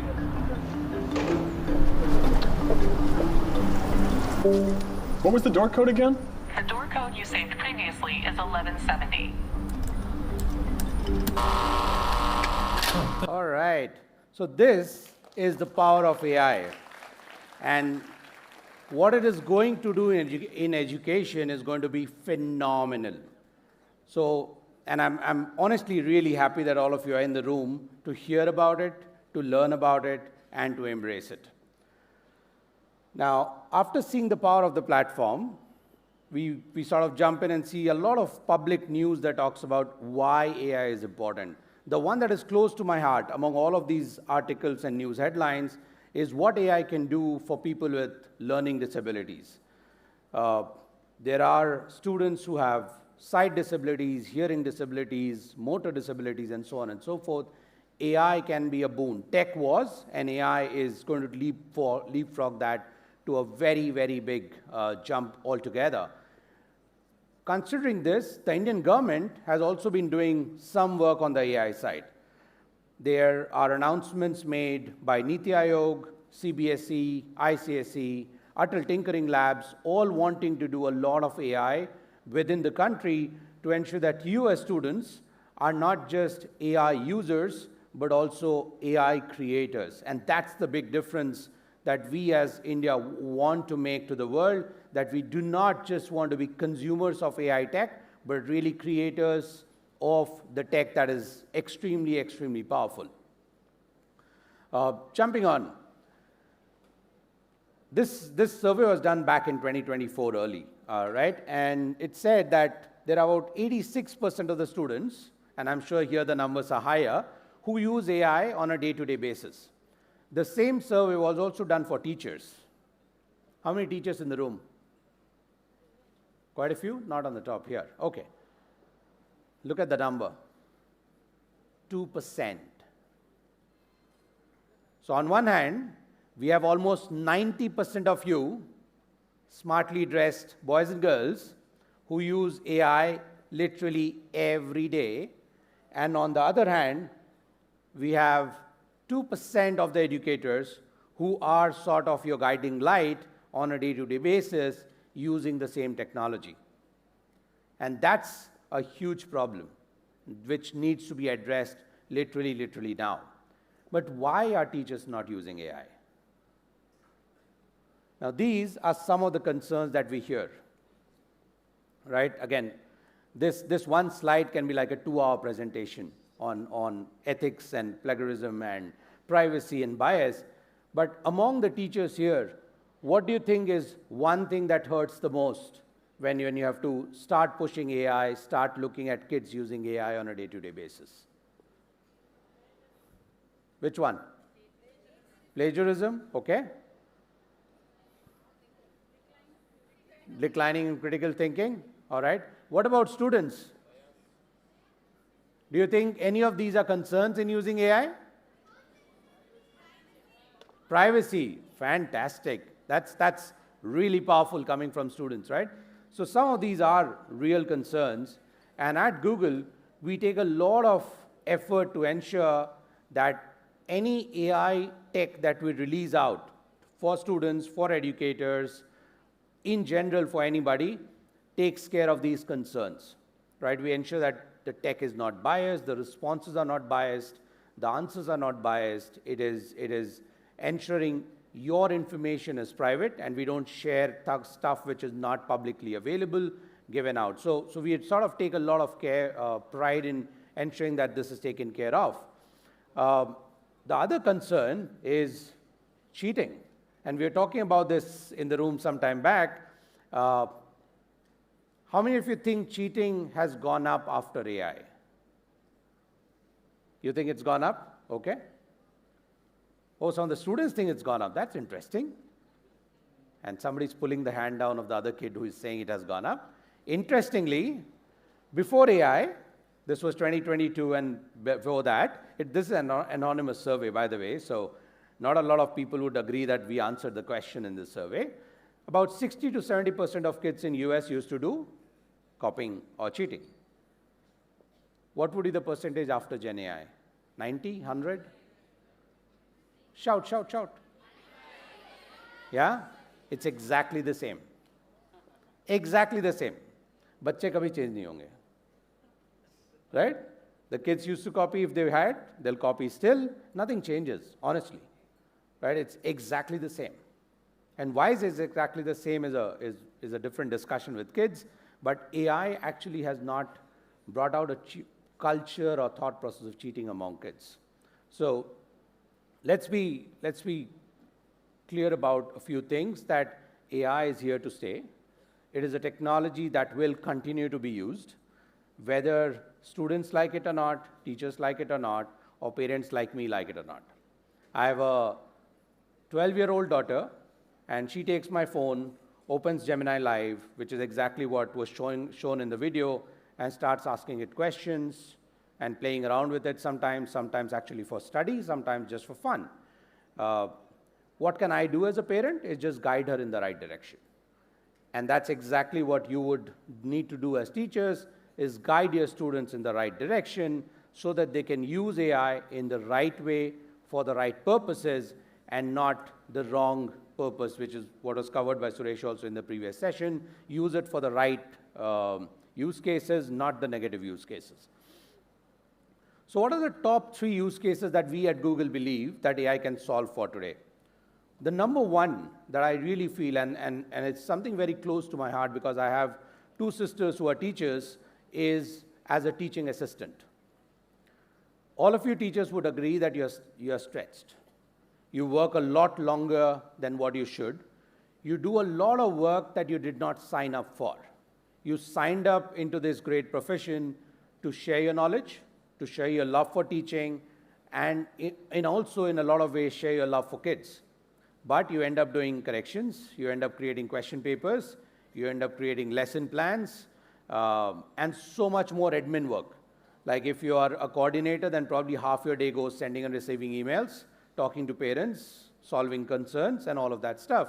So teaching assistant is really something we believe AI is going to solve for and be a very, very, very powerful use case. And I have a few slides to show what kind of use cases could be done. The second one is an AI tutor or a teacher for every student that is there. Now, I'm taking a pause there because I just want this to sink in. AI will never, ever replace teachers. Let's be very, very, very, very, very clear about that. And why would it not? Because the compassion and the humanity will never come from AI. Answers will, but teachers never give us answers. They guide us, right? They sort of handhold us, facilitate us towards the right responses that we need to. But then why would still a student need an AI tutor? The answer is a teacher cannot be with the kid 24/7. After 3 p.m., 4 p.m., the kid goes home, and we don't want them to go to tuitions. We want them to be self-sufficient. When they go back home, the AI tutor is just that friend that they require to give a quick question and answer it. The second one, there are shy kids, right? There are kids who are shy, who do not want to raise a hand and ask a question. I was probably one of them in the class. I used to sit in one corner very quietly. You wouldn't relate to that now, but yeah, that's how I was. So I would not raise my hand and ask a question. But think of it, if I had AI, I could ask a question and get answers literally every time I wanted, as many times as I wanted, without annoying the teacher and getting a whack on my head, right? Anytime that you want, and ask the stupidest questions you want, and you'll still get really, really good and pleasing answers from AI. The third use case is for education leaders, which is the ability to look at data, understand, and Suresh spoke about this, it's not just about looking the data for today, but doing predictive analysis and understanding what would happen tomorrow because of the data that you have today and the information that you have today. And I really feel a combination of data and AI could be that change that the education system in the country requires, by virtue of which you as school leaders could take a lot more proactive changes in the system or in that class rather than being reactive only at the end of the year. By that time, the water has gone below the bridge. So these are the three big use cases that I really feel. The one I'm going to show and play a video of is a student one. Some of you would have seen this one, but this is super close to my heart, although I would tell you don't ask questions to me regarding this video because it talks about chemistry, which was my most or the least favorite topic of mine. Can you help me out with question number 39 here? Of course. Is this the problem? Yes, I don't really understand what to do here. No problem. Let's take this to the blackboard. The key concept here is optical isomerism. Got it. But how can I tell if an isomer is optically active? Optically active compounds require a chiral carbon atom. A chiral carbon is one that is bonded to 4 different groups. Okay, awesome. That makes sense. So how do I apply that to solve this problem? Let me walk you through the steps to solve this problem. Okay, got it. Let me find the structures first. Sure, no worries. Feel free to show me when you're done.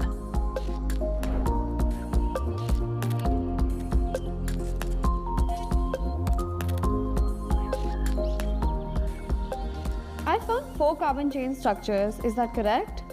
Close, but not quite. There are 4 structures, but you've made a small mistake in the 3rd structure. Can you check your work again? I can't actually find the mistake. Can you show it to me? For sure. You added an extra hydrogen bond to the 2nd carbon atom. I'm circling it now. Oh, okay. Good catch. That's actually really helpful. Thank you. So I think this is where the chiral center is. Can you confirm? Yes, here is the chiral center. Well done. Remember the optically active isomer problem we were working on? Can you show me what the 2 chiral molecules actually look like? Sure. Have a look at the molecular structure, I've created the molecular structures of the two optically active isomers, also known as enantiomers of 2-bromobutane.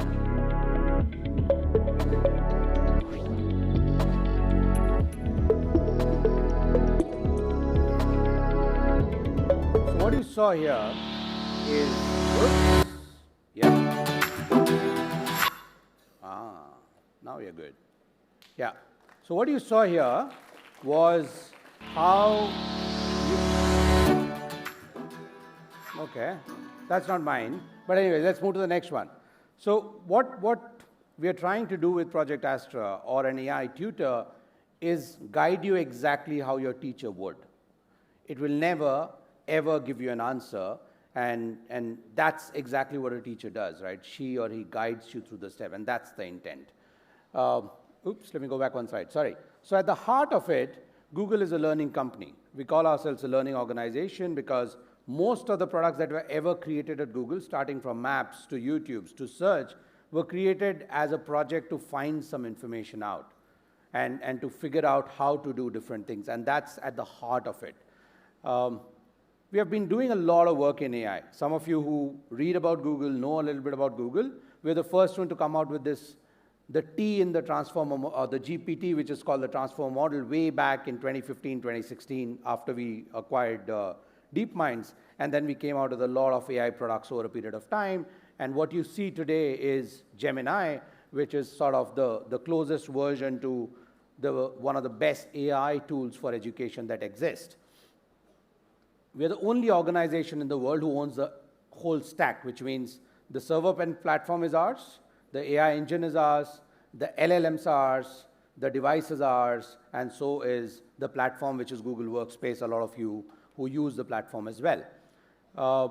We also, what we wanted to do before we launched AI for education specifically, was to build pedagogy into it. Otherwise, it would have been just another tool that could answer a question. And with AI, that's one thing that teachers did not want. That if I go and ask what is the area of a triangle, no teacher would tell me an answer. She would guide me. The first step, she would say, okay, draw it, write A, B, C, and then figure out how it could be done. And that's exactly how we wanted AI to treat when a question was asked by a student. And that's why we created this large language model, which is called LearnLM. And that's now embedded into almost all of our education-led AI products, which ensure that it doesn't ever answer a question to you, but it sort of guides you in the right direction to figure out an answer.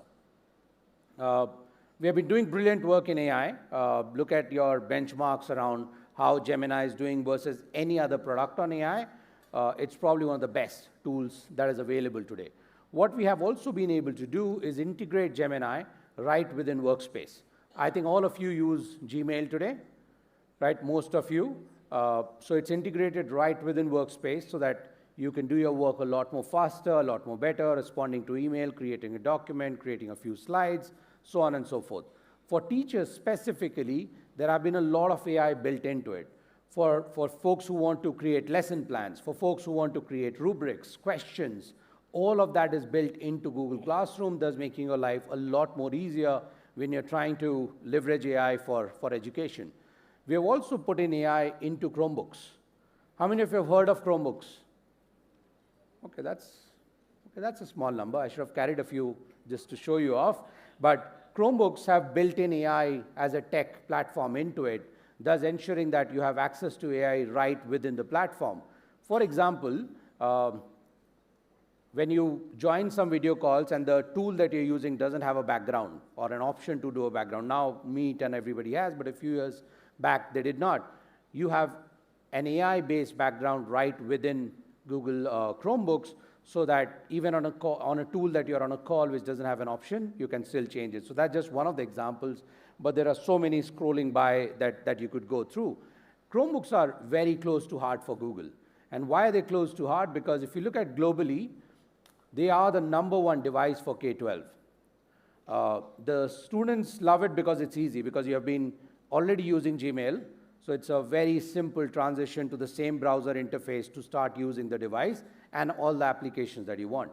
The educator and the school ecosystem loves this because they're very easy to manage. They're super secure. Because what you want when you're giving access to a device to a kid is security. You don't want kids to have access to things that they should not. The kids don't like it. I'm sure they do. They don't rather. But as a school administrator, you really want a device that you can control and manage. And that's what Chromebooks really, really do. I'll just quickly brush to that. The other very close to heart is the accessibility features within Chromebook. We launched a feature a few weeks, or no, actually a few months back, where a kid who has motor skill challenges could move their head in the way to move a mouse, or blink an eye, and it would click a button. Right? So those kind of accessibility features have been built into Chrome to ensure that they become the device that every kid could use, irrespective of the accessibility challenges they may or may not have. So that's something that we have done with devices. We also can help you set up AI labs. We have done that at a few schools today on Chrome and Gemini to teach the kids how to leverage the power of AI on their platform. We also offer a lot of teacher certifications. So do we have any Google certified teachers in the room? Oh yeah, 2. Okay, that's not bad. We would love all of you at SSVM to be Google certified. So we'll have a chat with you, ma'am, afterwards on how we can do that. But these are global certifications that all of you can do. There are a lot of trainings. I think I don't have the slide, but I'll go back to this one. There are a lot of trainings for you as kids on the Google platform, which we'll discuss about, where you can learn about AI, how to use AI, why not to use AI, and why to use AI, plus also on Workspace. So there are some fantastic features within emails, docs, sheets, and slides that you could learn and make a lot of use of. So we'll take you through that as well. I'll quickly flick that. This one, because the time's up, I won't go through this one slide. But at that note, I would like to quickly move through. Oops, yes. I like to end sort of with this one slide or a saying from John Davey that if we teach today's kids the way we taught yesterday's or the way I was taught, we are actually robbing you of tomorrow, which is going to be very, very, very different. And the reason I say that is because my today is very different from the way I was taught. I was never taught AI, never had AI. But today, I would say about 50% of the things that I do on a day-to-day basis at Google are using and leveraging the power of AI. And if I do not embrace this, I probably would not have a work to do tomorrow. So AI is not going to take my jobs away, but if I don't embrace AI, that's when I would be probably jobless. At that note, thank you. Really, really appreciate the time. Hope this was useful. Appreciate it.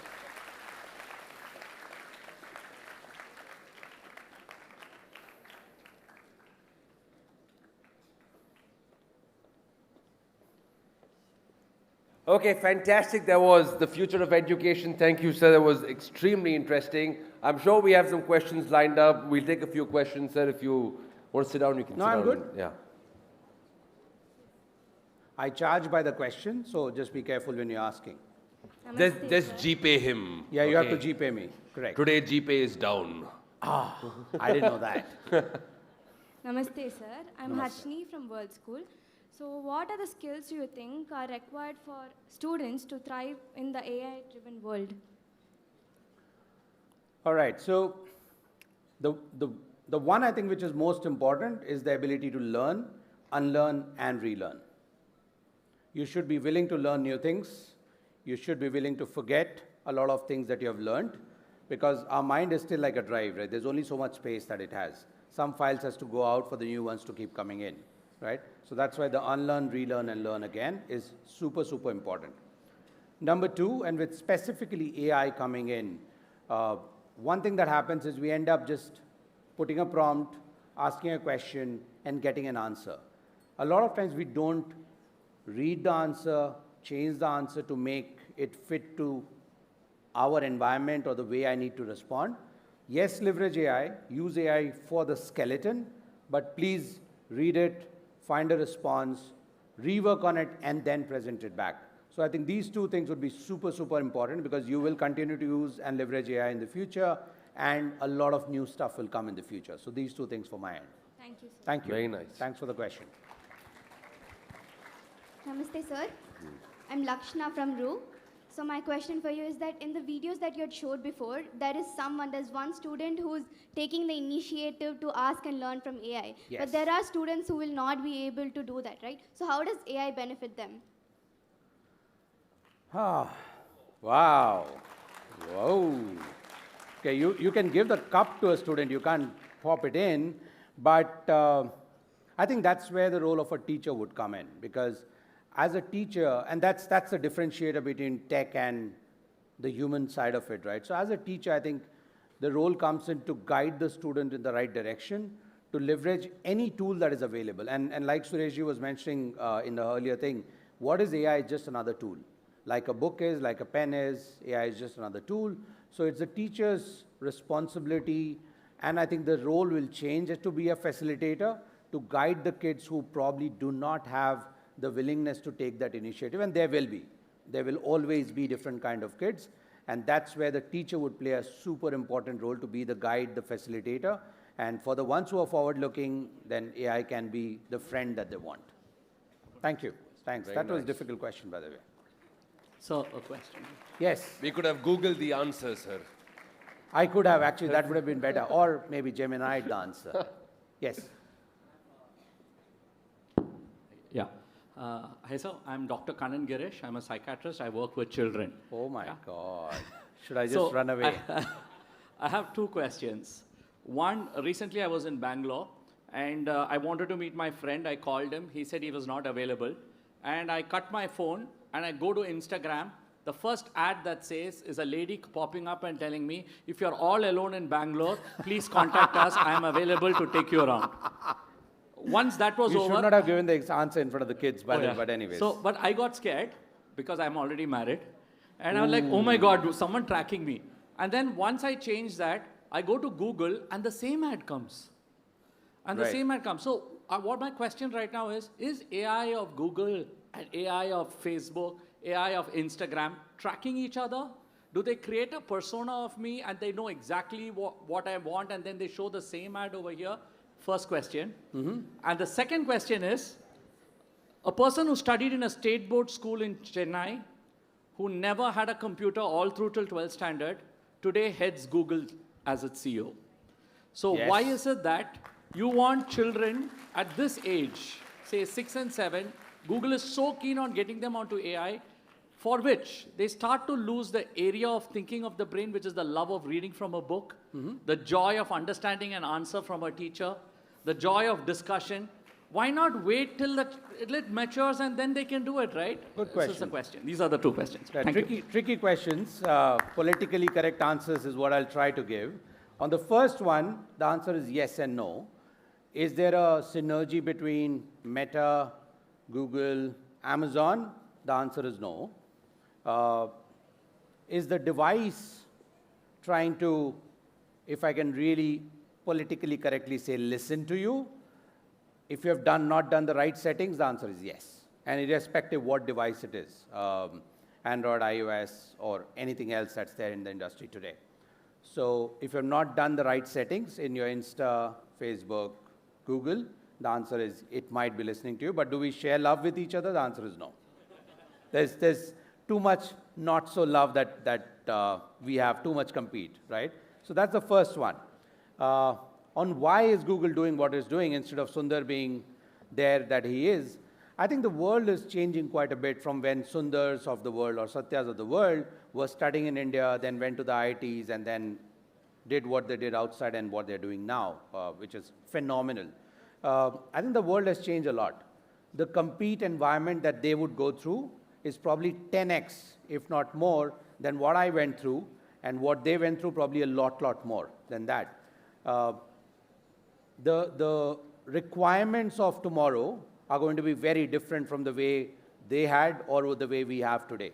And that's why leveraging tech, leveraging AI becomes super, super important. The other thing also is the Sundars and the Satyas of the world, and a lot more like that, probably worked 18 to 20 hours a day. How many of us really want to do that? We start our work with the first sentence saying work-life balance chahiye mujhe. मैं तो 8 घंटे काम करूँगा, right? Now, if you want to work 8 hours in terms of time, but you still want to be equally effective, the only way you can do that is by leveraging tech. The thing that an email response could take you 10 minutes, you can do it in 1 today, equally effectively. So if you want to get the best of everything, tech really is the catalyst that will push you up. Would Sundar or Satya be more impactful tomorrow if they have learned today? I'm sure these kids would be a lot more impactful than them. All right, anything else? We are good? Oh, you have one more question? All right. I didn't get paid that much, by the way, for so many questions, but go for it. Hello, Hi. good afternoon. My name is Hari. I'm an alumnus of SSVM. Right now, I work in education research at TISS Mumbai. I just wanted to pick on a phrase that you used during the talk. You said we want students not only to consume, but also to create the same tech that they use. So I just wanted to ask if you can elaborate the thinking behind that. That's one. And the second thing is, when at Google, you're designing tools for that can be used in education, whether in AI or otherwise. Yeah. Is the thinking mostly to do with preparing students for the future of work, or is there more to it? Okay. So on the first one, and being Google, I think some of the answers need to be put in perspective, but I think the thought process in India is that we as Indians create our own products, consume our own products rather than bring it in from outside. You know, the whole concept of Atmanirbhar Bharat that our Honorable Prime Minister talks about, Viksit Bharat that he talks about in the next few years.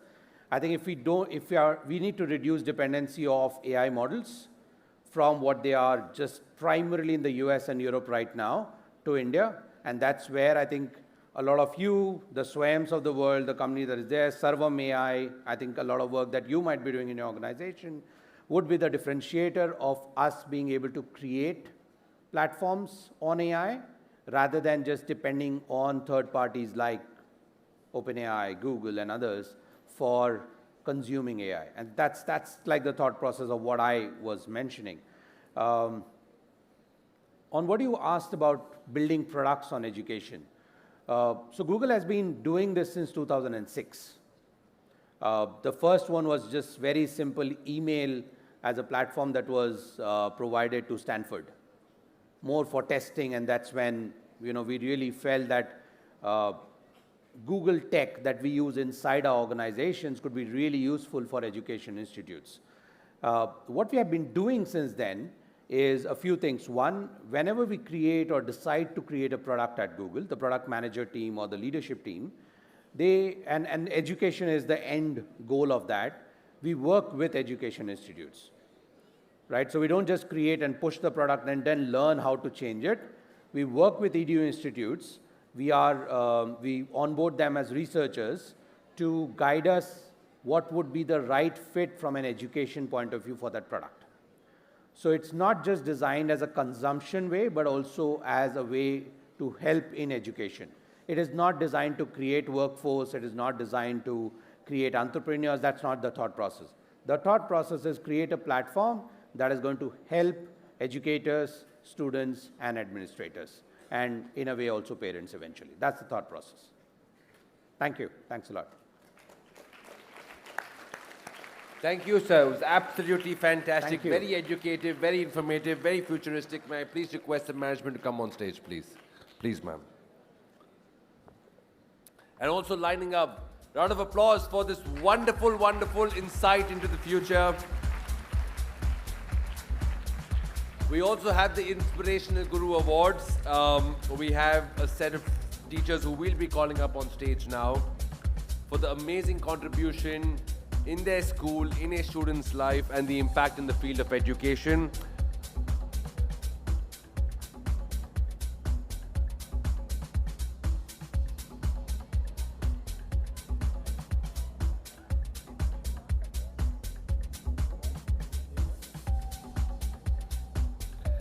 May I please have Madam Subha R, Chinmaya Vidyalaya Metric Higher Secondary School, Coimbatore. Oh.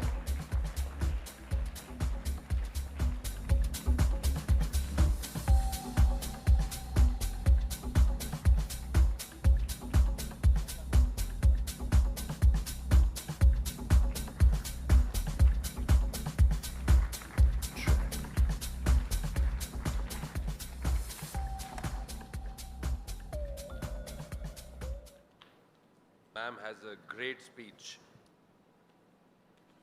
I think I won't disappoint you. Namaste to one and all present here.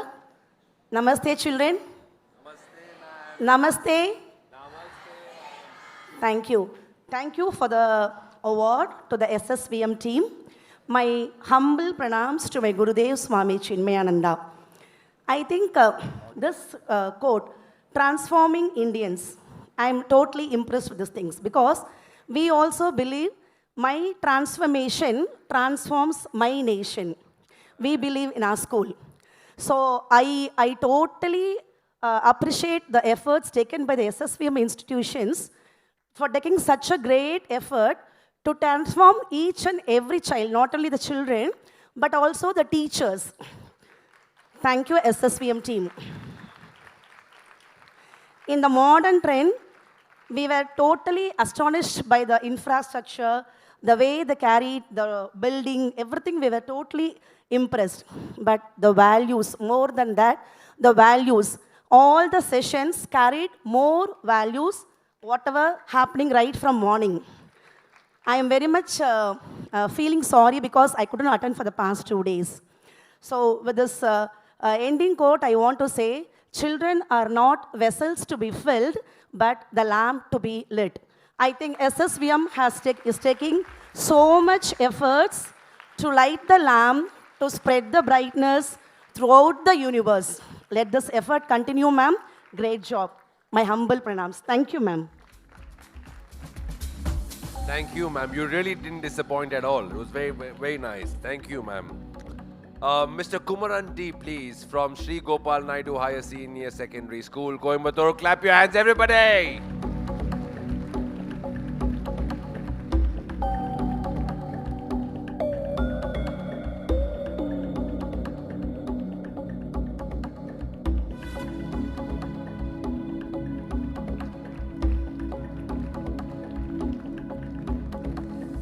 Sir, please don't disappoint.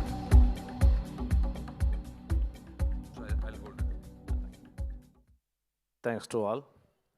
With all your permission, can I speak in Tamil? Please, sure. Yeah. Thank you. Tamil தாய்க்கு முதல் வணக்கம்.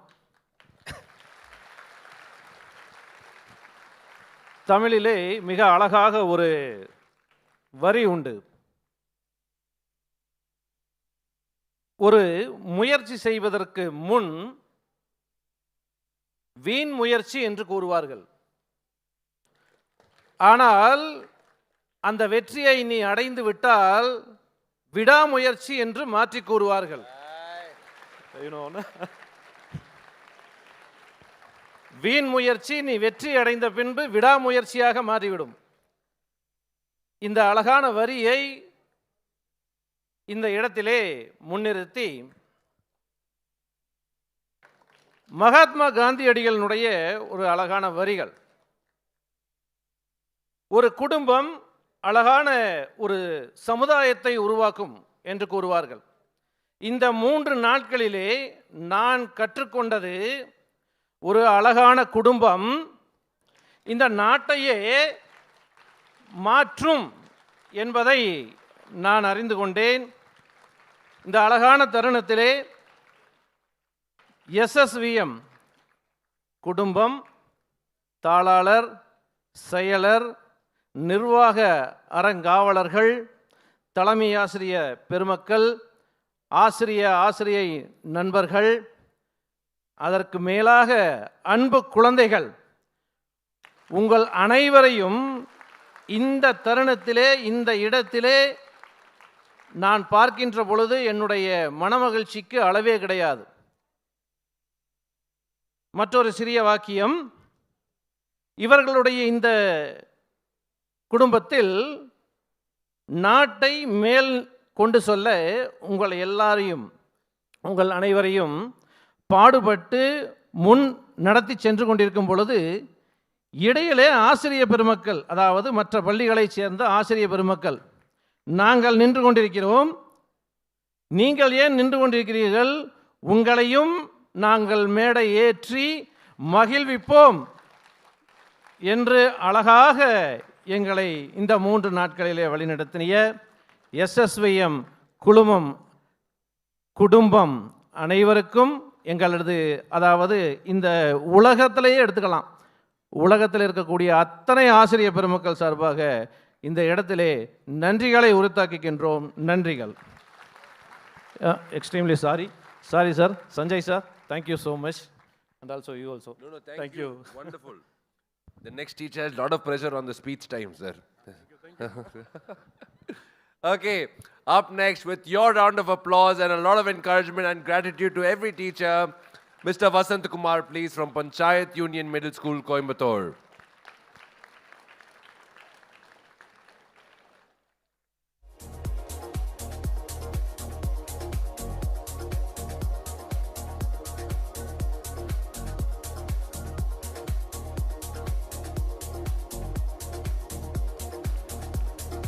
Now it's not about teaching, it's about orating, sir. All the best. I'll hold it for you. தாய்க்கு என் முதல் வணக்கம். தமிழ் தாய்க்கு என் தலை வணக்கம். கற்றோருக்கும் கற்போருக்கும் கற்கண்டு கணித ஆசிரியனின் வணக்கங்கள். சுவாமி விவேகானந்தரிடம் கல்வி என்றால் என்ன என்று கேட்டார்கள். மனிதனுக்குள் புதைந்து கிடக்கும் பரிபூர்ணத்தன்மையை வெளிக்கொணர்வதே கல்வி என்று சொன்னார்கள். இந்த 3 நாட்களிலும் மாணவர்களாகிய உங்களிடம் இருக்கக்கூடிய திறமைகளை SSVM குடும்பத்தினர் அழகாக வெளிக்கொணர்ந்தனர். அதனை கண்டுகளிக்க எங்களுக்கு ஒரு மிகச்சிறந்த வாய்ப்பை ஏற்படுத்தி கொடுத்தனர். அடுத்ததாக ஆசிரியர்கள் அரசு பள்ளியில் உள்ள மற்றும் அரசு நிதியுதவி பெறும் பள்ளியில் உள்ள பல்வேறு ஆசிரியர்களை ஆய்வு செய்து எங்களை தேர்வு செய்து இந்த இன்ஸ்பிரேஷனல் குரு அவார்ட் என்று போட்டிருந்தார்கள். தமிழில் வாக்கியத்தை தேடி பார்த்தேன். உத்வேக குரு ஆசிரியர் என்று வந்தது. உத்வேக குரு. இந்த உத்வேக குரு எங்களுக்கு உத்வேகத்தை அளித்தது. இனி வரக்கூடிய காலங்களில் மிக சிறப்பாக செயல்படுவதற்கு எங்களை ஊக்குவிக்கிறீர்கள். ஊக்குவிக்க ஆள் இருந்தால் ஊக்குவிக்கவனும் தேக்குவிப்பான் என்ற ஒரு முதுமொழி உண்டு. அதற்கு அடுத்ததாக ஒரே ஒரு வரியை சொல்லி நிறைவு செய்யலாம் என்று நினைக்கிறேன். A good teacher is born every day anew. ஒரு சிறந்த ஆசிரியர் என்பவர் தினம் தினம் புதிய கருத்துக்களுடன் வகுப்பறைக்குள் செல்ல வேண்டும். எங்களுக்கு இந்த 3 நாட்களிலும் AI என்ற தொழில்நுட்பத்தை அழகாக எடுத்துரைத்தார்கள். அதனை நாங்கள் தெரிந்து கொண்டோம். SSVM குடும்பத்திடம் ஒரு அன்பான வேண்டுகோள். எங்கள் பள்ளி இருக்கும் இடம் மலைப்பாங்கான பகுதி. அங்கு ST ஷெட்யூல் ட்ரைப் குழந்தைகள் அதிகமாக இருக்கிறார்கள். எங்களுடைய பள்ளியை தாங்கள் ஆய்வு செய்து தங்களுடைய தொழில்நுட்பத்தை எங்கள் பள்ளிக்கும் வழங்க வேண்டும் என்று அன்பான கோரிக்கையை எங்கள் பள்ளியின் ஆசிரியர் சார்பாக கேட்டுக்கொண்டு வாய்ப்புக்கு நன்றி பாராட்டி விடைபெறுகிறேன். நன்றி, வணக்கம். Thank you. Thank you, sir. Very, very good, sir. All the best to the next teacher. Can we have Miss Pooja Sharma, please, from Scottish High International School, Gurgaon? She's rehearsing her speech in the mind.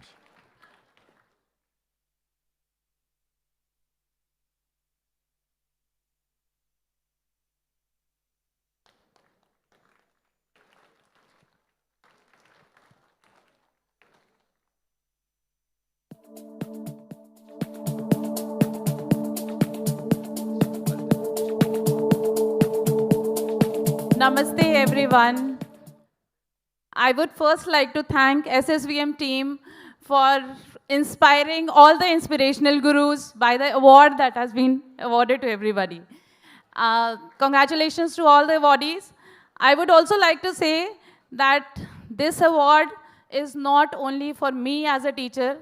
This award is for my children, for my family, and for the institution for which I work, Scottish High International School, who keep on inspiring us each and every day. Thank you. Thank you. Thank you, ma'am.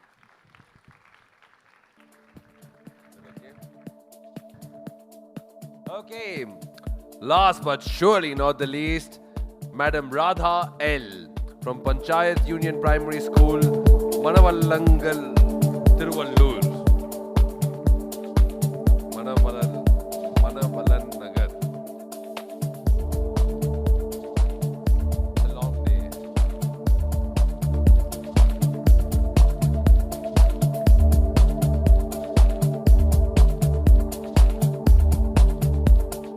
Yes, ma'am. I will help you. Please come in front, ma'am. Good afternoon to all. First, I would like to thank the management of SSVM and staffs and jury members and children of my class who have made me to receive this award. And then, I want to tell you about the children because I was really amazed all these 3 days to see your involvement and performance in each and every aspect. Right from the stage, that is not from the stage, that is from comparing to the performance. I was really amazed and happy, dears. Okay, keep rocking. And then next, I would like to tell about the staffs because I was really happy. The thing that is what hospitality offered by them was unbelievable, and I don't have words to say. I don't have words to express the joy. And then all these 3 days, we have got a lot of information through the popular personalities. So it's very useful, ma'am. And a teacher can be successful in their life only through the success of their children. A teacher is always a teacher, but a teacher can be a better teacher with the help of AI. Thank you once again. Very nice. Thank you, sir. Ma'am, you cannot go down. You have to remain on top. We're calling all the Inspirational Guru Awards, all the teachers on stage, please, for one perfect photo. It's going to be filled with so much of wisdom. One perfect photo for the frame, for the records. Some of you all come. Some of you on this side.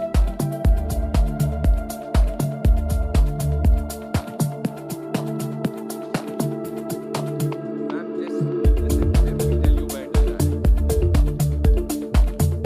Some can go in front also.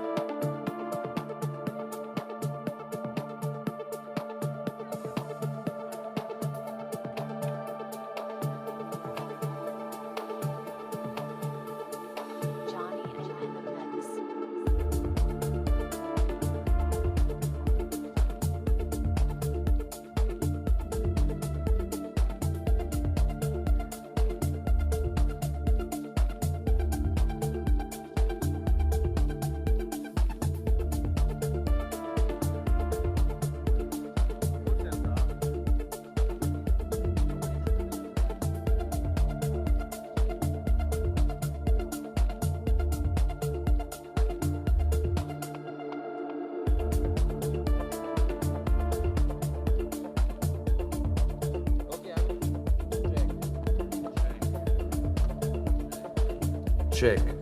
Okay, I'm supposed to make a very strict announcement.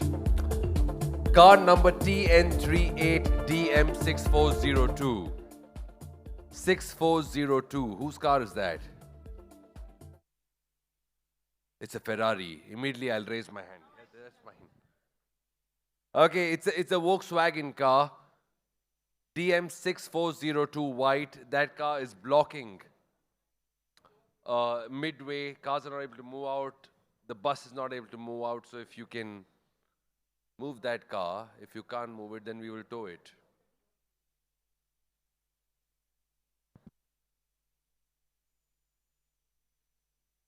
Students come self-driving.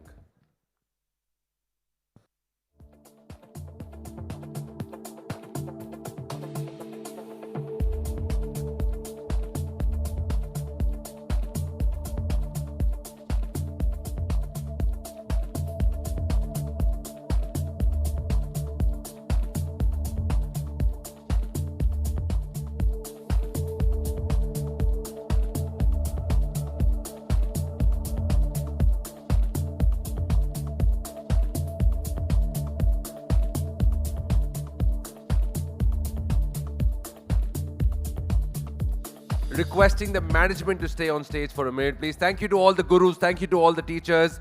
If we can just felicitate Mr. Sanjay before. Thank you, ma'am. Thank you, ma'am.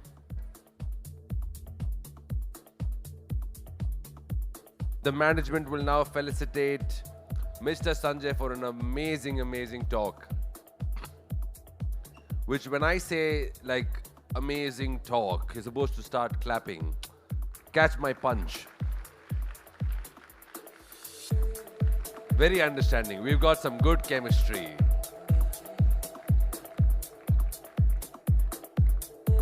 Thank you. One for the pictures, one for the memory. Thank you, Mr. Sanjay. It was amazing.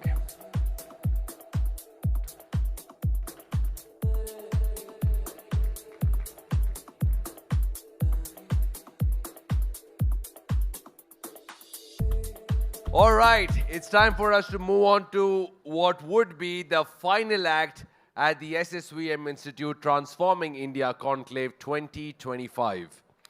We've always heard, well begun is half done. What if I tell you, let me show you how we get this entire thing done. 3 days have been amazing. 3 days have been inspiring. 3 days have been transforming.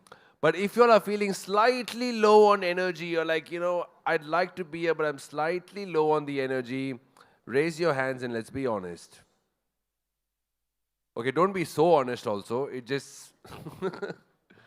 So what we're going to do, my friends, we started with a rocking song in the morning. We'll end it with a lot of moves, lot of grooves, smiles, and we realized that transforming every Indian, transforming India, can be a lot of fun. You're going to watch this, be a part of this, bringing on stage, no treble.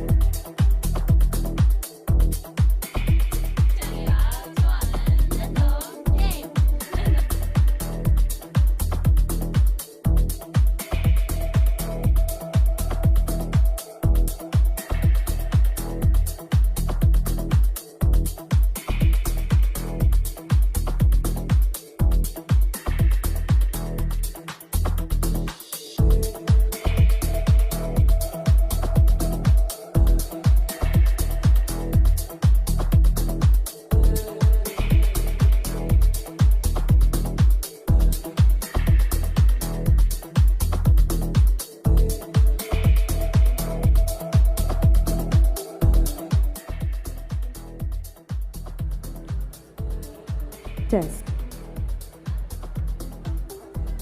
Test. Test. Test. Check, check. Check. Check, check. Check. Check. Check, check. Check.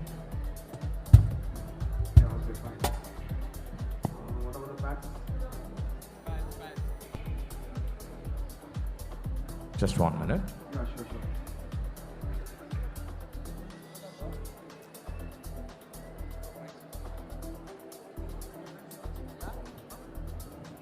Newton, it's on.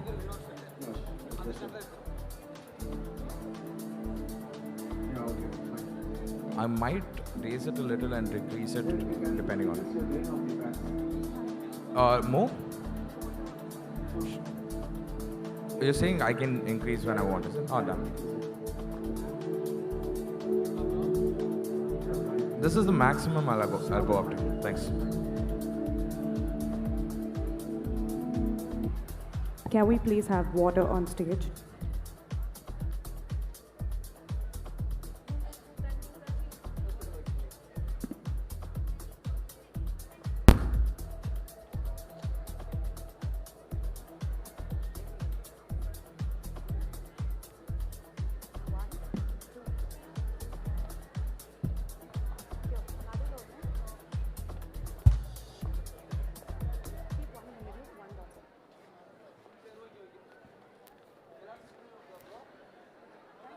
Check.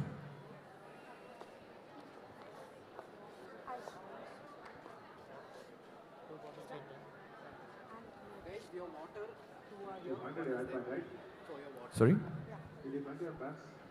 Yeah, it's connected.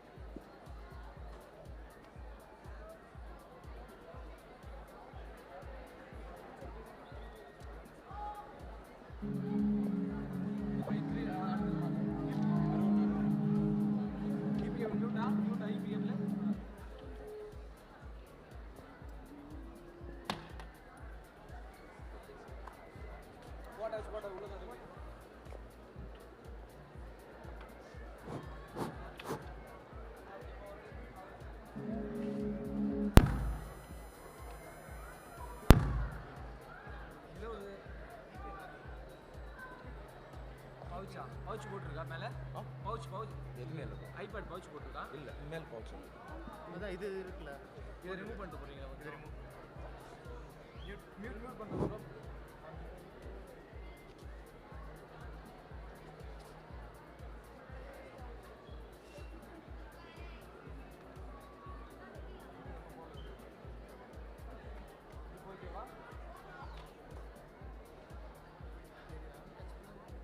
Check.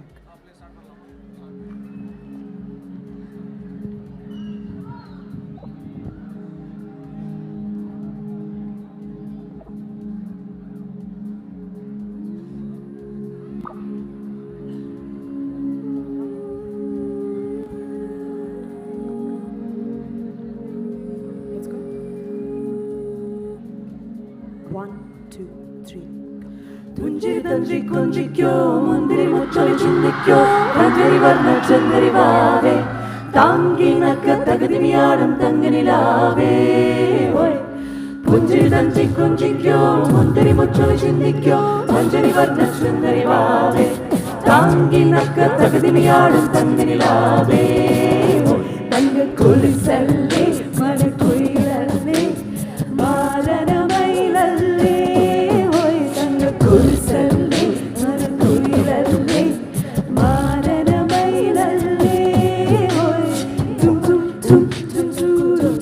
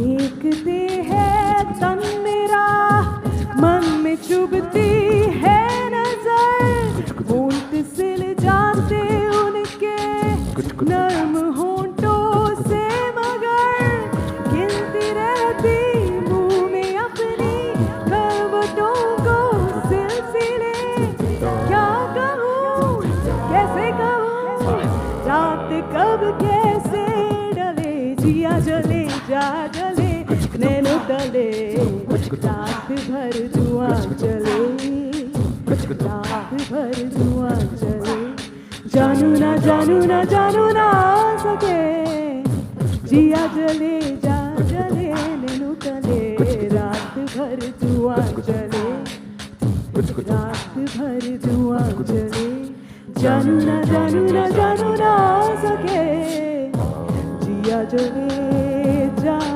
चले nano तले चले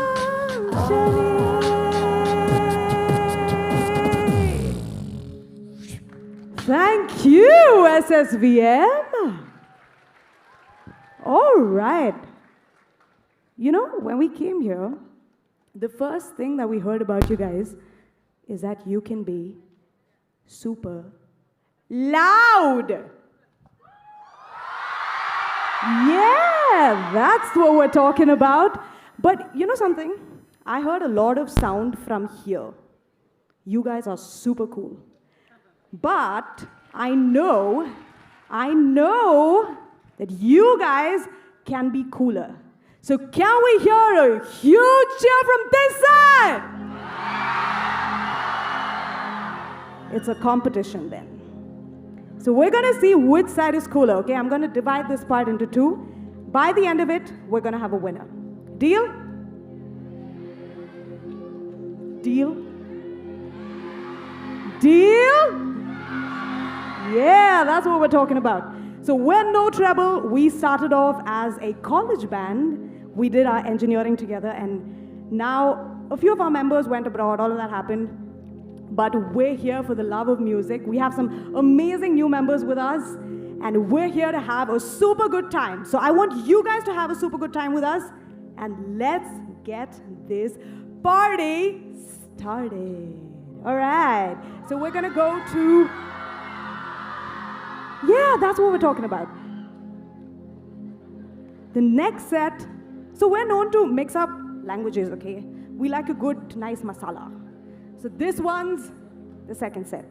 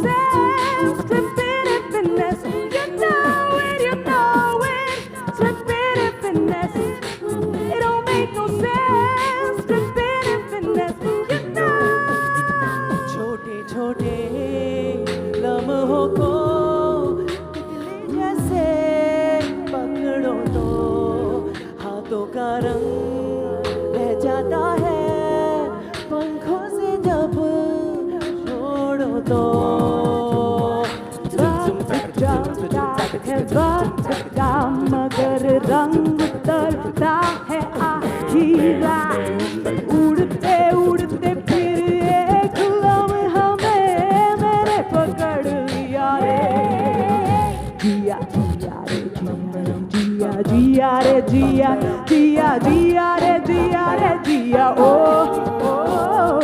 जिया रे जिया रे जिया जिया रे जिया जिया जिया रे जिया रे jiya, oh, ho, ho. Fellas, grab your lady's fine. Tell her she the one for life. Fellas, grab your ladies and do this right. Tell her she the one for life. And we got it going on, and it feels so good to be us, babe. And we got it going on, you know it. And we got it going on, and it feels so good to be us. And we got it going on, you know it. And I've been tripping in finesse. Thank you. All right. Yeah, that's what we're talking about. Now that sounds like SSVM. All right, all right.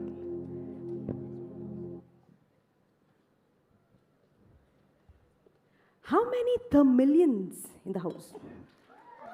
There we go. Yes. Yeah. I'm sure you were waiting for that. One beautiful Tamil number. Right? How many Sai Abhyankar fans? Now you guys have to sing along with the next song. Are you ready? Guys, there. These guys are super loud, huh? They've gotten a lot better than that. Right now they are winning, right, Joe? Yeah, They are yes. in the competition to be the winners. Ra, so you take that side. Done, this side. Yeah? So I'll make sure they win. Huh? And Sue, you take that side. I'm on both their sides. But we are on our side, right? No, we are winning. No, we are winning, right? Yes or no? Okay, all right, no fighting. We'll both win. Or we'll try. Yeah? We got this? Everyone ready? Oh, that's great. Awesome. All right, let's go.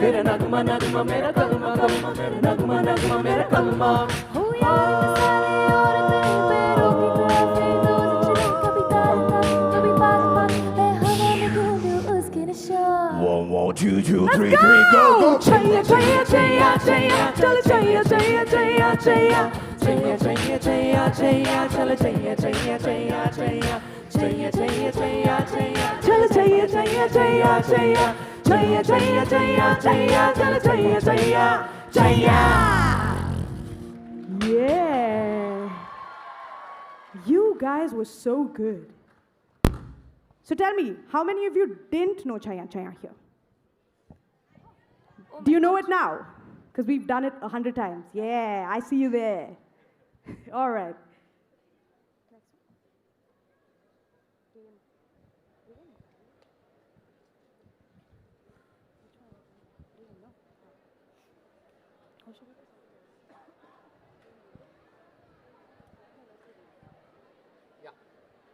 Cool. So here, when we came here, we wanted to turn all of you into an a cappella group. Okay, we came with that vision. So can all of you stand on your toes? Can we do that, please? Don't worry, guys. This is not a punishment. And Yeah. Yeah, don't worry, don't worry. We can have the teachers also stand up. It'll be amazing. For the very first time ever, we're doing this. The biggest a cappella team in India. Singing this together. Or rather, demonstrating this activity together. how many of y'all? Oh no, I don't want to break it. Go for it. How many of y'all like rain? Yeah. Do y'all like rain? Yes, no? How many of you like the rain? What if we become the rain? Have you ever thought of that? All right, that's what we're going to do now. So what I'm going to do is I'm going to split all of you into different groups. Sue, here, this is our very own beatboxer, the amazing, the brilliant Surat Suresh. Yeah. He's the man with the beats. So the group right here follows Sue, okay? And then next we have the vibrant, the stunning, the beautiful, curly-haired maestro, Mr. Arun, who takes care of the bass. He's the bass man, all right. So you guys, the next section, follow Arun, please. Then we have the stunning, the gorgeous, the vibrant yellow beauty. We have Aishwarya. She's known for her Carnatic skills.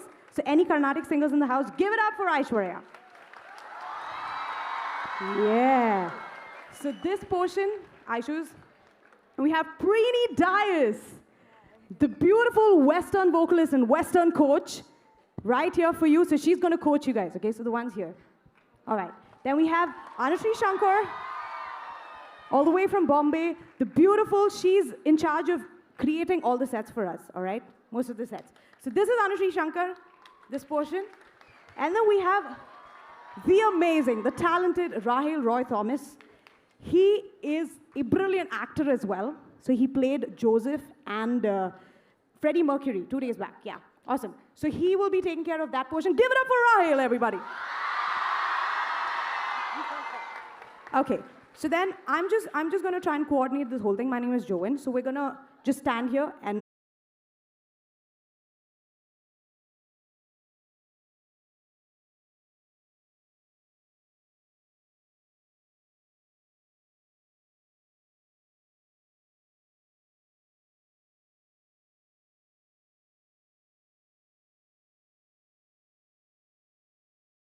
continue.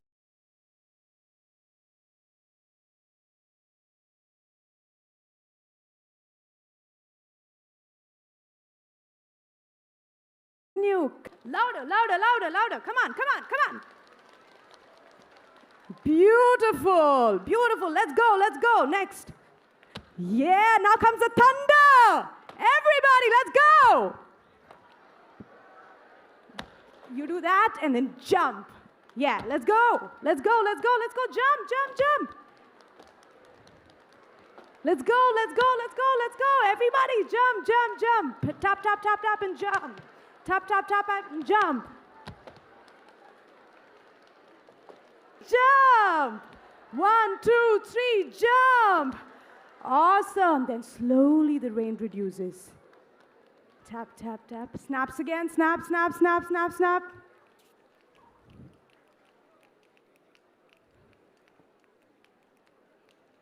Very good. And finally,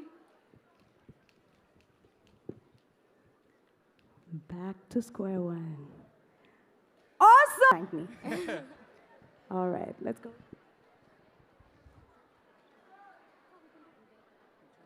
Check. Newton, I will have to mute the EP for this. Changing the device.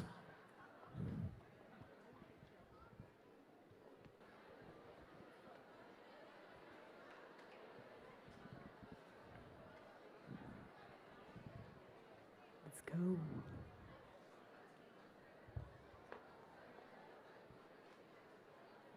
Okay, one question, Ra. Who is better now? Who's better amongst them? No chance. You're still going strong? No chance, I'm sorry. From the beginning. You didn't inform. From the beginning. Beginning is there. No. That is maybe... Shout and show. Shout and show. There. Okay. That was cute, guys. Now listen to this. Come on.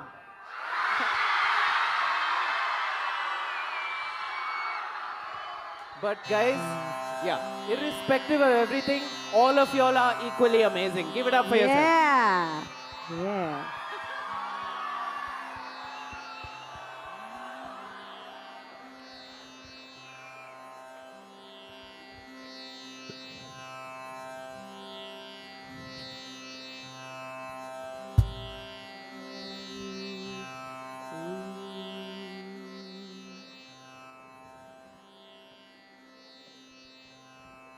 Let's go.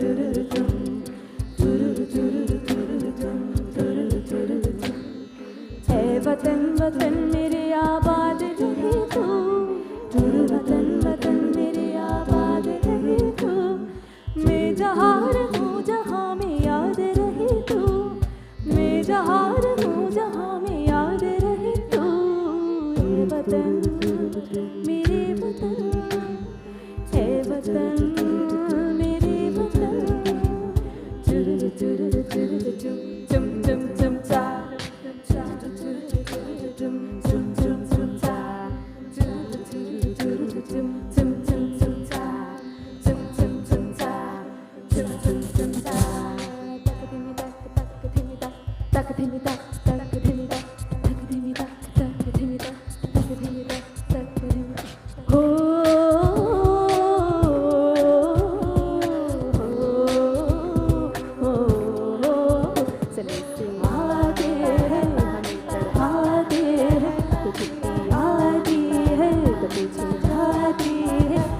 कब आओगे लिखो कब आओगे कि तुम इन ये घर सुना सोना है समय से आते हैं हमें पढ़ाते हैं कुछ पढ़ाती है तो पीछे जाती है कि घर कब आओगे लिखो कब आओगे कि तुम इन ये घर सुना सोना है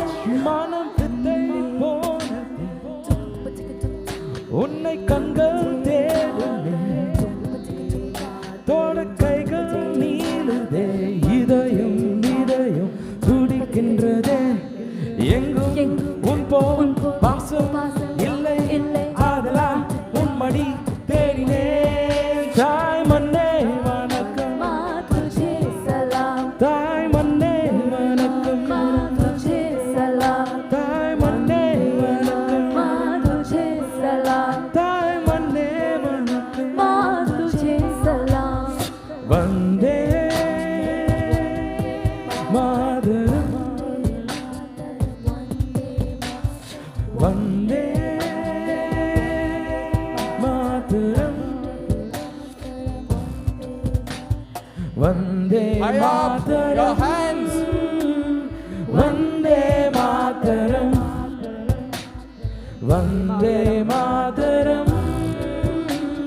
Vande Mataram. Vande Mataram, Vande Mataram, Vande Mataram, Vande Mataram, Vande Mataram, Vande Mataram, Vande Mataram, Vande Mataram, Vande Mataram, Vande Mataram, Vande Mataram, Vande Mataram. Sujalam Sufalam Balayaj Chitaram Sasya Shamalam Mataram Vande Mataram, Vande Mataram, Vande Mataram, Vande Mataram, Vande Mataram, Vande Mataram, Mataram Vande. Dum duru dum duru dum, dum duru dum duru dum, dum duru dum duru dum, dum duru dum duru dum. தாயமணி கொடி சொல்லுக ஜெய் ஹிந்த். காத்திட தன்னலம் போக்கிட சொல்லுக ஜெய் ஹிந்த். என் இந்திய தேசம் இது, ரத்தம் இந்திய தேசம் இது, காந்தி மகான் வந்த கண்ணிய பூமி இது. தாய்மணி கொடி சொல்லுக ஜெய் ஹிந்த். தாயக காத்திட தன்னலம் போக்கிட சொல்லுக Jai Hind. da da da re re re re re mama mama mama ba ba ba ba ba re re re re mama mama ba ba ba ba ba re re mama mama ba ba ba ba ni ni ni ni ni da da da da ba ba ni ni ni da da ba ba ni ni ni da da ba ba ni ni ni da bani da bani da bani da bani da re taye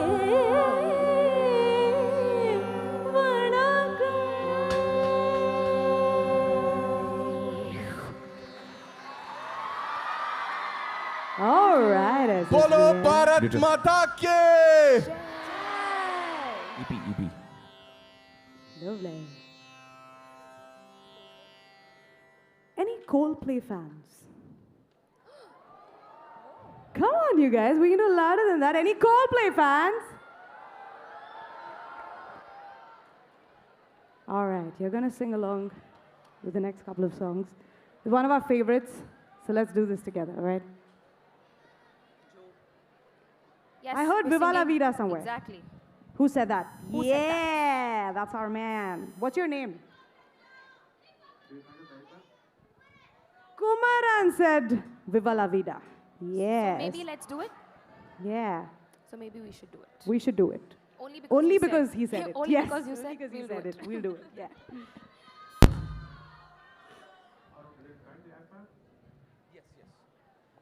But the signal is not coming. Now? Thanks.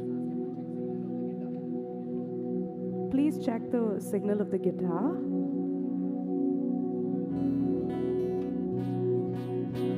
Yeah. All right.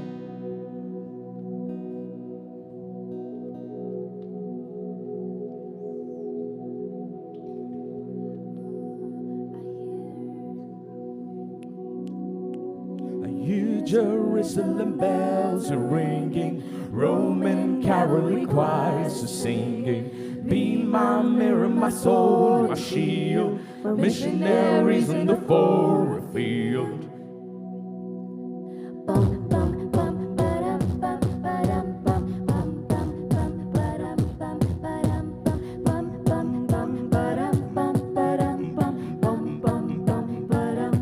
I used to rule the world. Seas were wise when I cleared the world. Now in the deep alone, sweep the streets I used to know.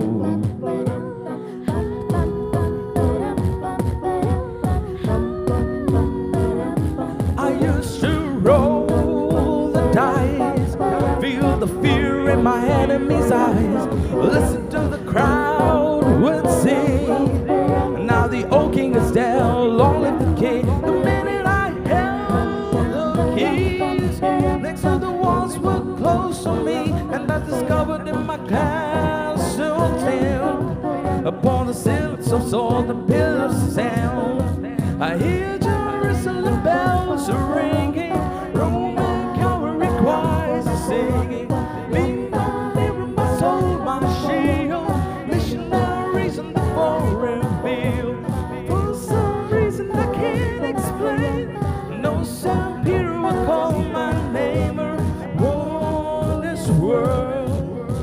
is when I rule the world.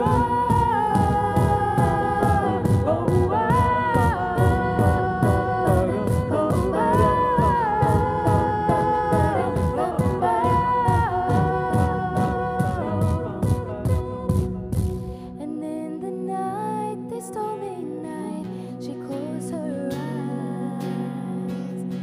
In the night, this stormy night, the way she flies. And lights will guide you home and ignite your bones. And I will try to fix you.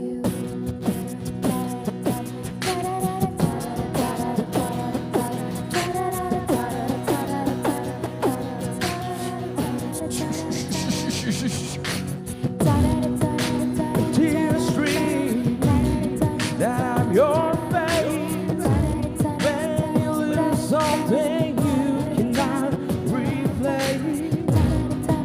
When tears stream that I'm your face and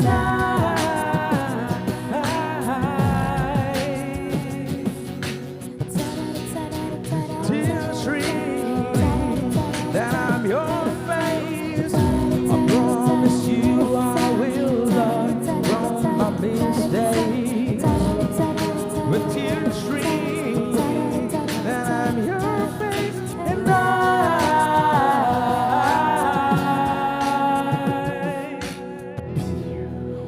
Lights will guide you home and ignite your bones. And I will try to fix you. All right, thank you, SSVM. We've come down to the last set. And the last one is one of our favorite sets. Because we're going to make all of you dance. Are we ready? This time, don't tell me, no, my leg's spinning, my head is spinning. We don't want all that, okay? We have an entire evening. It's only 4 o'clock now. So please stand up. I want you to shake it up. Get up, get up, get up, get up. Everyone get up, get up, get up, get up, get up, get up, get up, get up, get up. Yes, good, good. Everyone get up. What is this? Y'all are grandparents or what? Everyone stand up, please. Why are you all standing up like that? No. Stand up straight. Y'all are young. Y'all are beautiful. Y'all are vibrant. Y'all are from SSVM. World School. Woo! Come on. Stand up. Everybody. See, you know, there is one very, very young grandpa that I see there. Who is that? Huh? He's only 14 years, but he's a grandpa already. Please get up. Everyone. Please get up. Get up. All right. Oh, there's another grandma there. Now you guys No, know there's why a she's the grandmother. leader of the band, guys. She's always scolding us. Yeah. Oh, really? Okay. Rahil's guitar on his in-ears, please. Number 1. All right, all grandmas, grandpas up. Yes, we're young now. We're vibrant. Awesome. So we'll have Preeni lead this, okay? Hi, guys. What's up? Come on, scream. What's up? Yeah, I love the energy. So today, now we're going to do this set called Maria Pitashe. It's from the coastal area. It's to celebrate life and to celebrate happiness. But this song is called a baila Newton, you set. can put off the EP. Sorry. You can put off the iPad. Yeah, so the step goes like this. You just need to move your leg like this and like this. Right. Okay? And then left. Let's do that together. Let's go. Right. Right. He's got it there. Left. I see you. Right. Yes. Yeah. Left. Come on, come on. The first 3. Come on. Okay, Right. let's go. Left. Beatwise. Good. Up people are doing it. Good. Right. Left. Right. Left. Right. Left. Right. Left. Yeah, you both. You're doing it amazing. I like your moves. I like Keep that it up. chicken dance. He's also doing one. So now, Tang, tang, tang. I love that. Yeah, Okay, I love very that. good. I love Good, that. good. Be yourself. And your hand should go like this, and like this, and like this. And Sir like is doing this. it really well. See, sir is doing so Sir well. is doing it really well. Come on, guys. He's Give a it pro. up. Give it up for Sir right here. Yeah. Yes. Good job, okay? So we're gonna do it together, and please sing with us. You're gonna love this set, okay? Oh, Maria Pitashe. Oh, Maria Pitashe. Oh, Maria Pitashe. Oh, Maria Pitashe.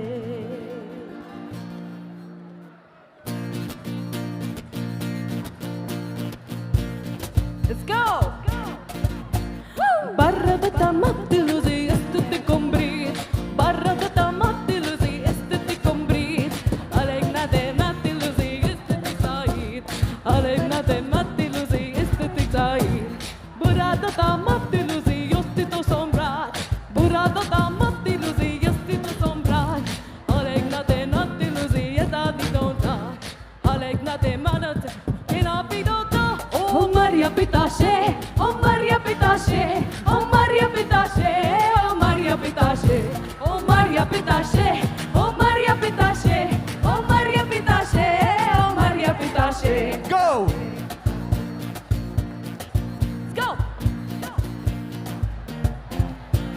Let's go! Come to Scotland, come from Ireland, come from Holland, come from Poland, come from any land. If you're looking now for a pleasant holiday, come to Kuwait, Kuwait, Mary hai. Hey! Kuwait, Mary hai. Go, Kuwait, Mary hai. The students are nice, Very nice. and everything's nice. Come to Kuwait, Kuwait, Mary hai. Let's go! Come on, keep moving! ரெண்டுல ஒண்ணு பார்க்கலாம் நிக்கிறியா தம்பா எப்பவும் life திரும்பலாம் நம்புறியா நம்பா ரெண்டுல ஒண்ணு பார்க்கலாம் நிக்கிறியா நம்பா எப்பவும் லைஃப் திரும்பலாம் நம்புறியா நம்பா யாருங்க வந்தாலும் பயமுறுத்தி பார்த்தாலும் அசராம சிரிச்சா அவன் ஒதுங்கி போவான்டா யாருங்க வந்தாலும் பயமுறுத்தி பார்த்தாலும் அசராம சிரிச்சா அவ ஒதுங்கி போவான் ராமம்மா ஹே ராமம்மா ஜோலியோ ஜிம்கானா ராசம்மா ஹே ராசம்மா கேக்குது எங்கானா ராமம்மா ஹே ராமம்மா ஜோலியோ ஜிம்கானா ராசம்மா ஹே ராசம்மா கேக்குது எங்கானா சரிதானா All Talapati fans! Kukamba!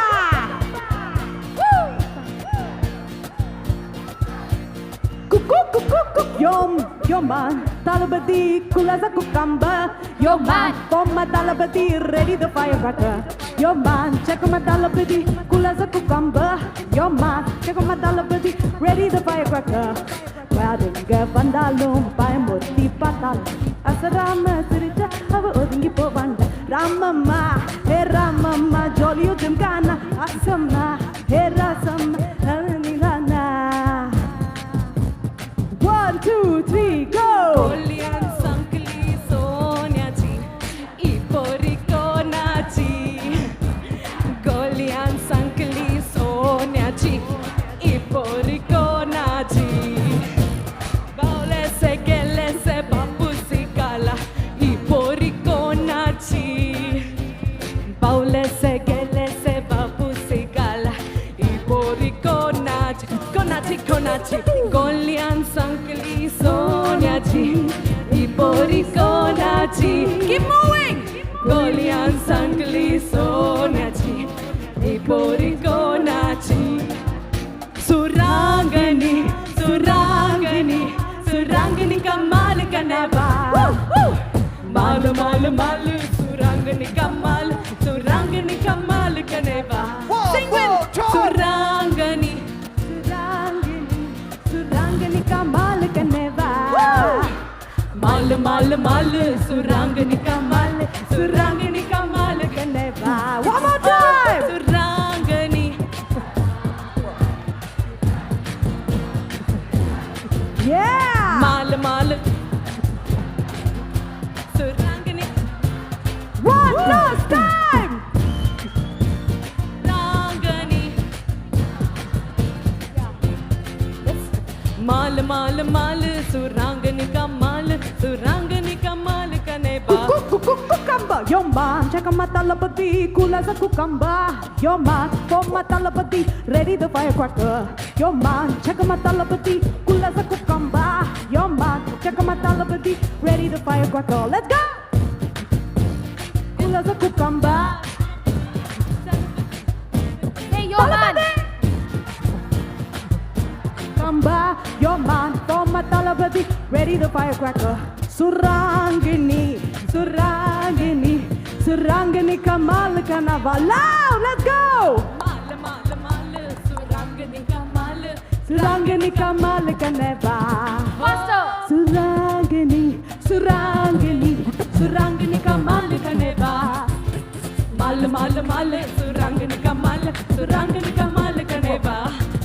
Surangini kamal kanava. Mal, surangini kamal.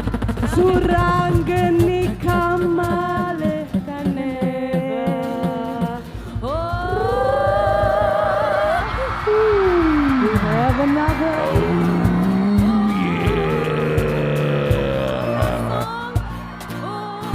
Maria Pitache, Oh Maria Pitache, oh Maria Pitache, oh Maria Pitache. Let's go! oh Maria Pitache, Oh Maria Pitache, oh Maria Pitache, oh Maria Pitache, oh Maria Pitache, oh Maria Pitache, oh Maria Pitache, oh Maria Pitache. Everybody! Oh Maria Pitache, oh Maria Pitache, oh Maria Pitache.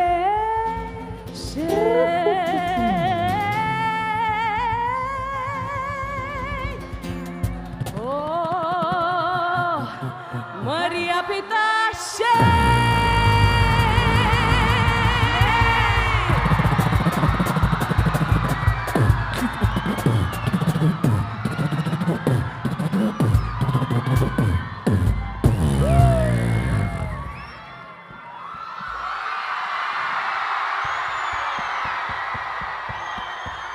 Guys, we want one photo with all of you. We're just going to stand here. Come. We're going to do that.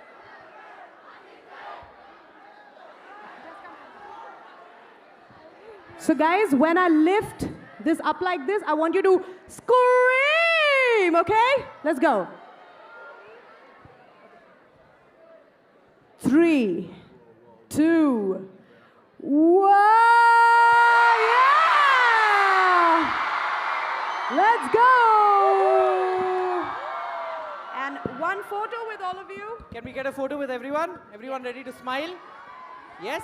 Jolly as cucumber. Yeah, let's do this. Okay. Yeah, let's sit down, guys. Okay, we'll tell you all 1, 2, 3. Okay. You want to sit down? Yeah, we're going to sit down. Sit, everyone. Okay? 1, 2, 3, cheese.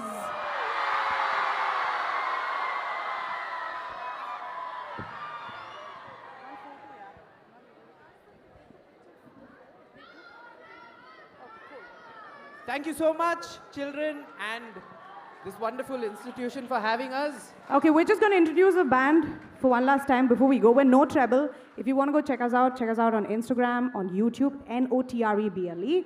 That is Rahil Roy Thomas. Singing the mains. Come on, guys. You were screaming all this while. Ah, very good.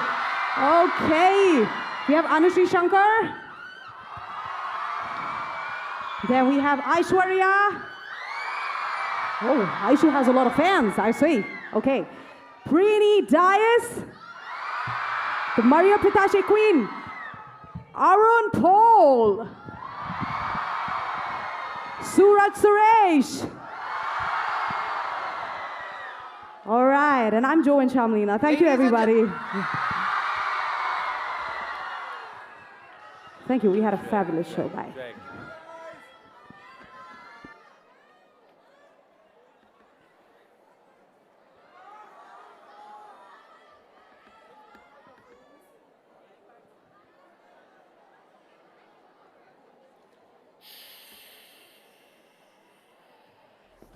check. In 45 minutes, the entire vibe, mood, energy changed. That, my friend, is trouble. Sorry, that's no treble. Round of applause for them. Extremely energetic. Fantastic.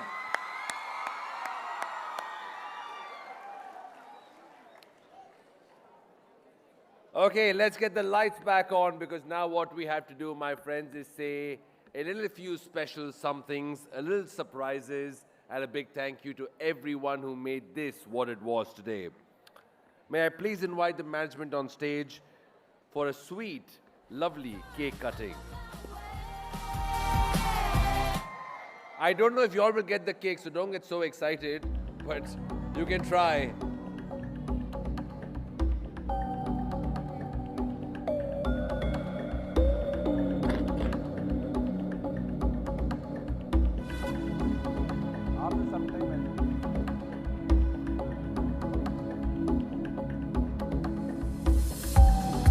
You all will have to sing along, okay?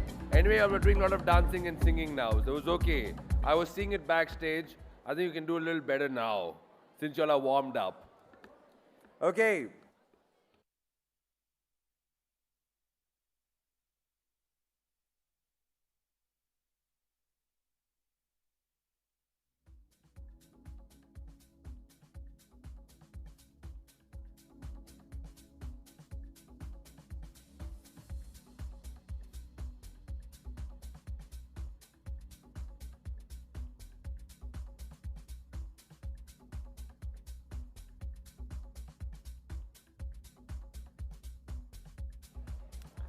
All right, so this is for everyone, every student, every volunteer, every teacher, the good-looking MC. There was one yesterday also, okay?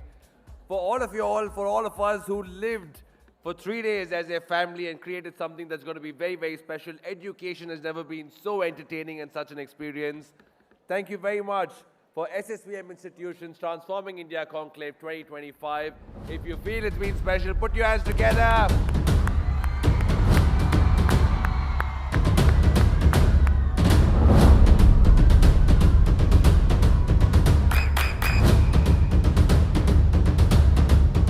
Not clapping up.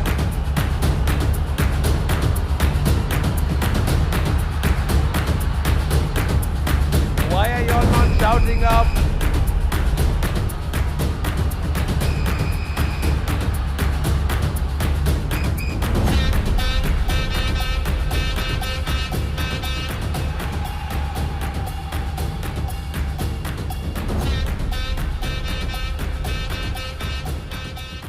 So you know what? Some of us have been a part of day one, maybe day two, maybe day three. I would say every minute was a highlight, but still what we have for you for a few moments is summarizing this entire 3-day conclave in a mini video to relive, rewind, and refresh these memories in a few seconds. Your eyes and heart on the screen.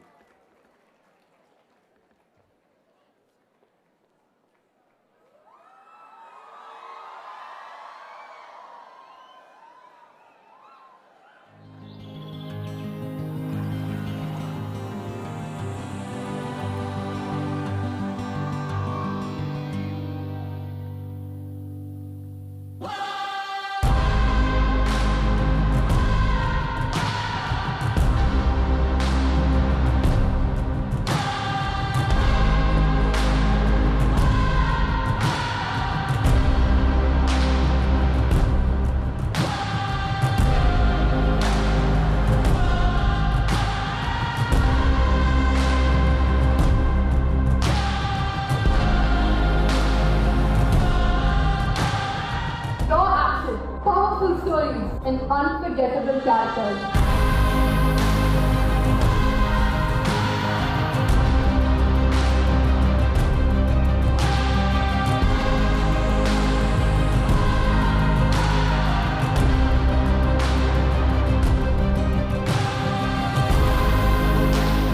At just 16, he is the CEO of AI Realm Technologies.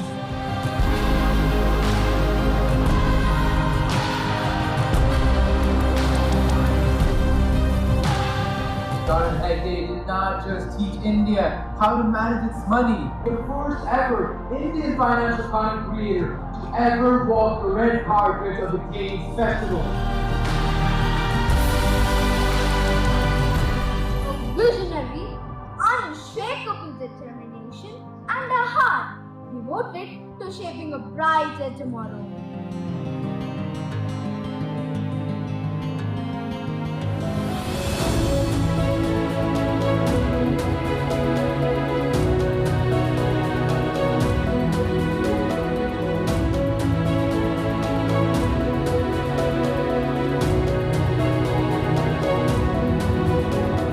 Our next guest literally teaches technology how to behave.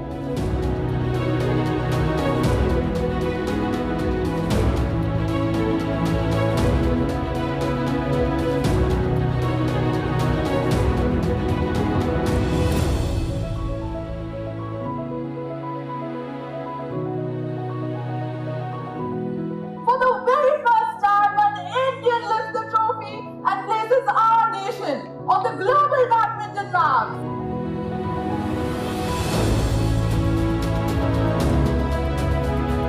And today, as the CEO of Swiggy's food marketplace, he is proving that speed and purpose can go hand in hand.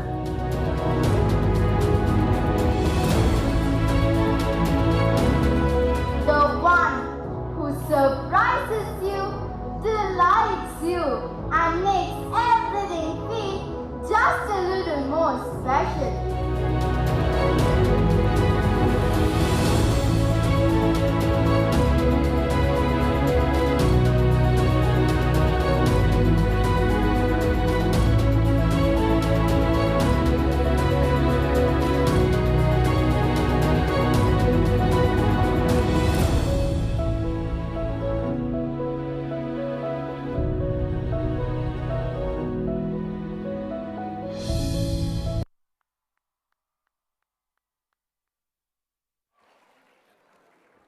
Do we already have the topic, ma'am?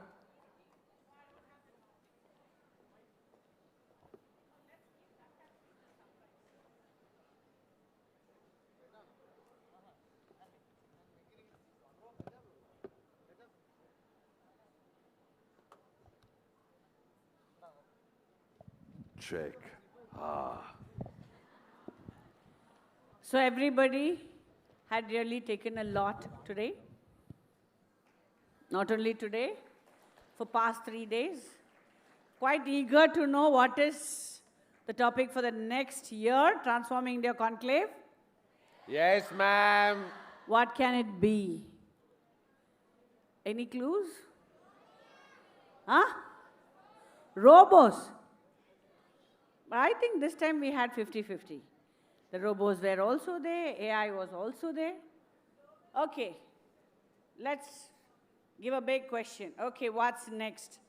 But the year 2026, Transforming India Conclave will be in the same stage, September 1, 2, and 3. Art World School. So here goes the next episode, which is the 5th episode of Transforming India Conclave. Thank you. And first of all, I have to thank all the teachers who had been as jury, the principals, and for the studentpreneur who had come out with a lot of ideas. You should give us a toughness, where every student should come out with an idea. Don't leave it for somebody, okay, they will do, not me. And these 3 days have given a lot of informations. How you can use an AI tool. So see that as an AI tool. That is what Sanjay sir beautifully told. As in how a notebook, a textbook, a pen, an eraser, a pencil box, a bag, AI is also becoming a tool in your educational bag. So don't use your time, don't waste your time on playing games. As in how Charan, Rohit, everybody they said, they invested their time. So the world is towards investment of time. How you can invest, how you can grow. You grow, don't make others grow. So if you grow, the world is in your hands. When you make others grow, you are in others' hands. So thank you very much for the entire Avatar team who had literally worked with us the whole year. Hey, Ma. Chandar sir and the team.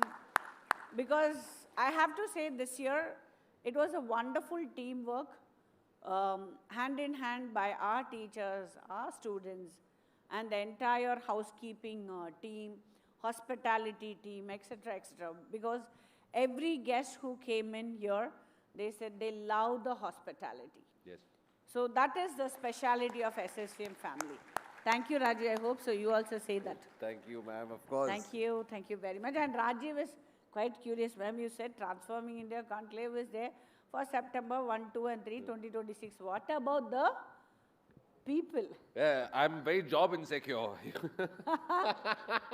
Until we have the Transforming India Conclave, the same old people will be there. Until they are young. Got it? You got my... Until they are young and they are looking young. Thank you. Oh, thank you. That's like serious warning for me. Okay, because most of our children are eagerly waiting for your place. Well, actually, they deserve it more than I do, to be honest. These guys are brilliant, ma'am. They really are. Yes, sir. Ma'am, few minutes more. There were a lot of workshops happening over the past few days, and I think we must thank them all for being a part of this and creating amazing value to the students. May I please invite Mr. Rishi Jain for the Socially Smart and Bot Builders workshop. Please come on stage, sir. Actually, give a big applause, children. I was totally taken off by his workshop. And it's a big eye-opener, Rishi. You have done a marvelous work. It's a tireless work for all these 3 days. Now, I think you have become part of SSVM.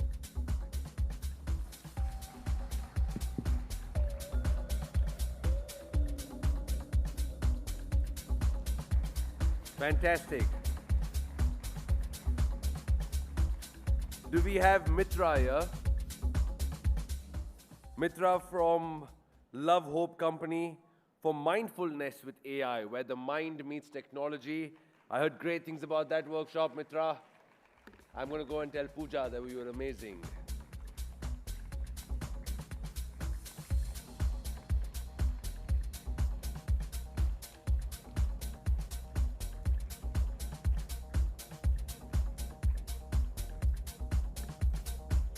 Thank you, ma'am. Before we have the word of thanks, a big round of applause for ma'am who's conducted all of this so seamlessly. She can give credit to all of you all of us. But this is where the credit lies. This is where the brain lies. Thank you so much, ma'am. It's been another wonderful experience at the Transforming India Conclave. Why is that every year it's in the September month, September 1st, 2nd, and 3rd? Before I wind up, I always say one thing. I wish all the teachers Happy Teachers' Day.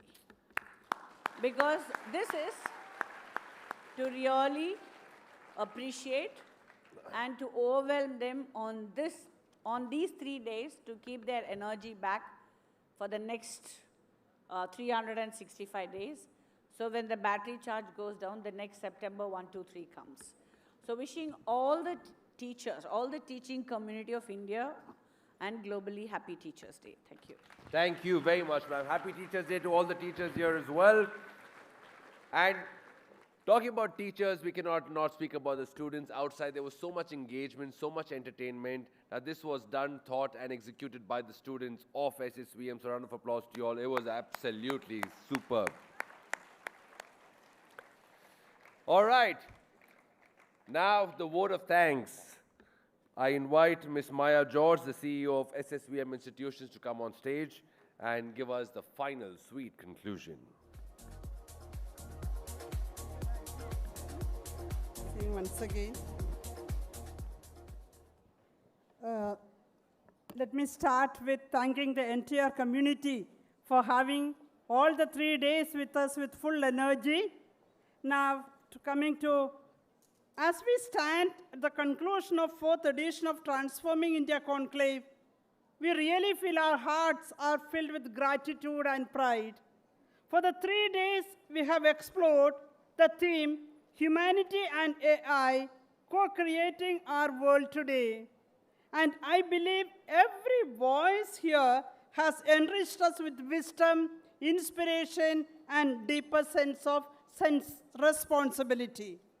At the inauguration, we have heard from ma'am that she shared machines may calculate, but humanity must lead with care and conscience.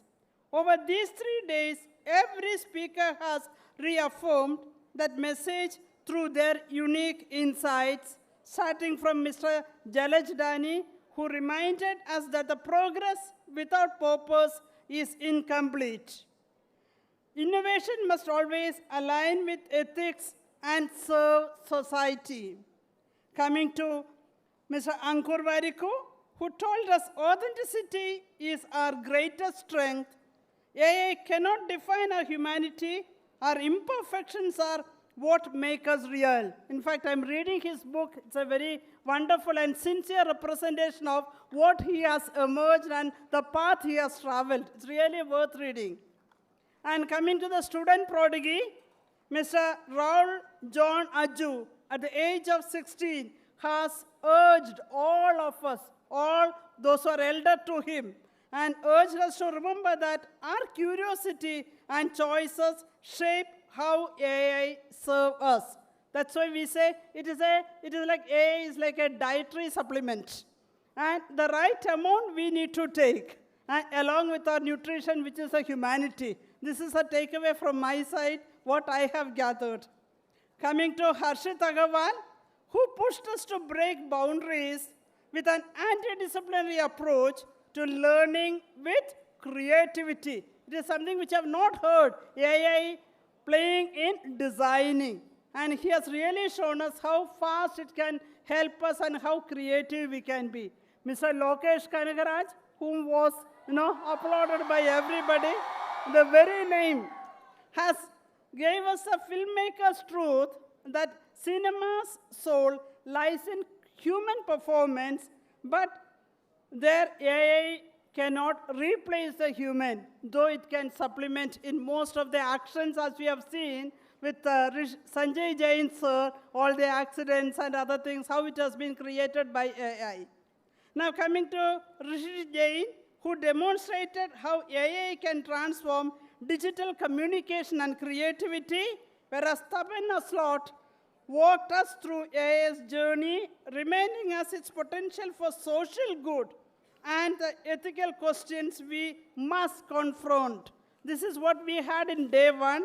Coming to day two, of course, we hosted all the Studentpreneur awardees, internal as well as external, and the 3 outstanding awardees were given the cash awards of 25,000 to 50,000 and 75,000. Their innovations are amazing. And the young change makers remind us that the future belongs to those who think beyond the boundaries and innovate with purpose. Our young leader, Srisha Mohan Das, inspired us with their analogy that AI is like training wheels on a bicycle, with a support system that never replacement for human capability. Mr. Saran Hegde, yet another very amazing speaker at his young age, showed us a finance still needs the wisdom of human voice beyond the algorithm and numbers.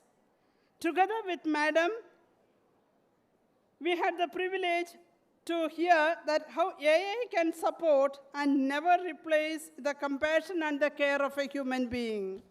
Now coming to Raja Sabhavati, the striking line was, AI is for precision and human is for decision.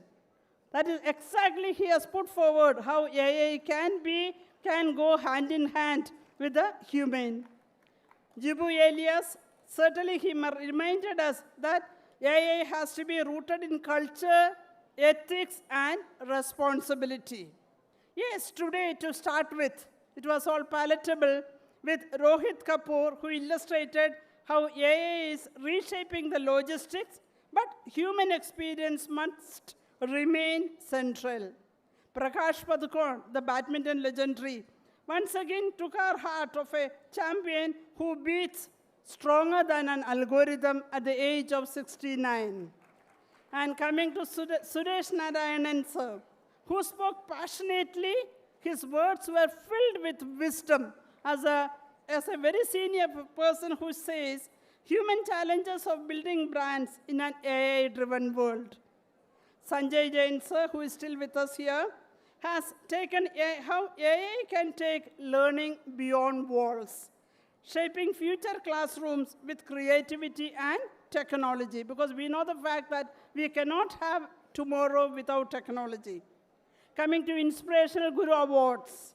Yes, this year it was more competitive. We had an entry of more than 460 visionary teachers across the country.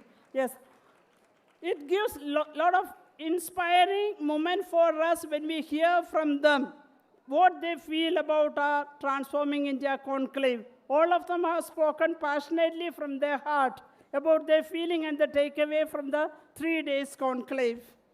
And we had an exciting lineup of workshops that opened new perspectives for our students in board builders, AI agents, and chatbots by Mr. Rishi Jain. Art with AI, building interactive experience from Harshit Agarwal, sir. Socially Smart with AI, once again by Rishi Jain. AI for Social Good by Mr. Taban Aslot. And Mindfulness with AI, Can Tech Be Behind? Yes, this was the Love, Hope community which reflected, and I think we have seen that all the children are profoundly being helped, and they have been aided by the workshop what they have attended. Conclave did not leave without giving a chance for our young talented children. We have the speed painting performance by Vilas Nayak, orchestra by our students of SSVM, amazing. The spectacular projection mapping by Attakalari Center for Movement of Arts, 2 performances we had. Mesmerizing gig by the notable, just now we heard.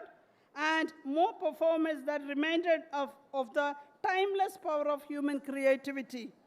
Beyond the speaker sessions and workshops, the conclave also offered students a range of intriguing tech-based activities. Certainly, on behalf of SSVM institutions, I extend my heartfelt thanks to all our speakers, educators, students, and our ever-committed organizing team. To our audience here in Coimbatore and across India, thank you for being part of this 3 days journey of dialogue and discovery. Heartfelt gratitude to each and everyone who worked directly and indirectly for the success of this conclave. Now countdown begins for 1st September 2026 in the same stage on 1, 2, 3 of September. Thank you all. Above everything, heartfelt thanks to our management. As somebody said, the committed family for the cause of upliftment of humanity, as well as every student who is there. Thank you for the Avatar team as well. Thank you, ma'am.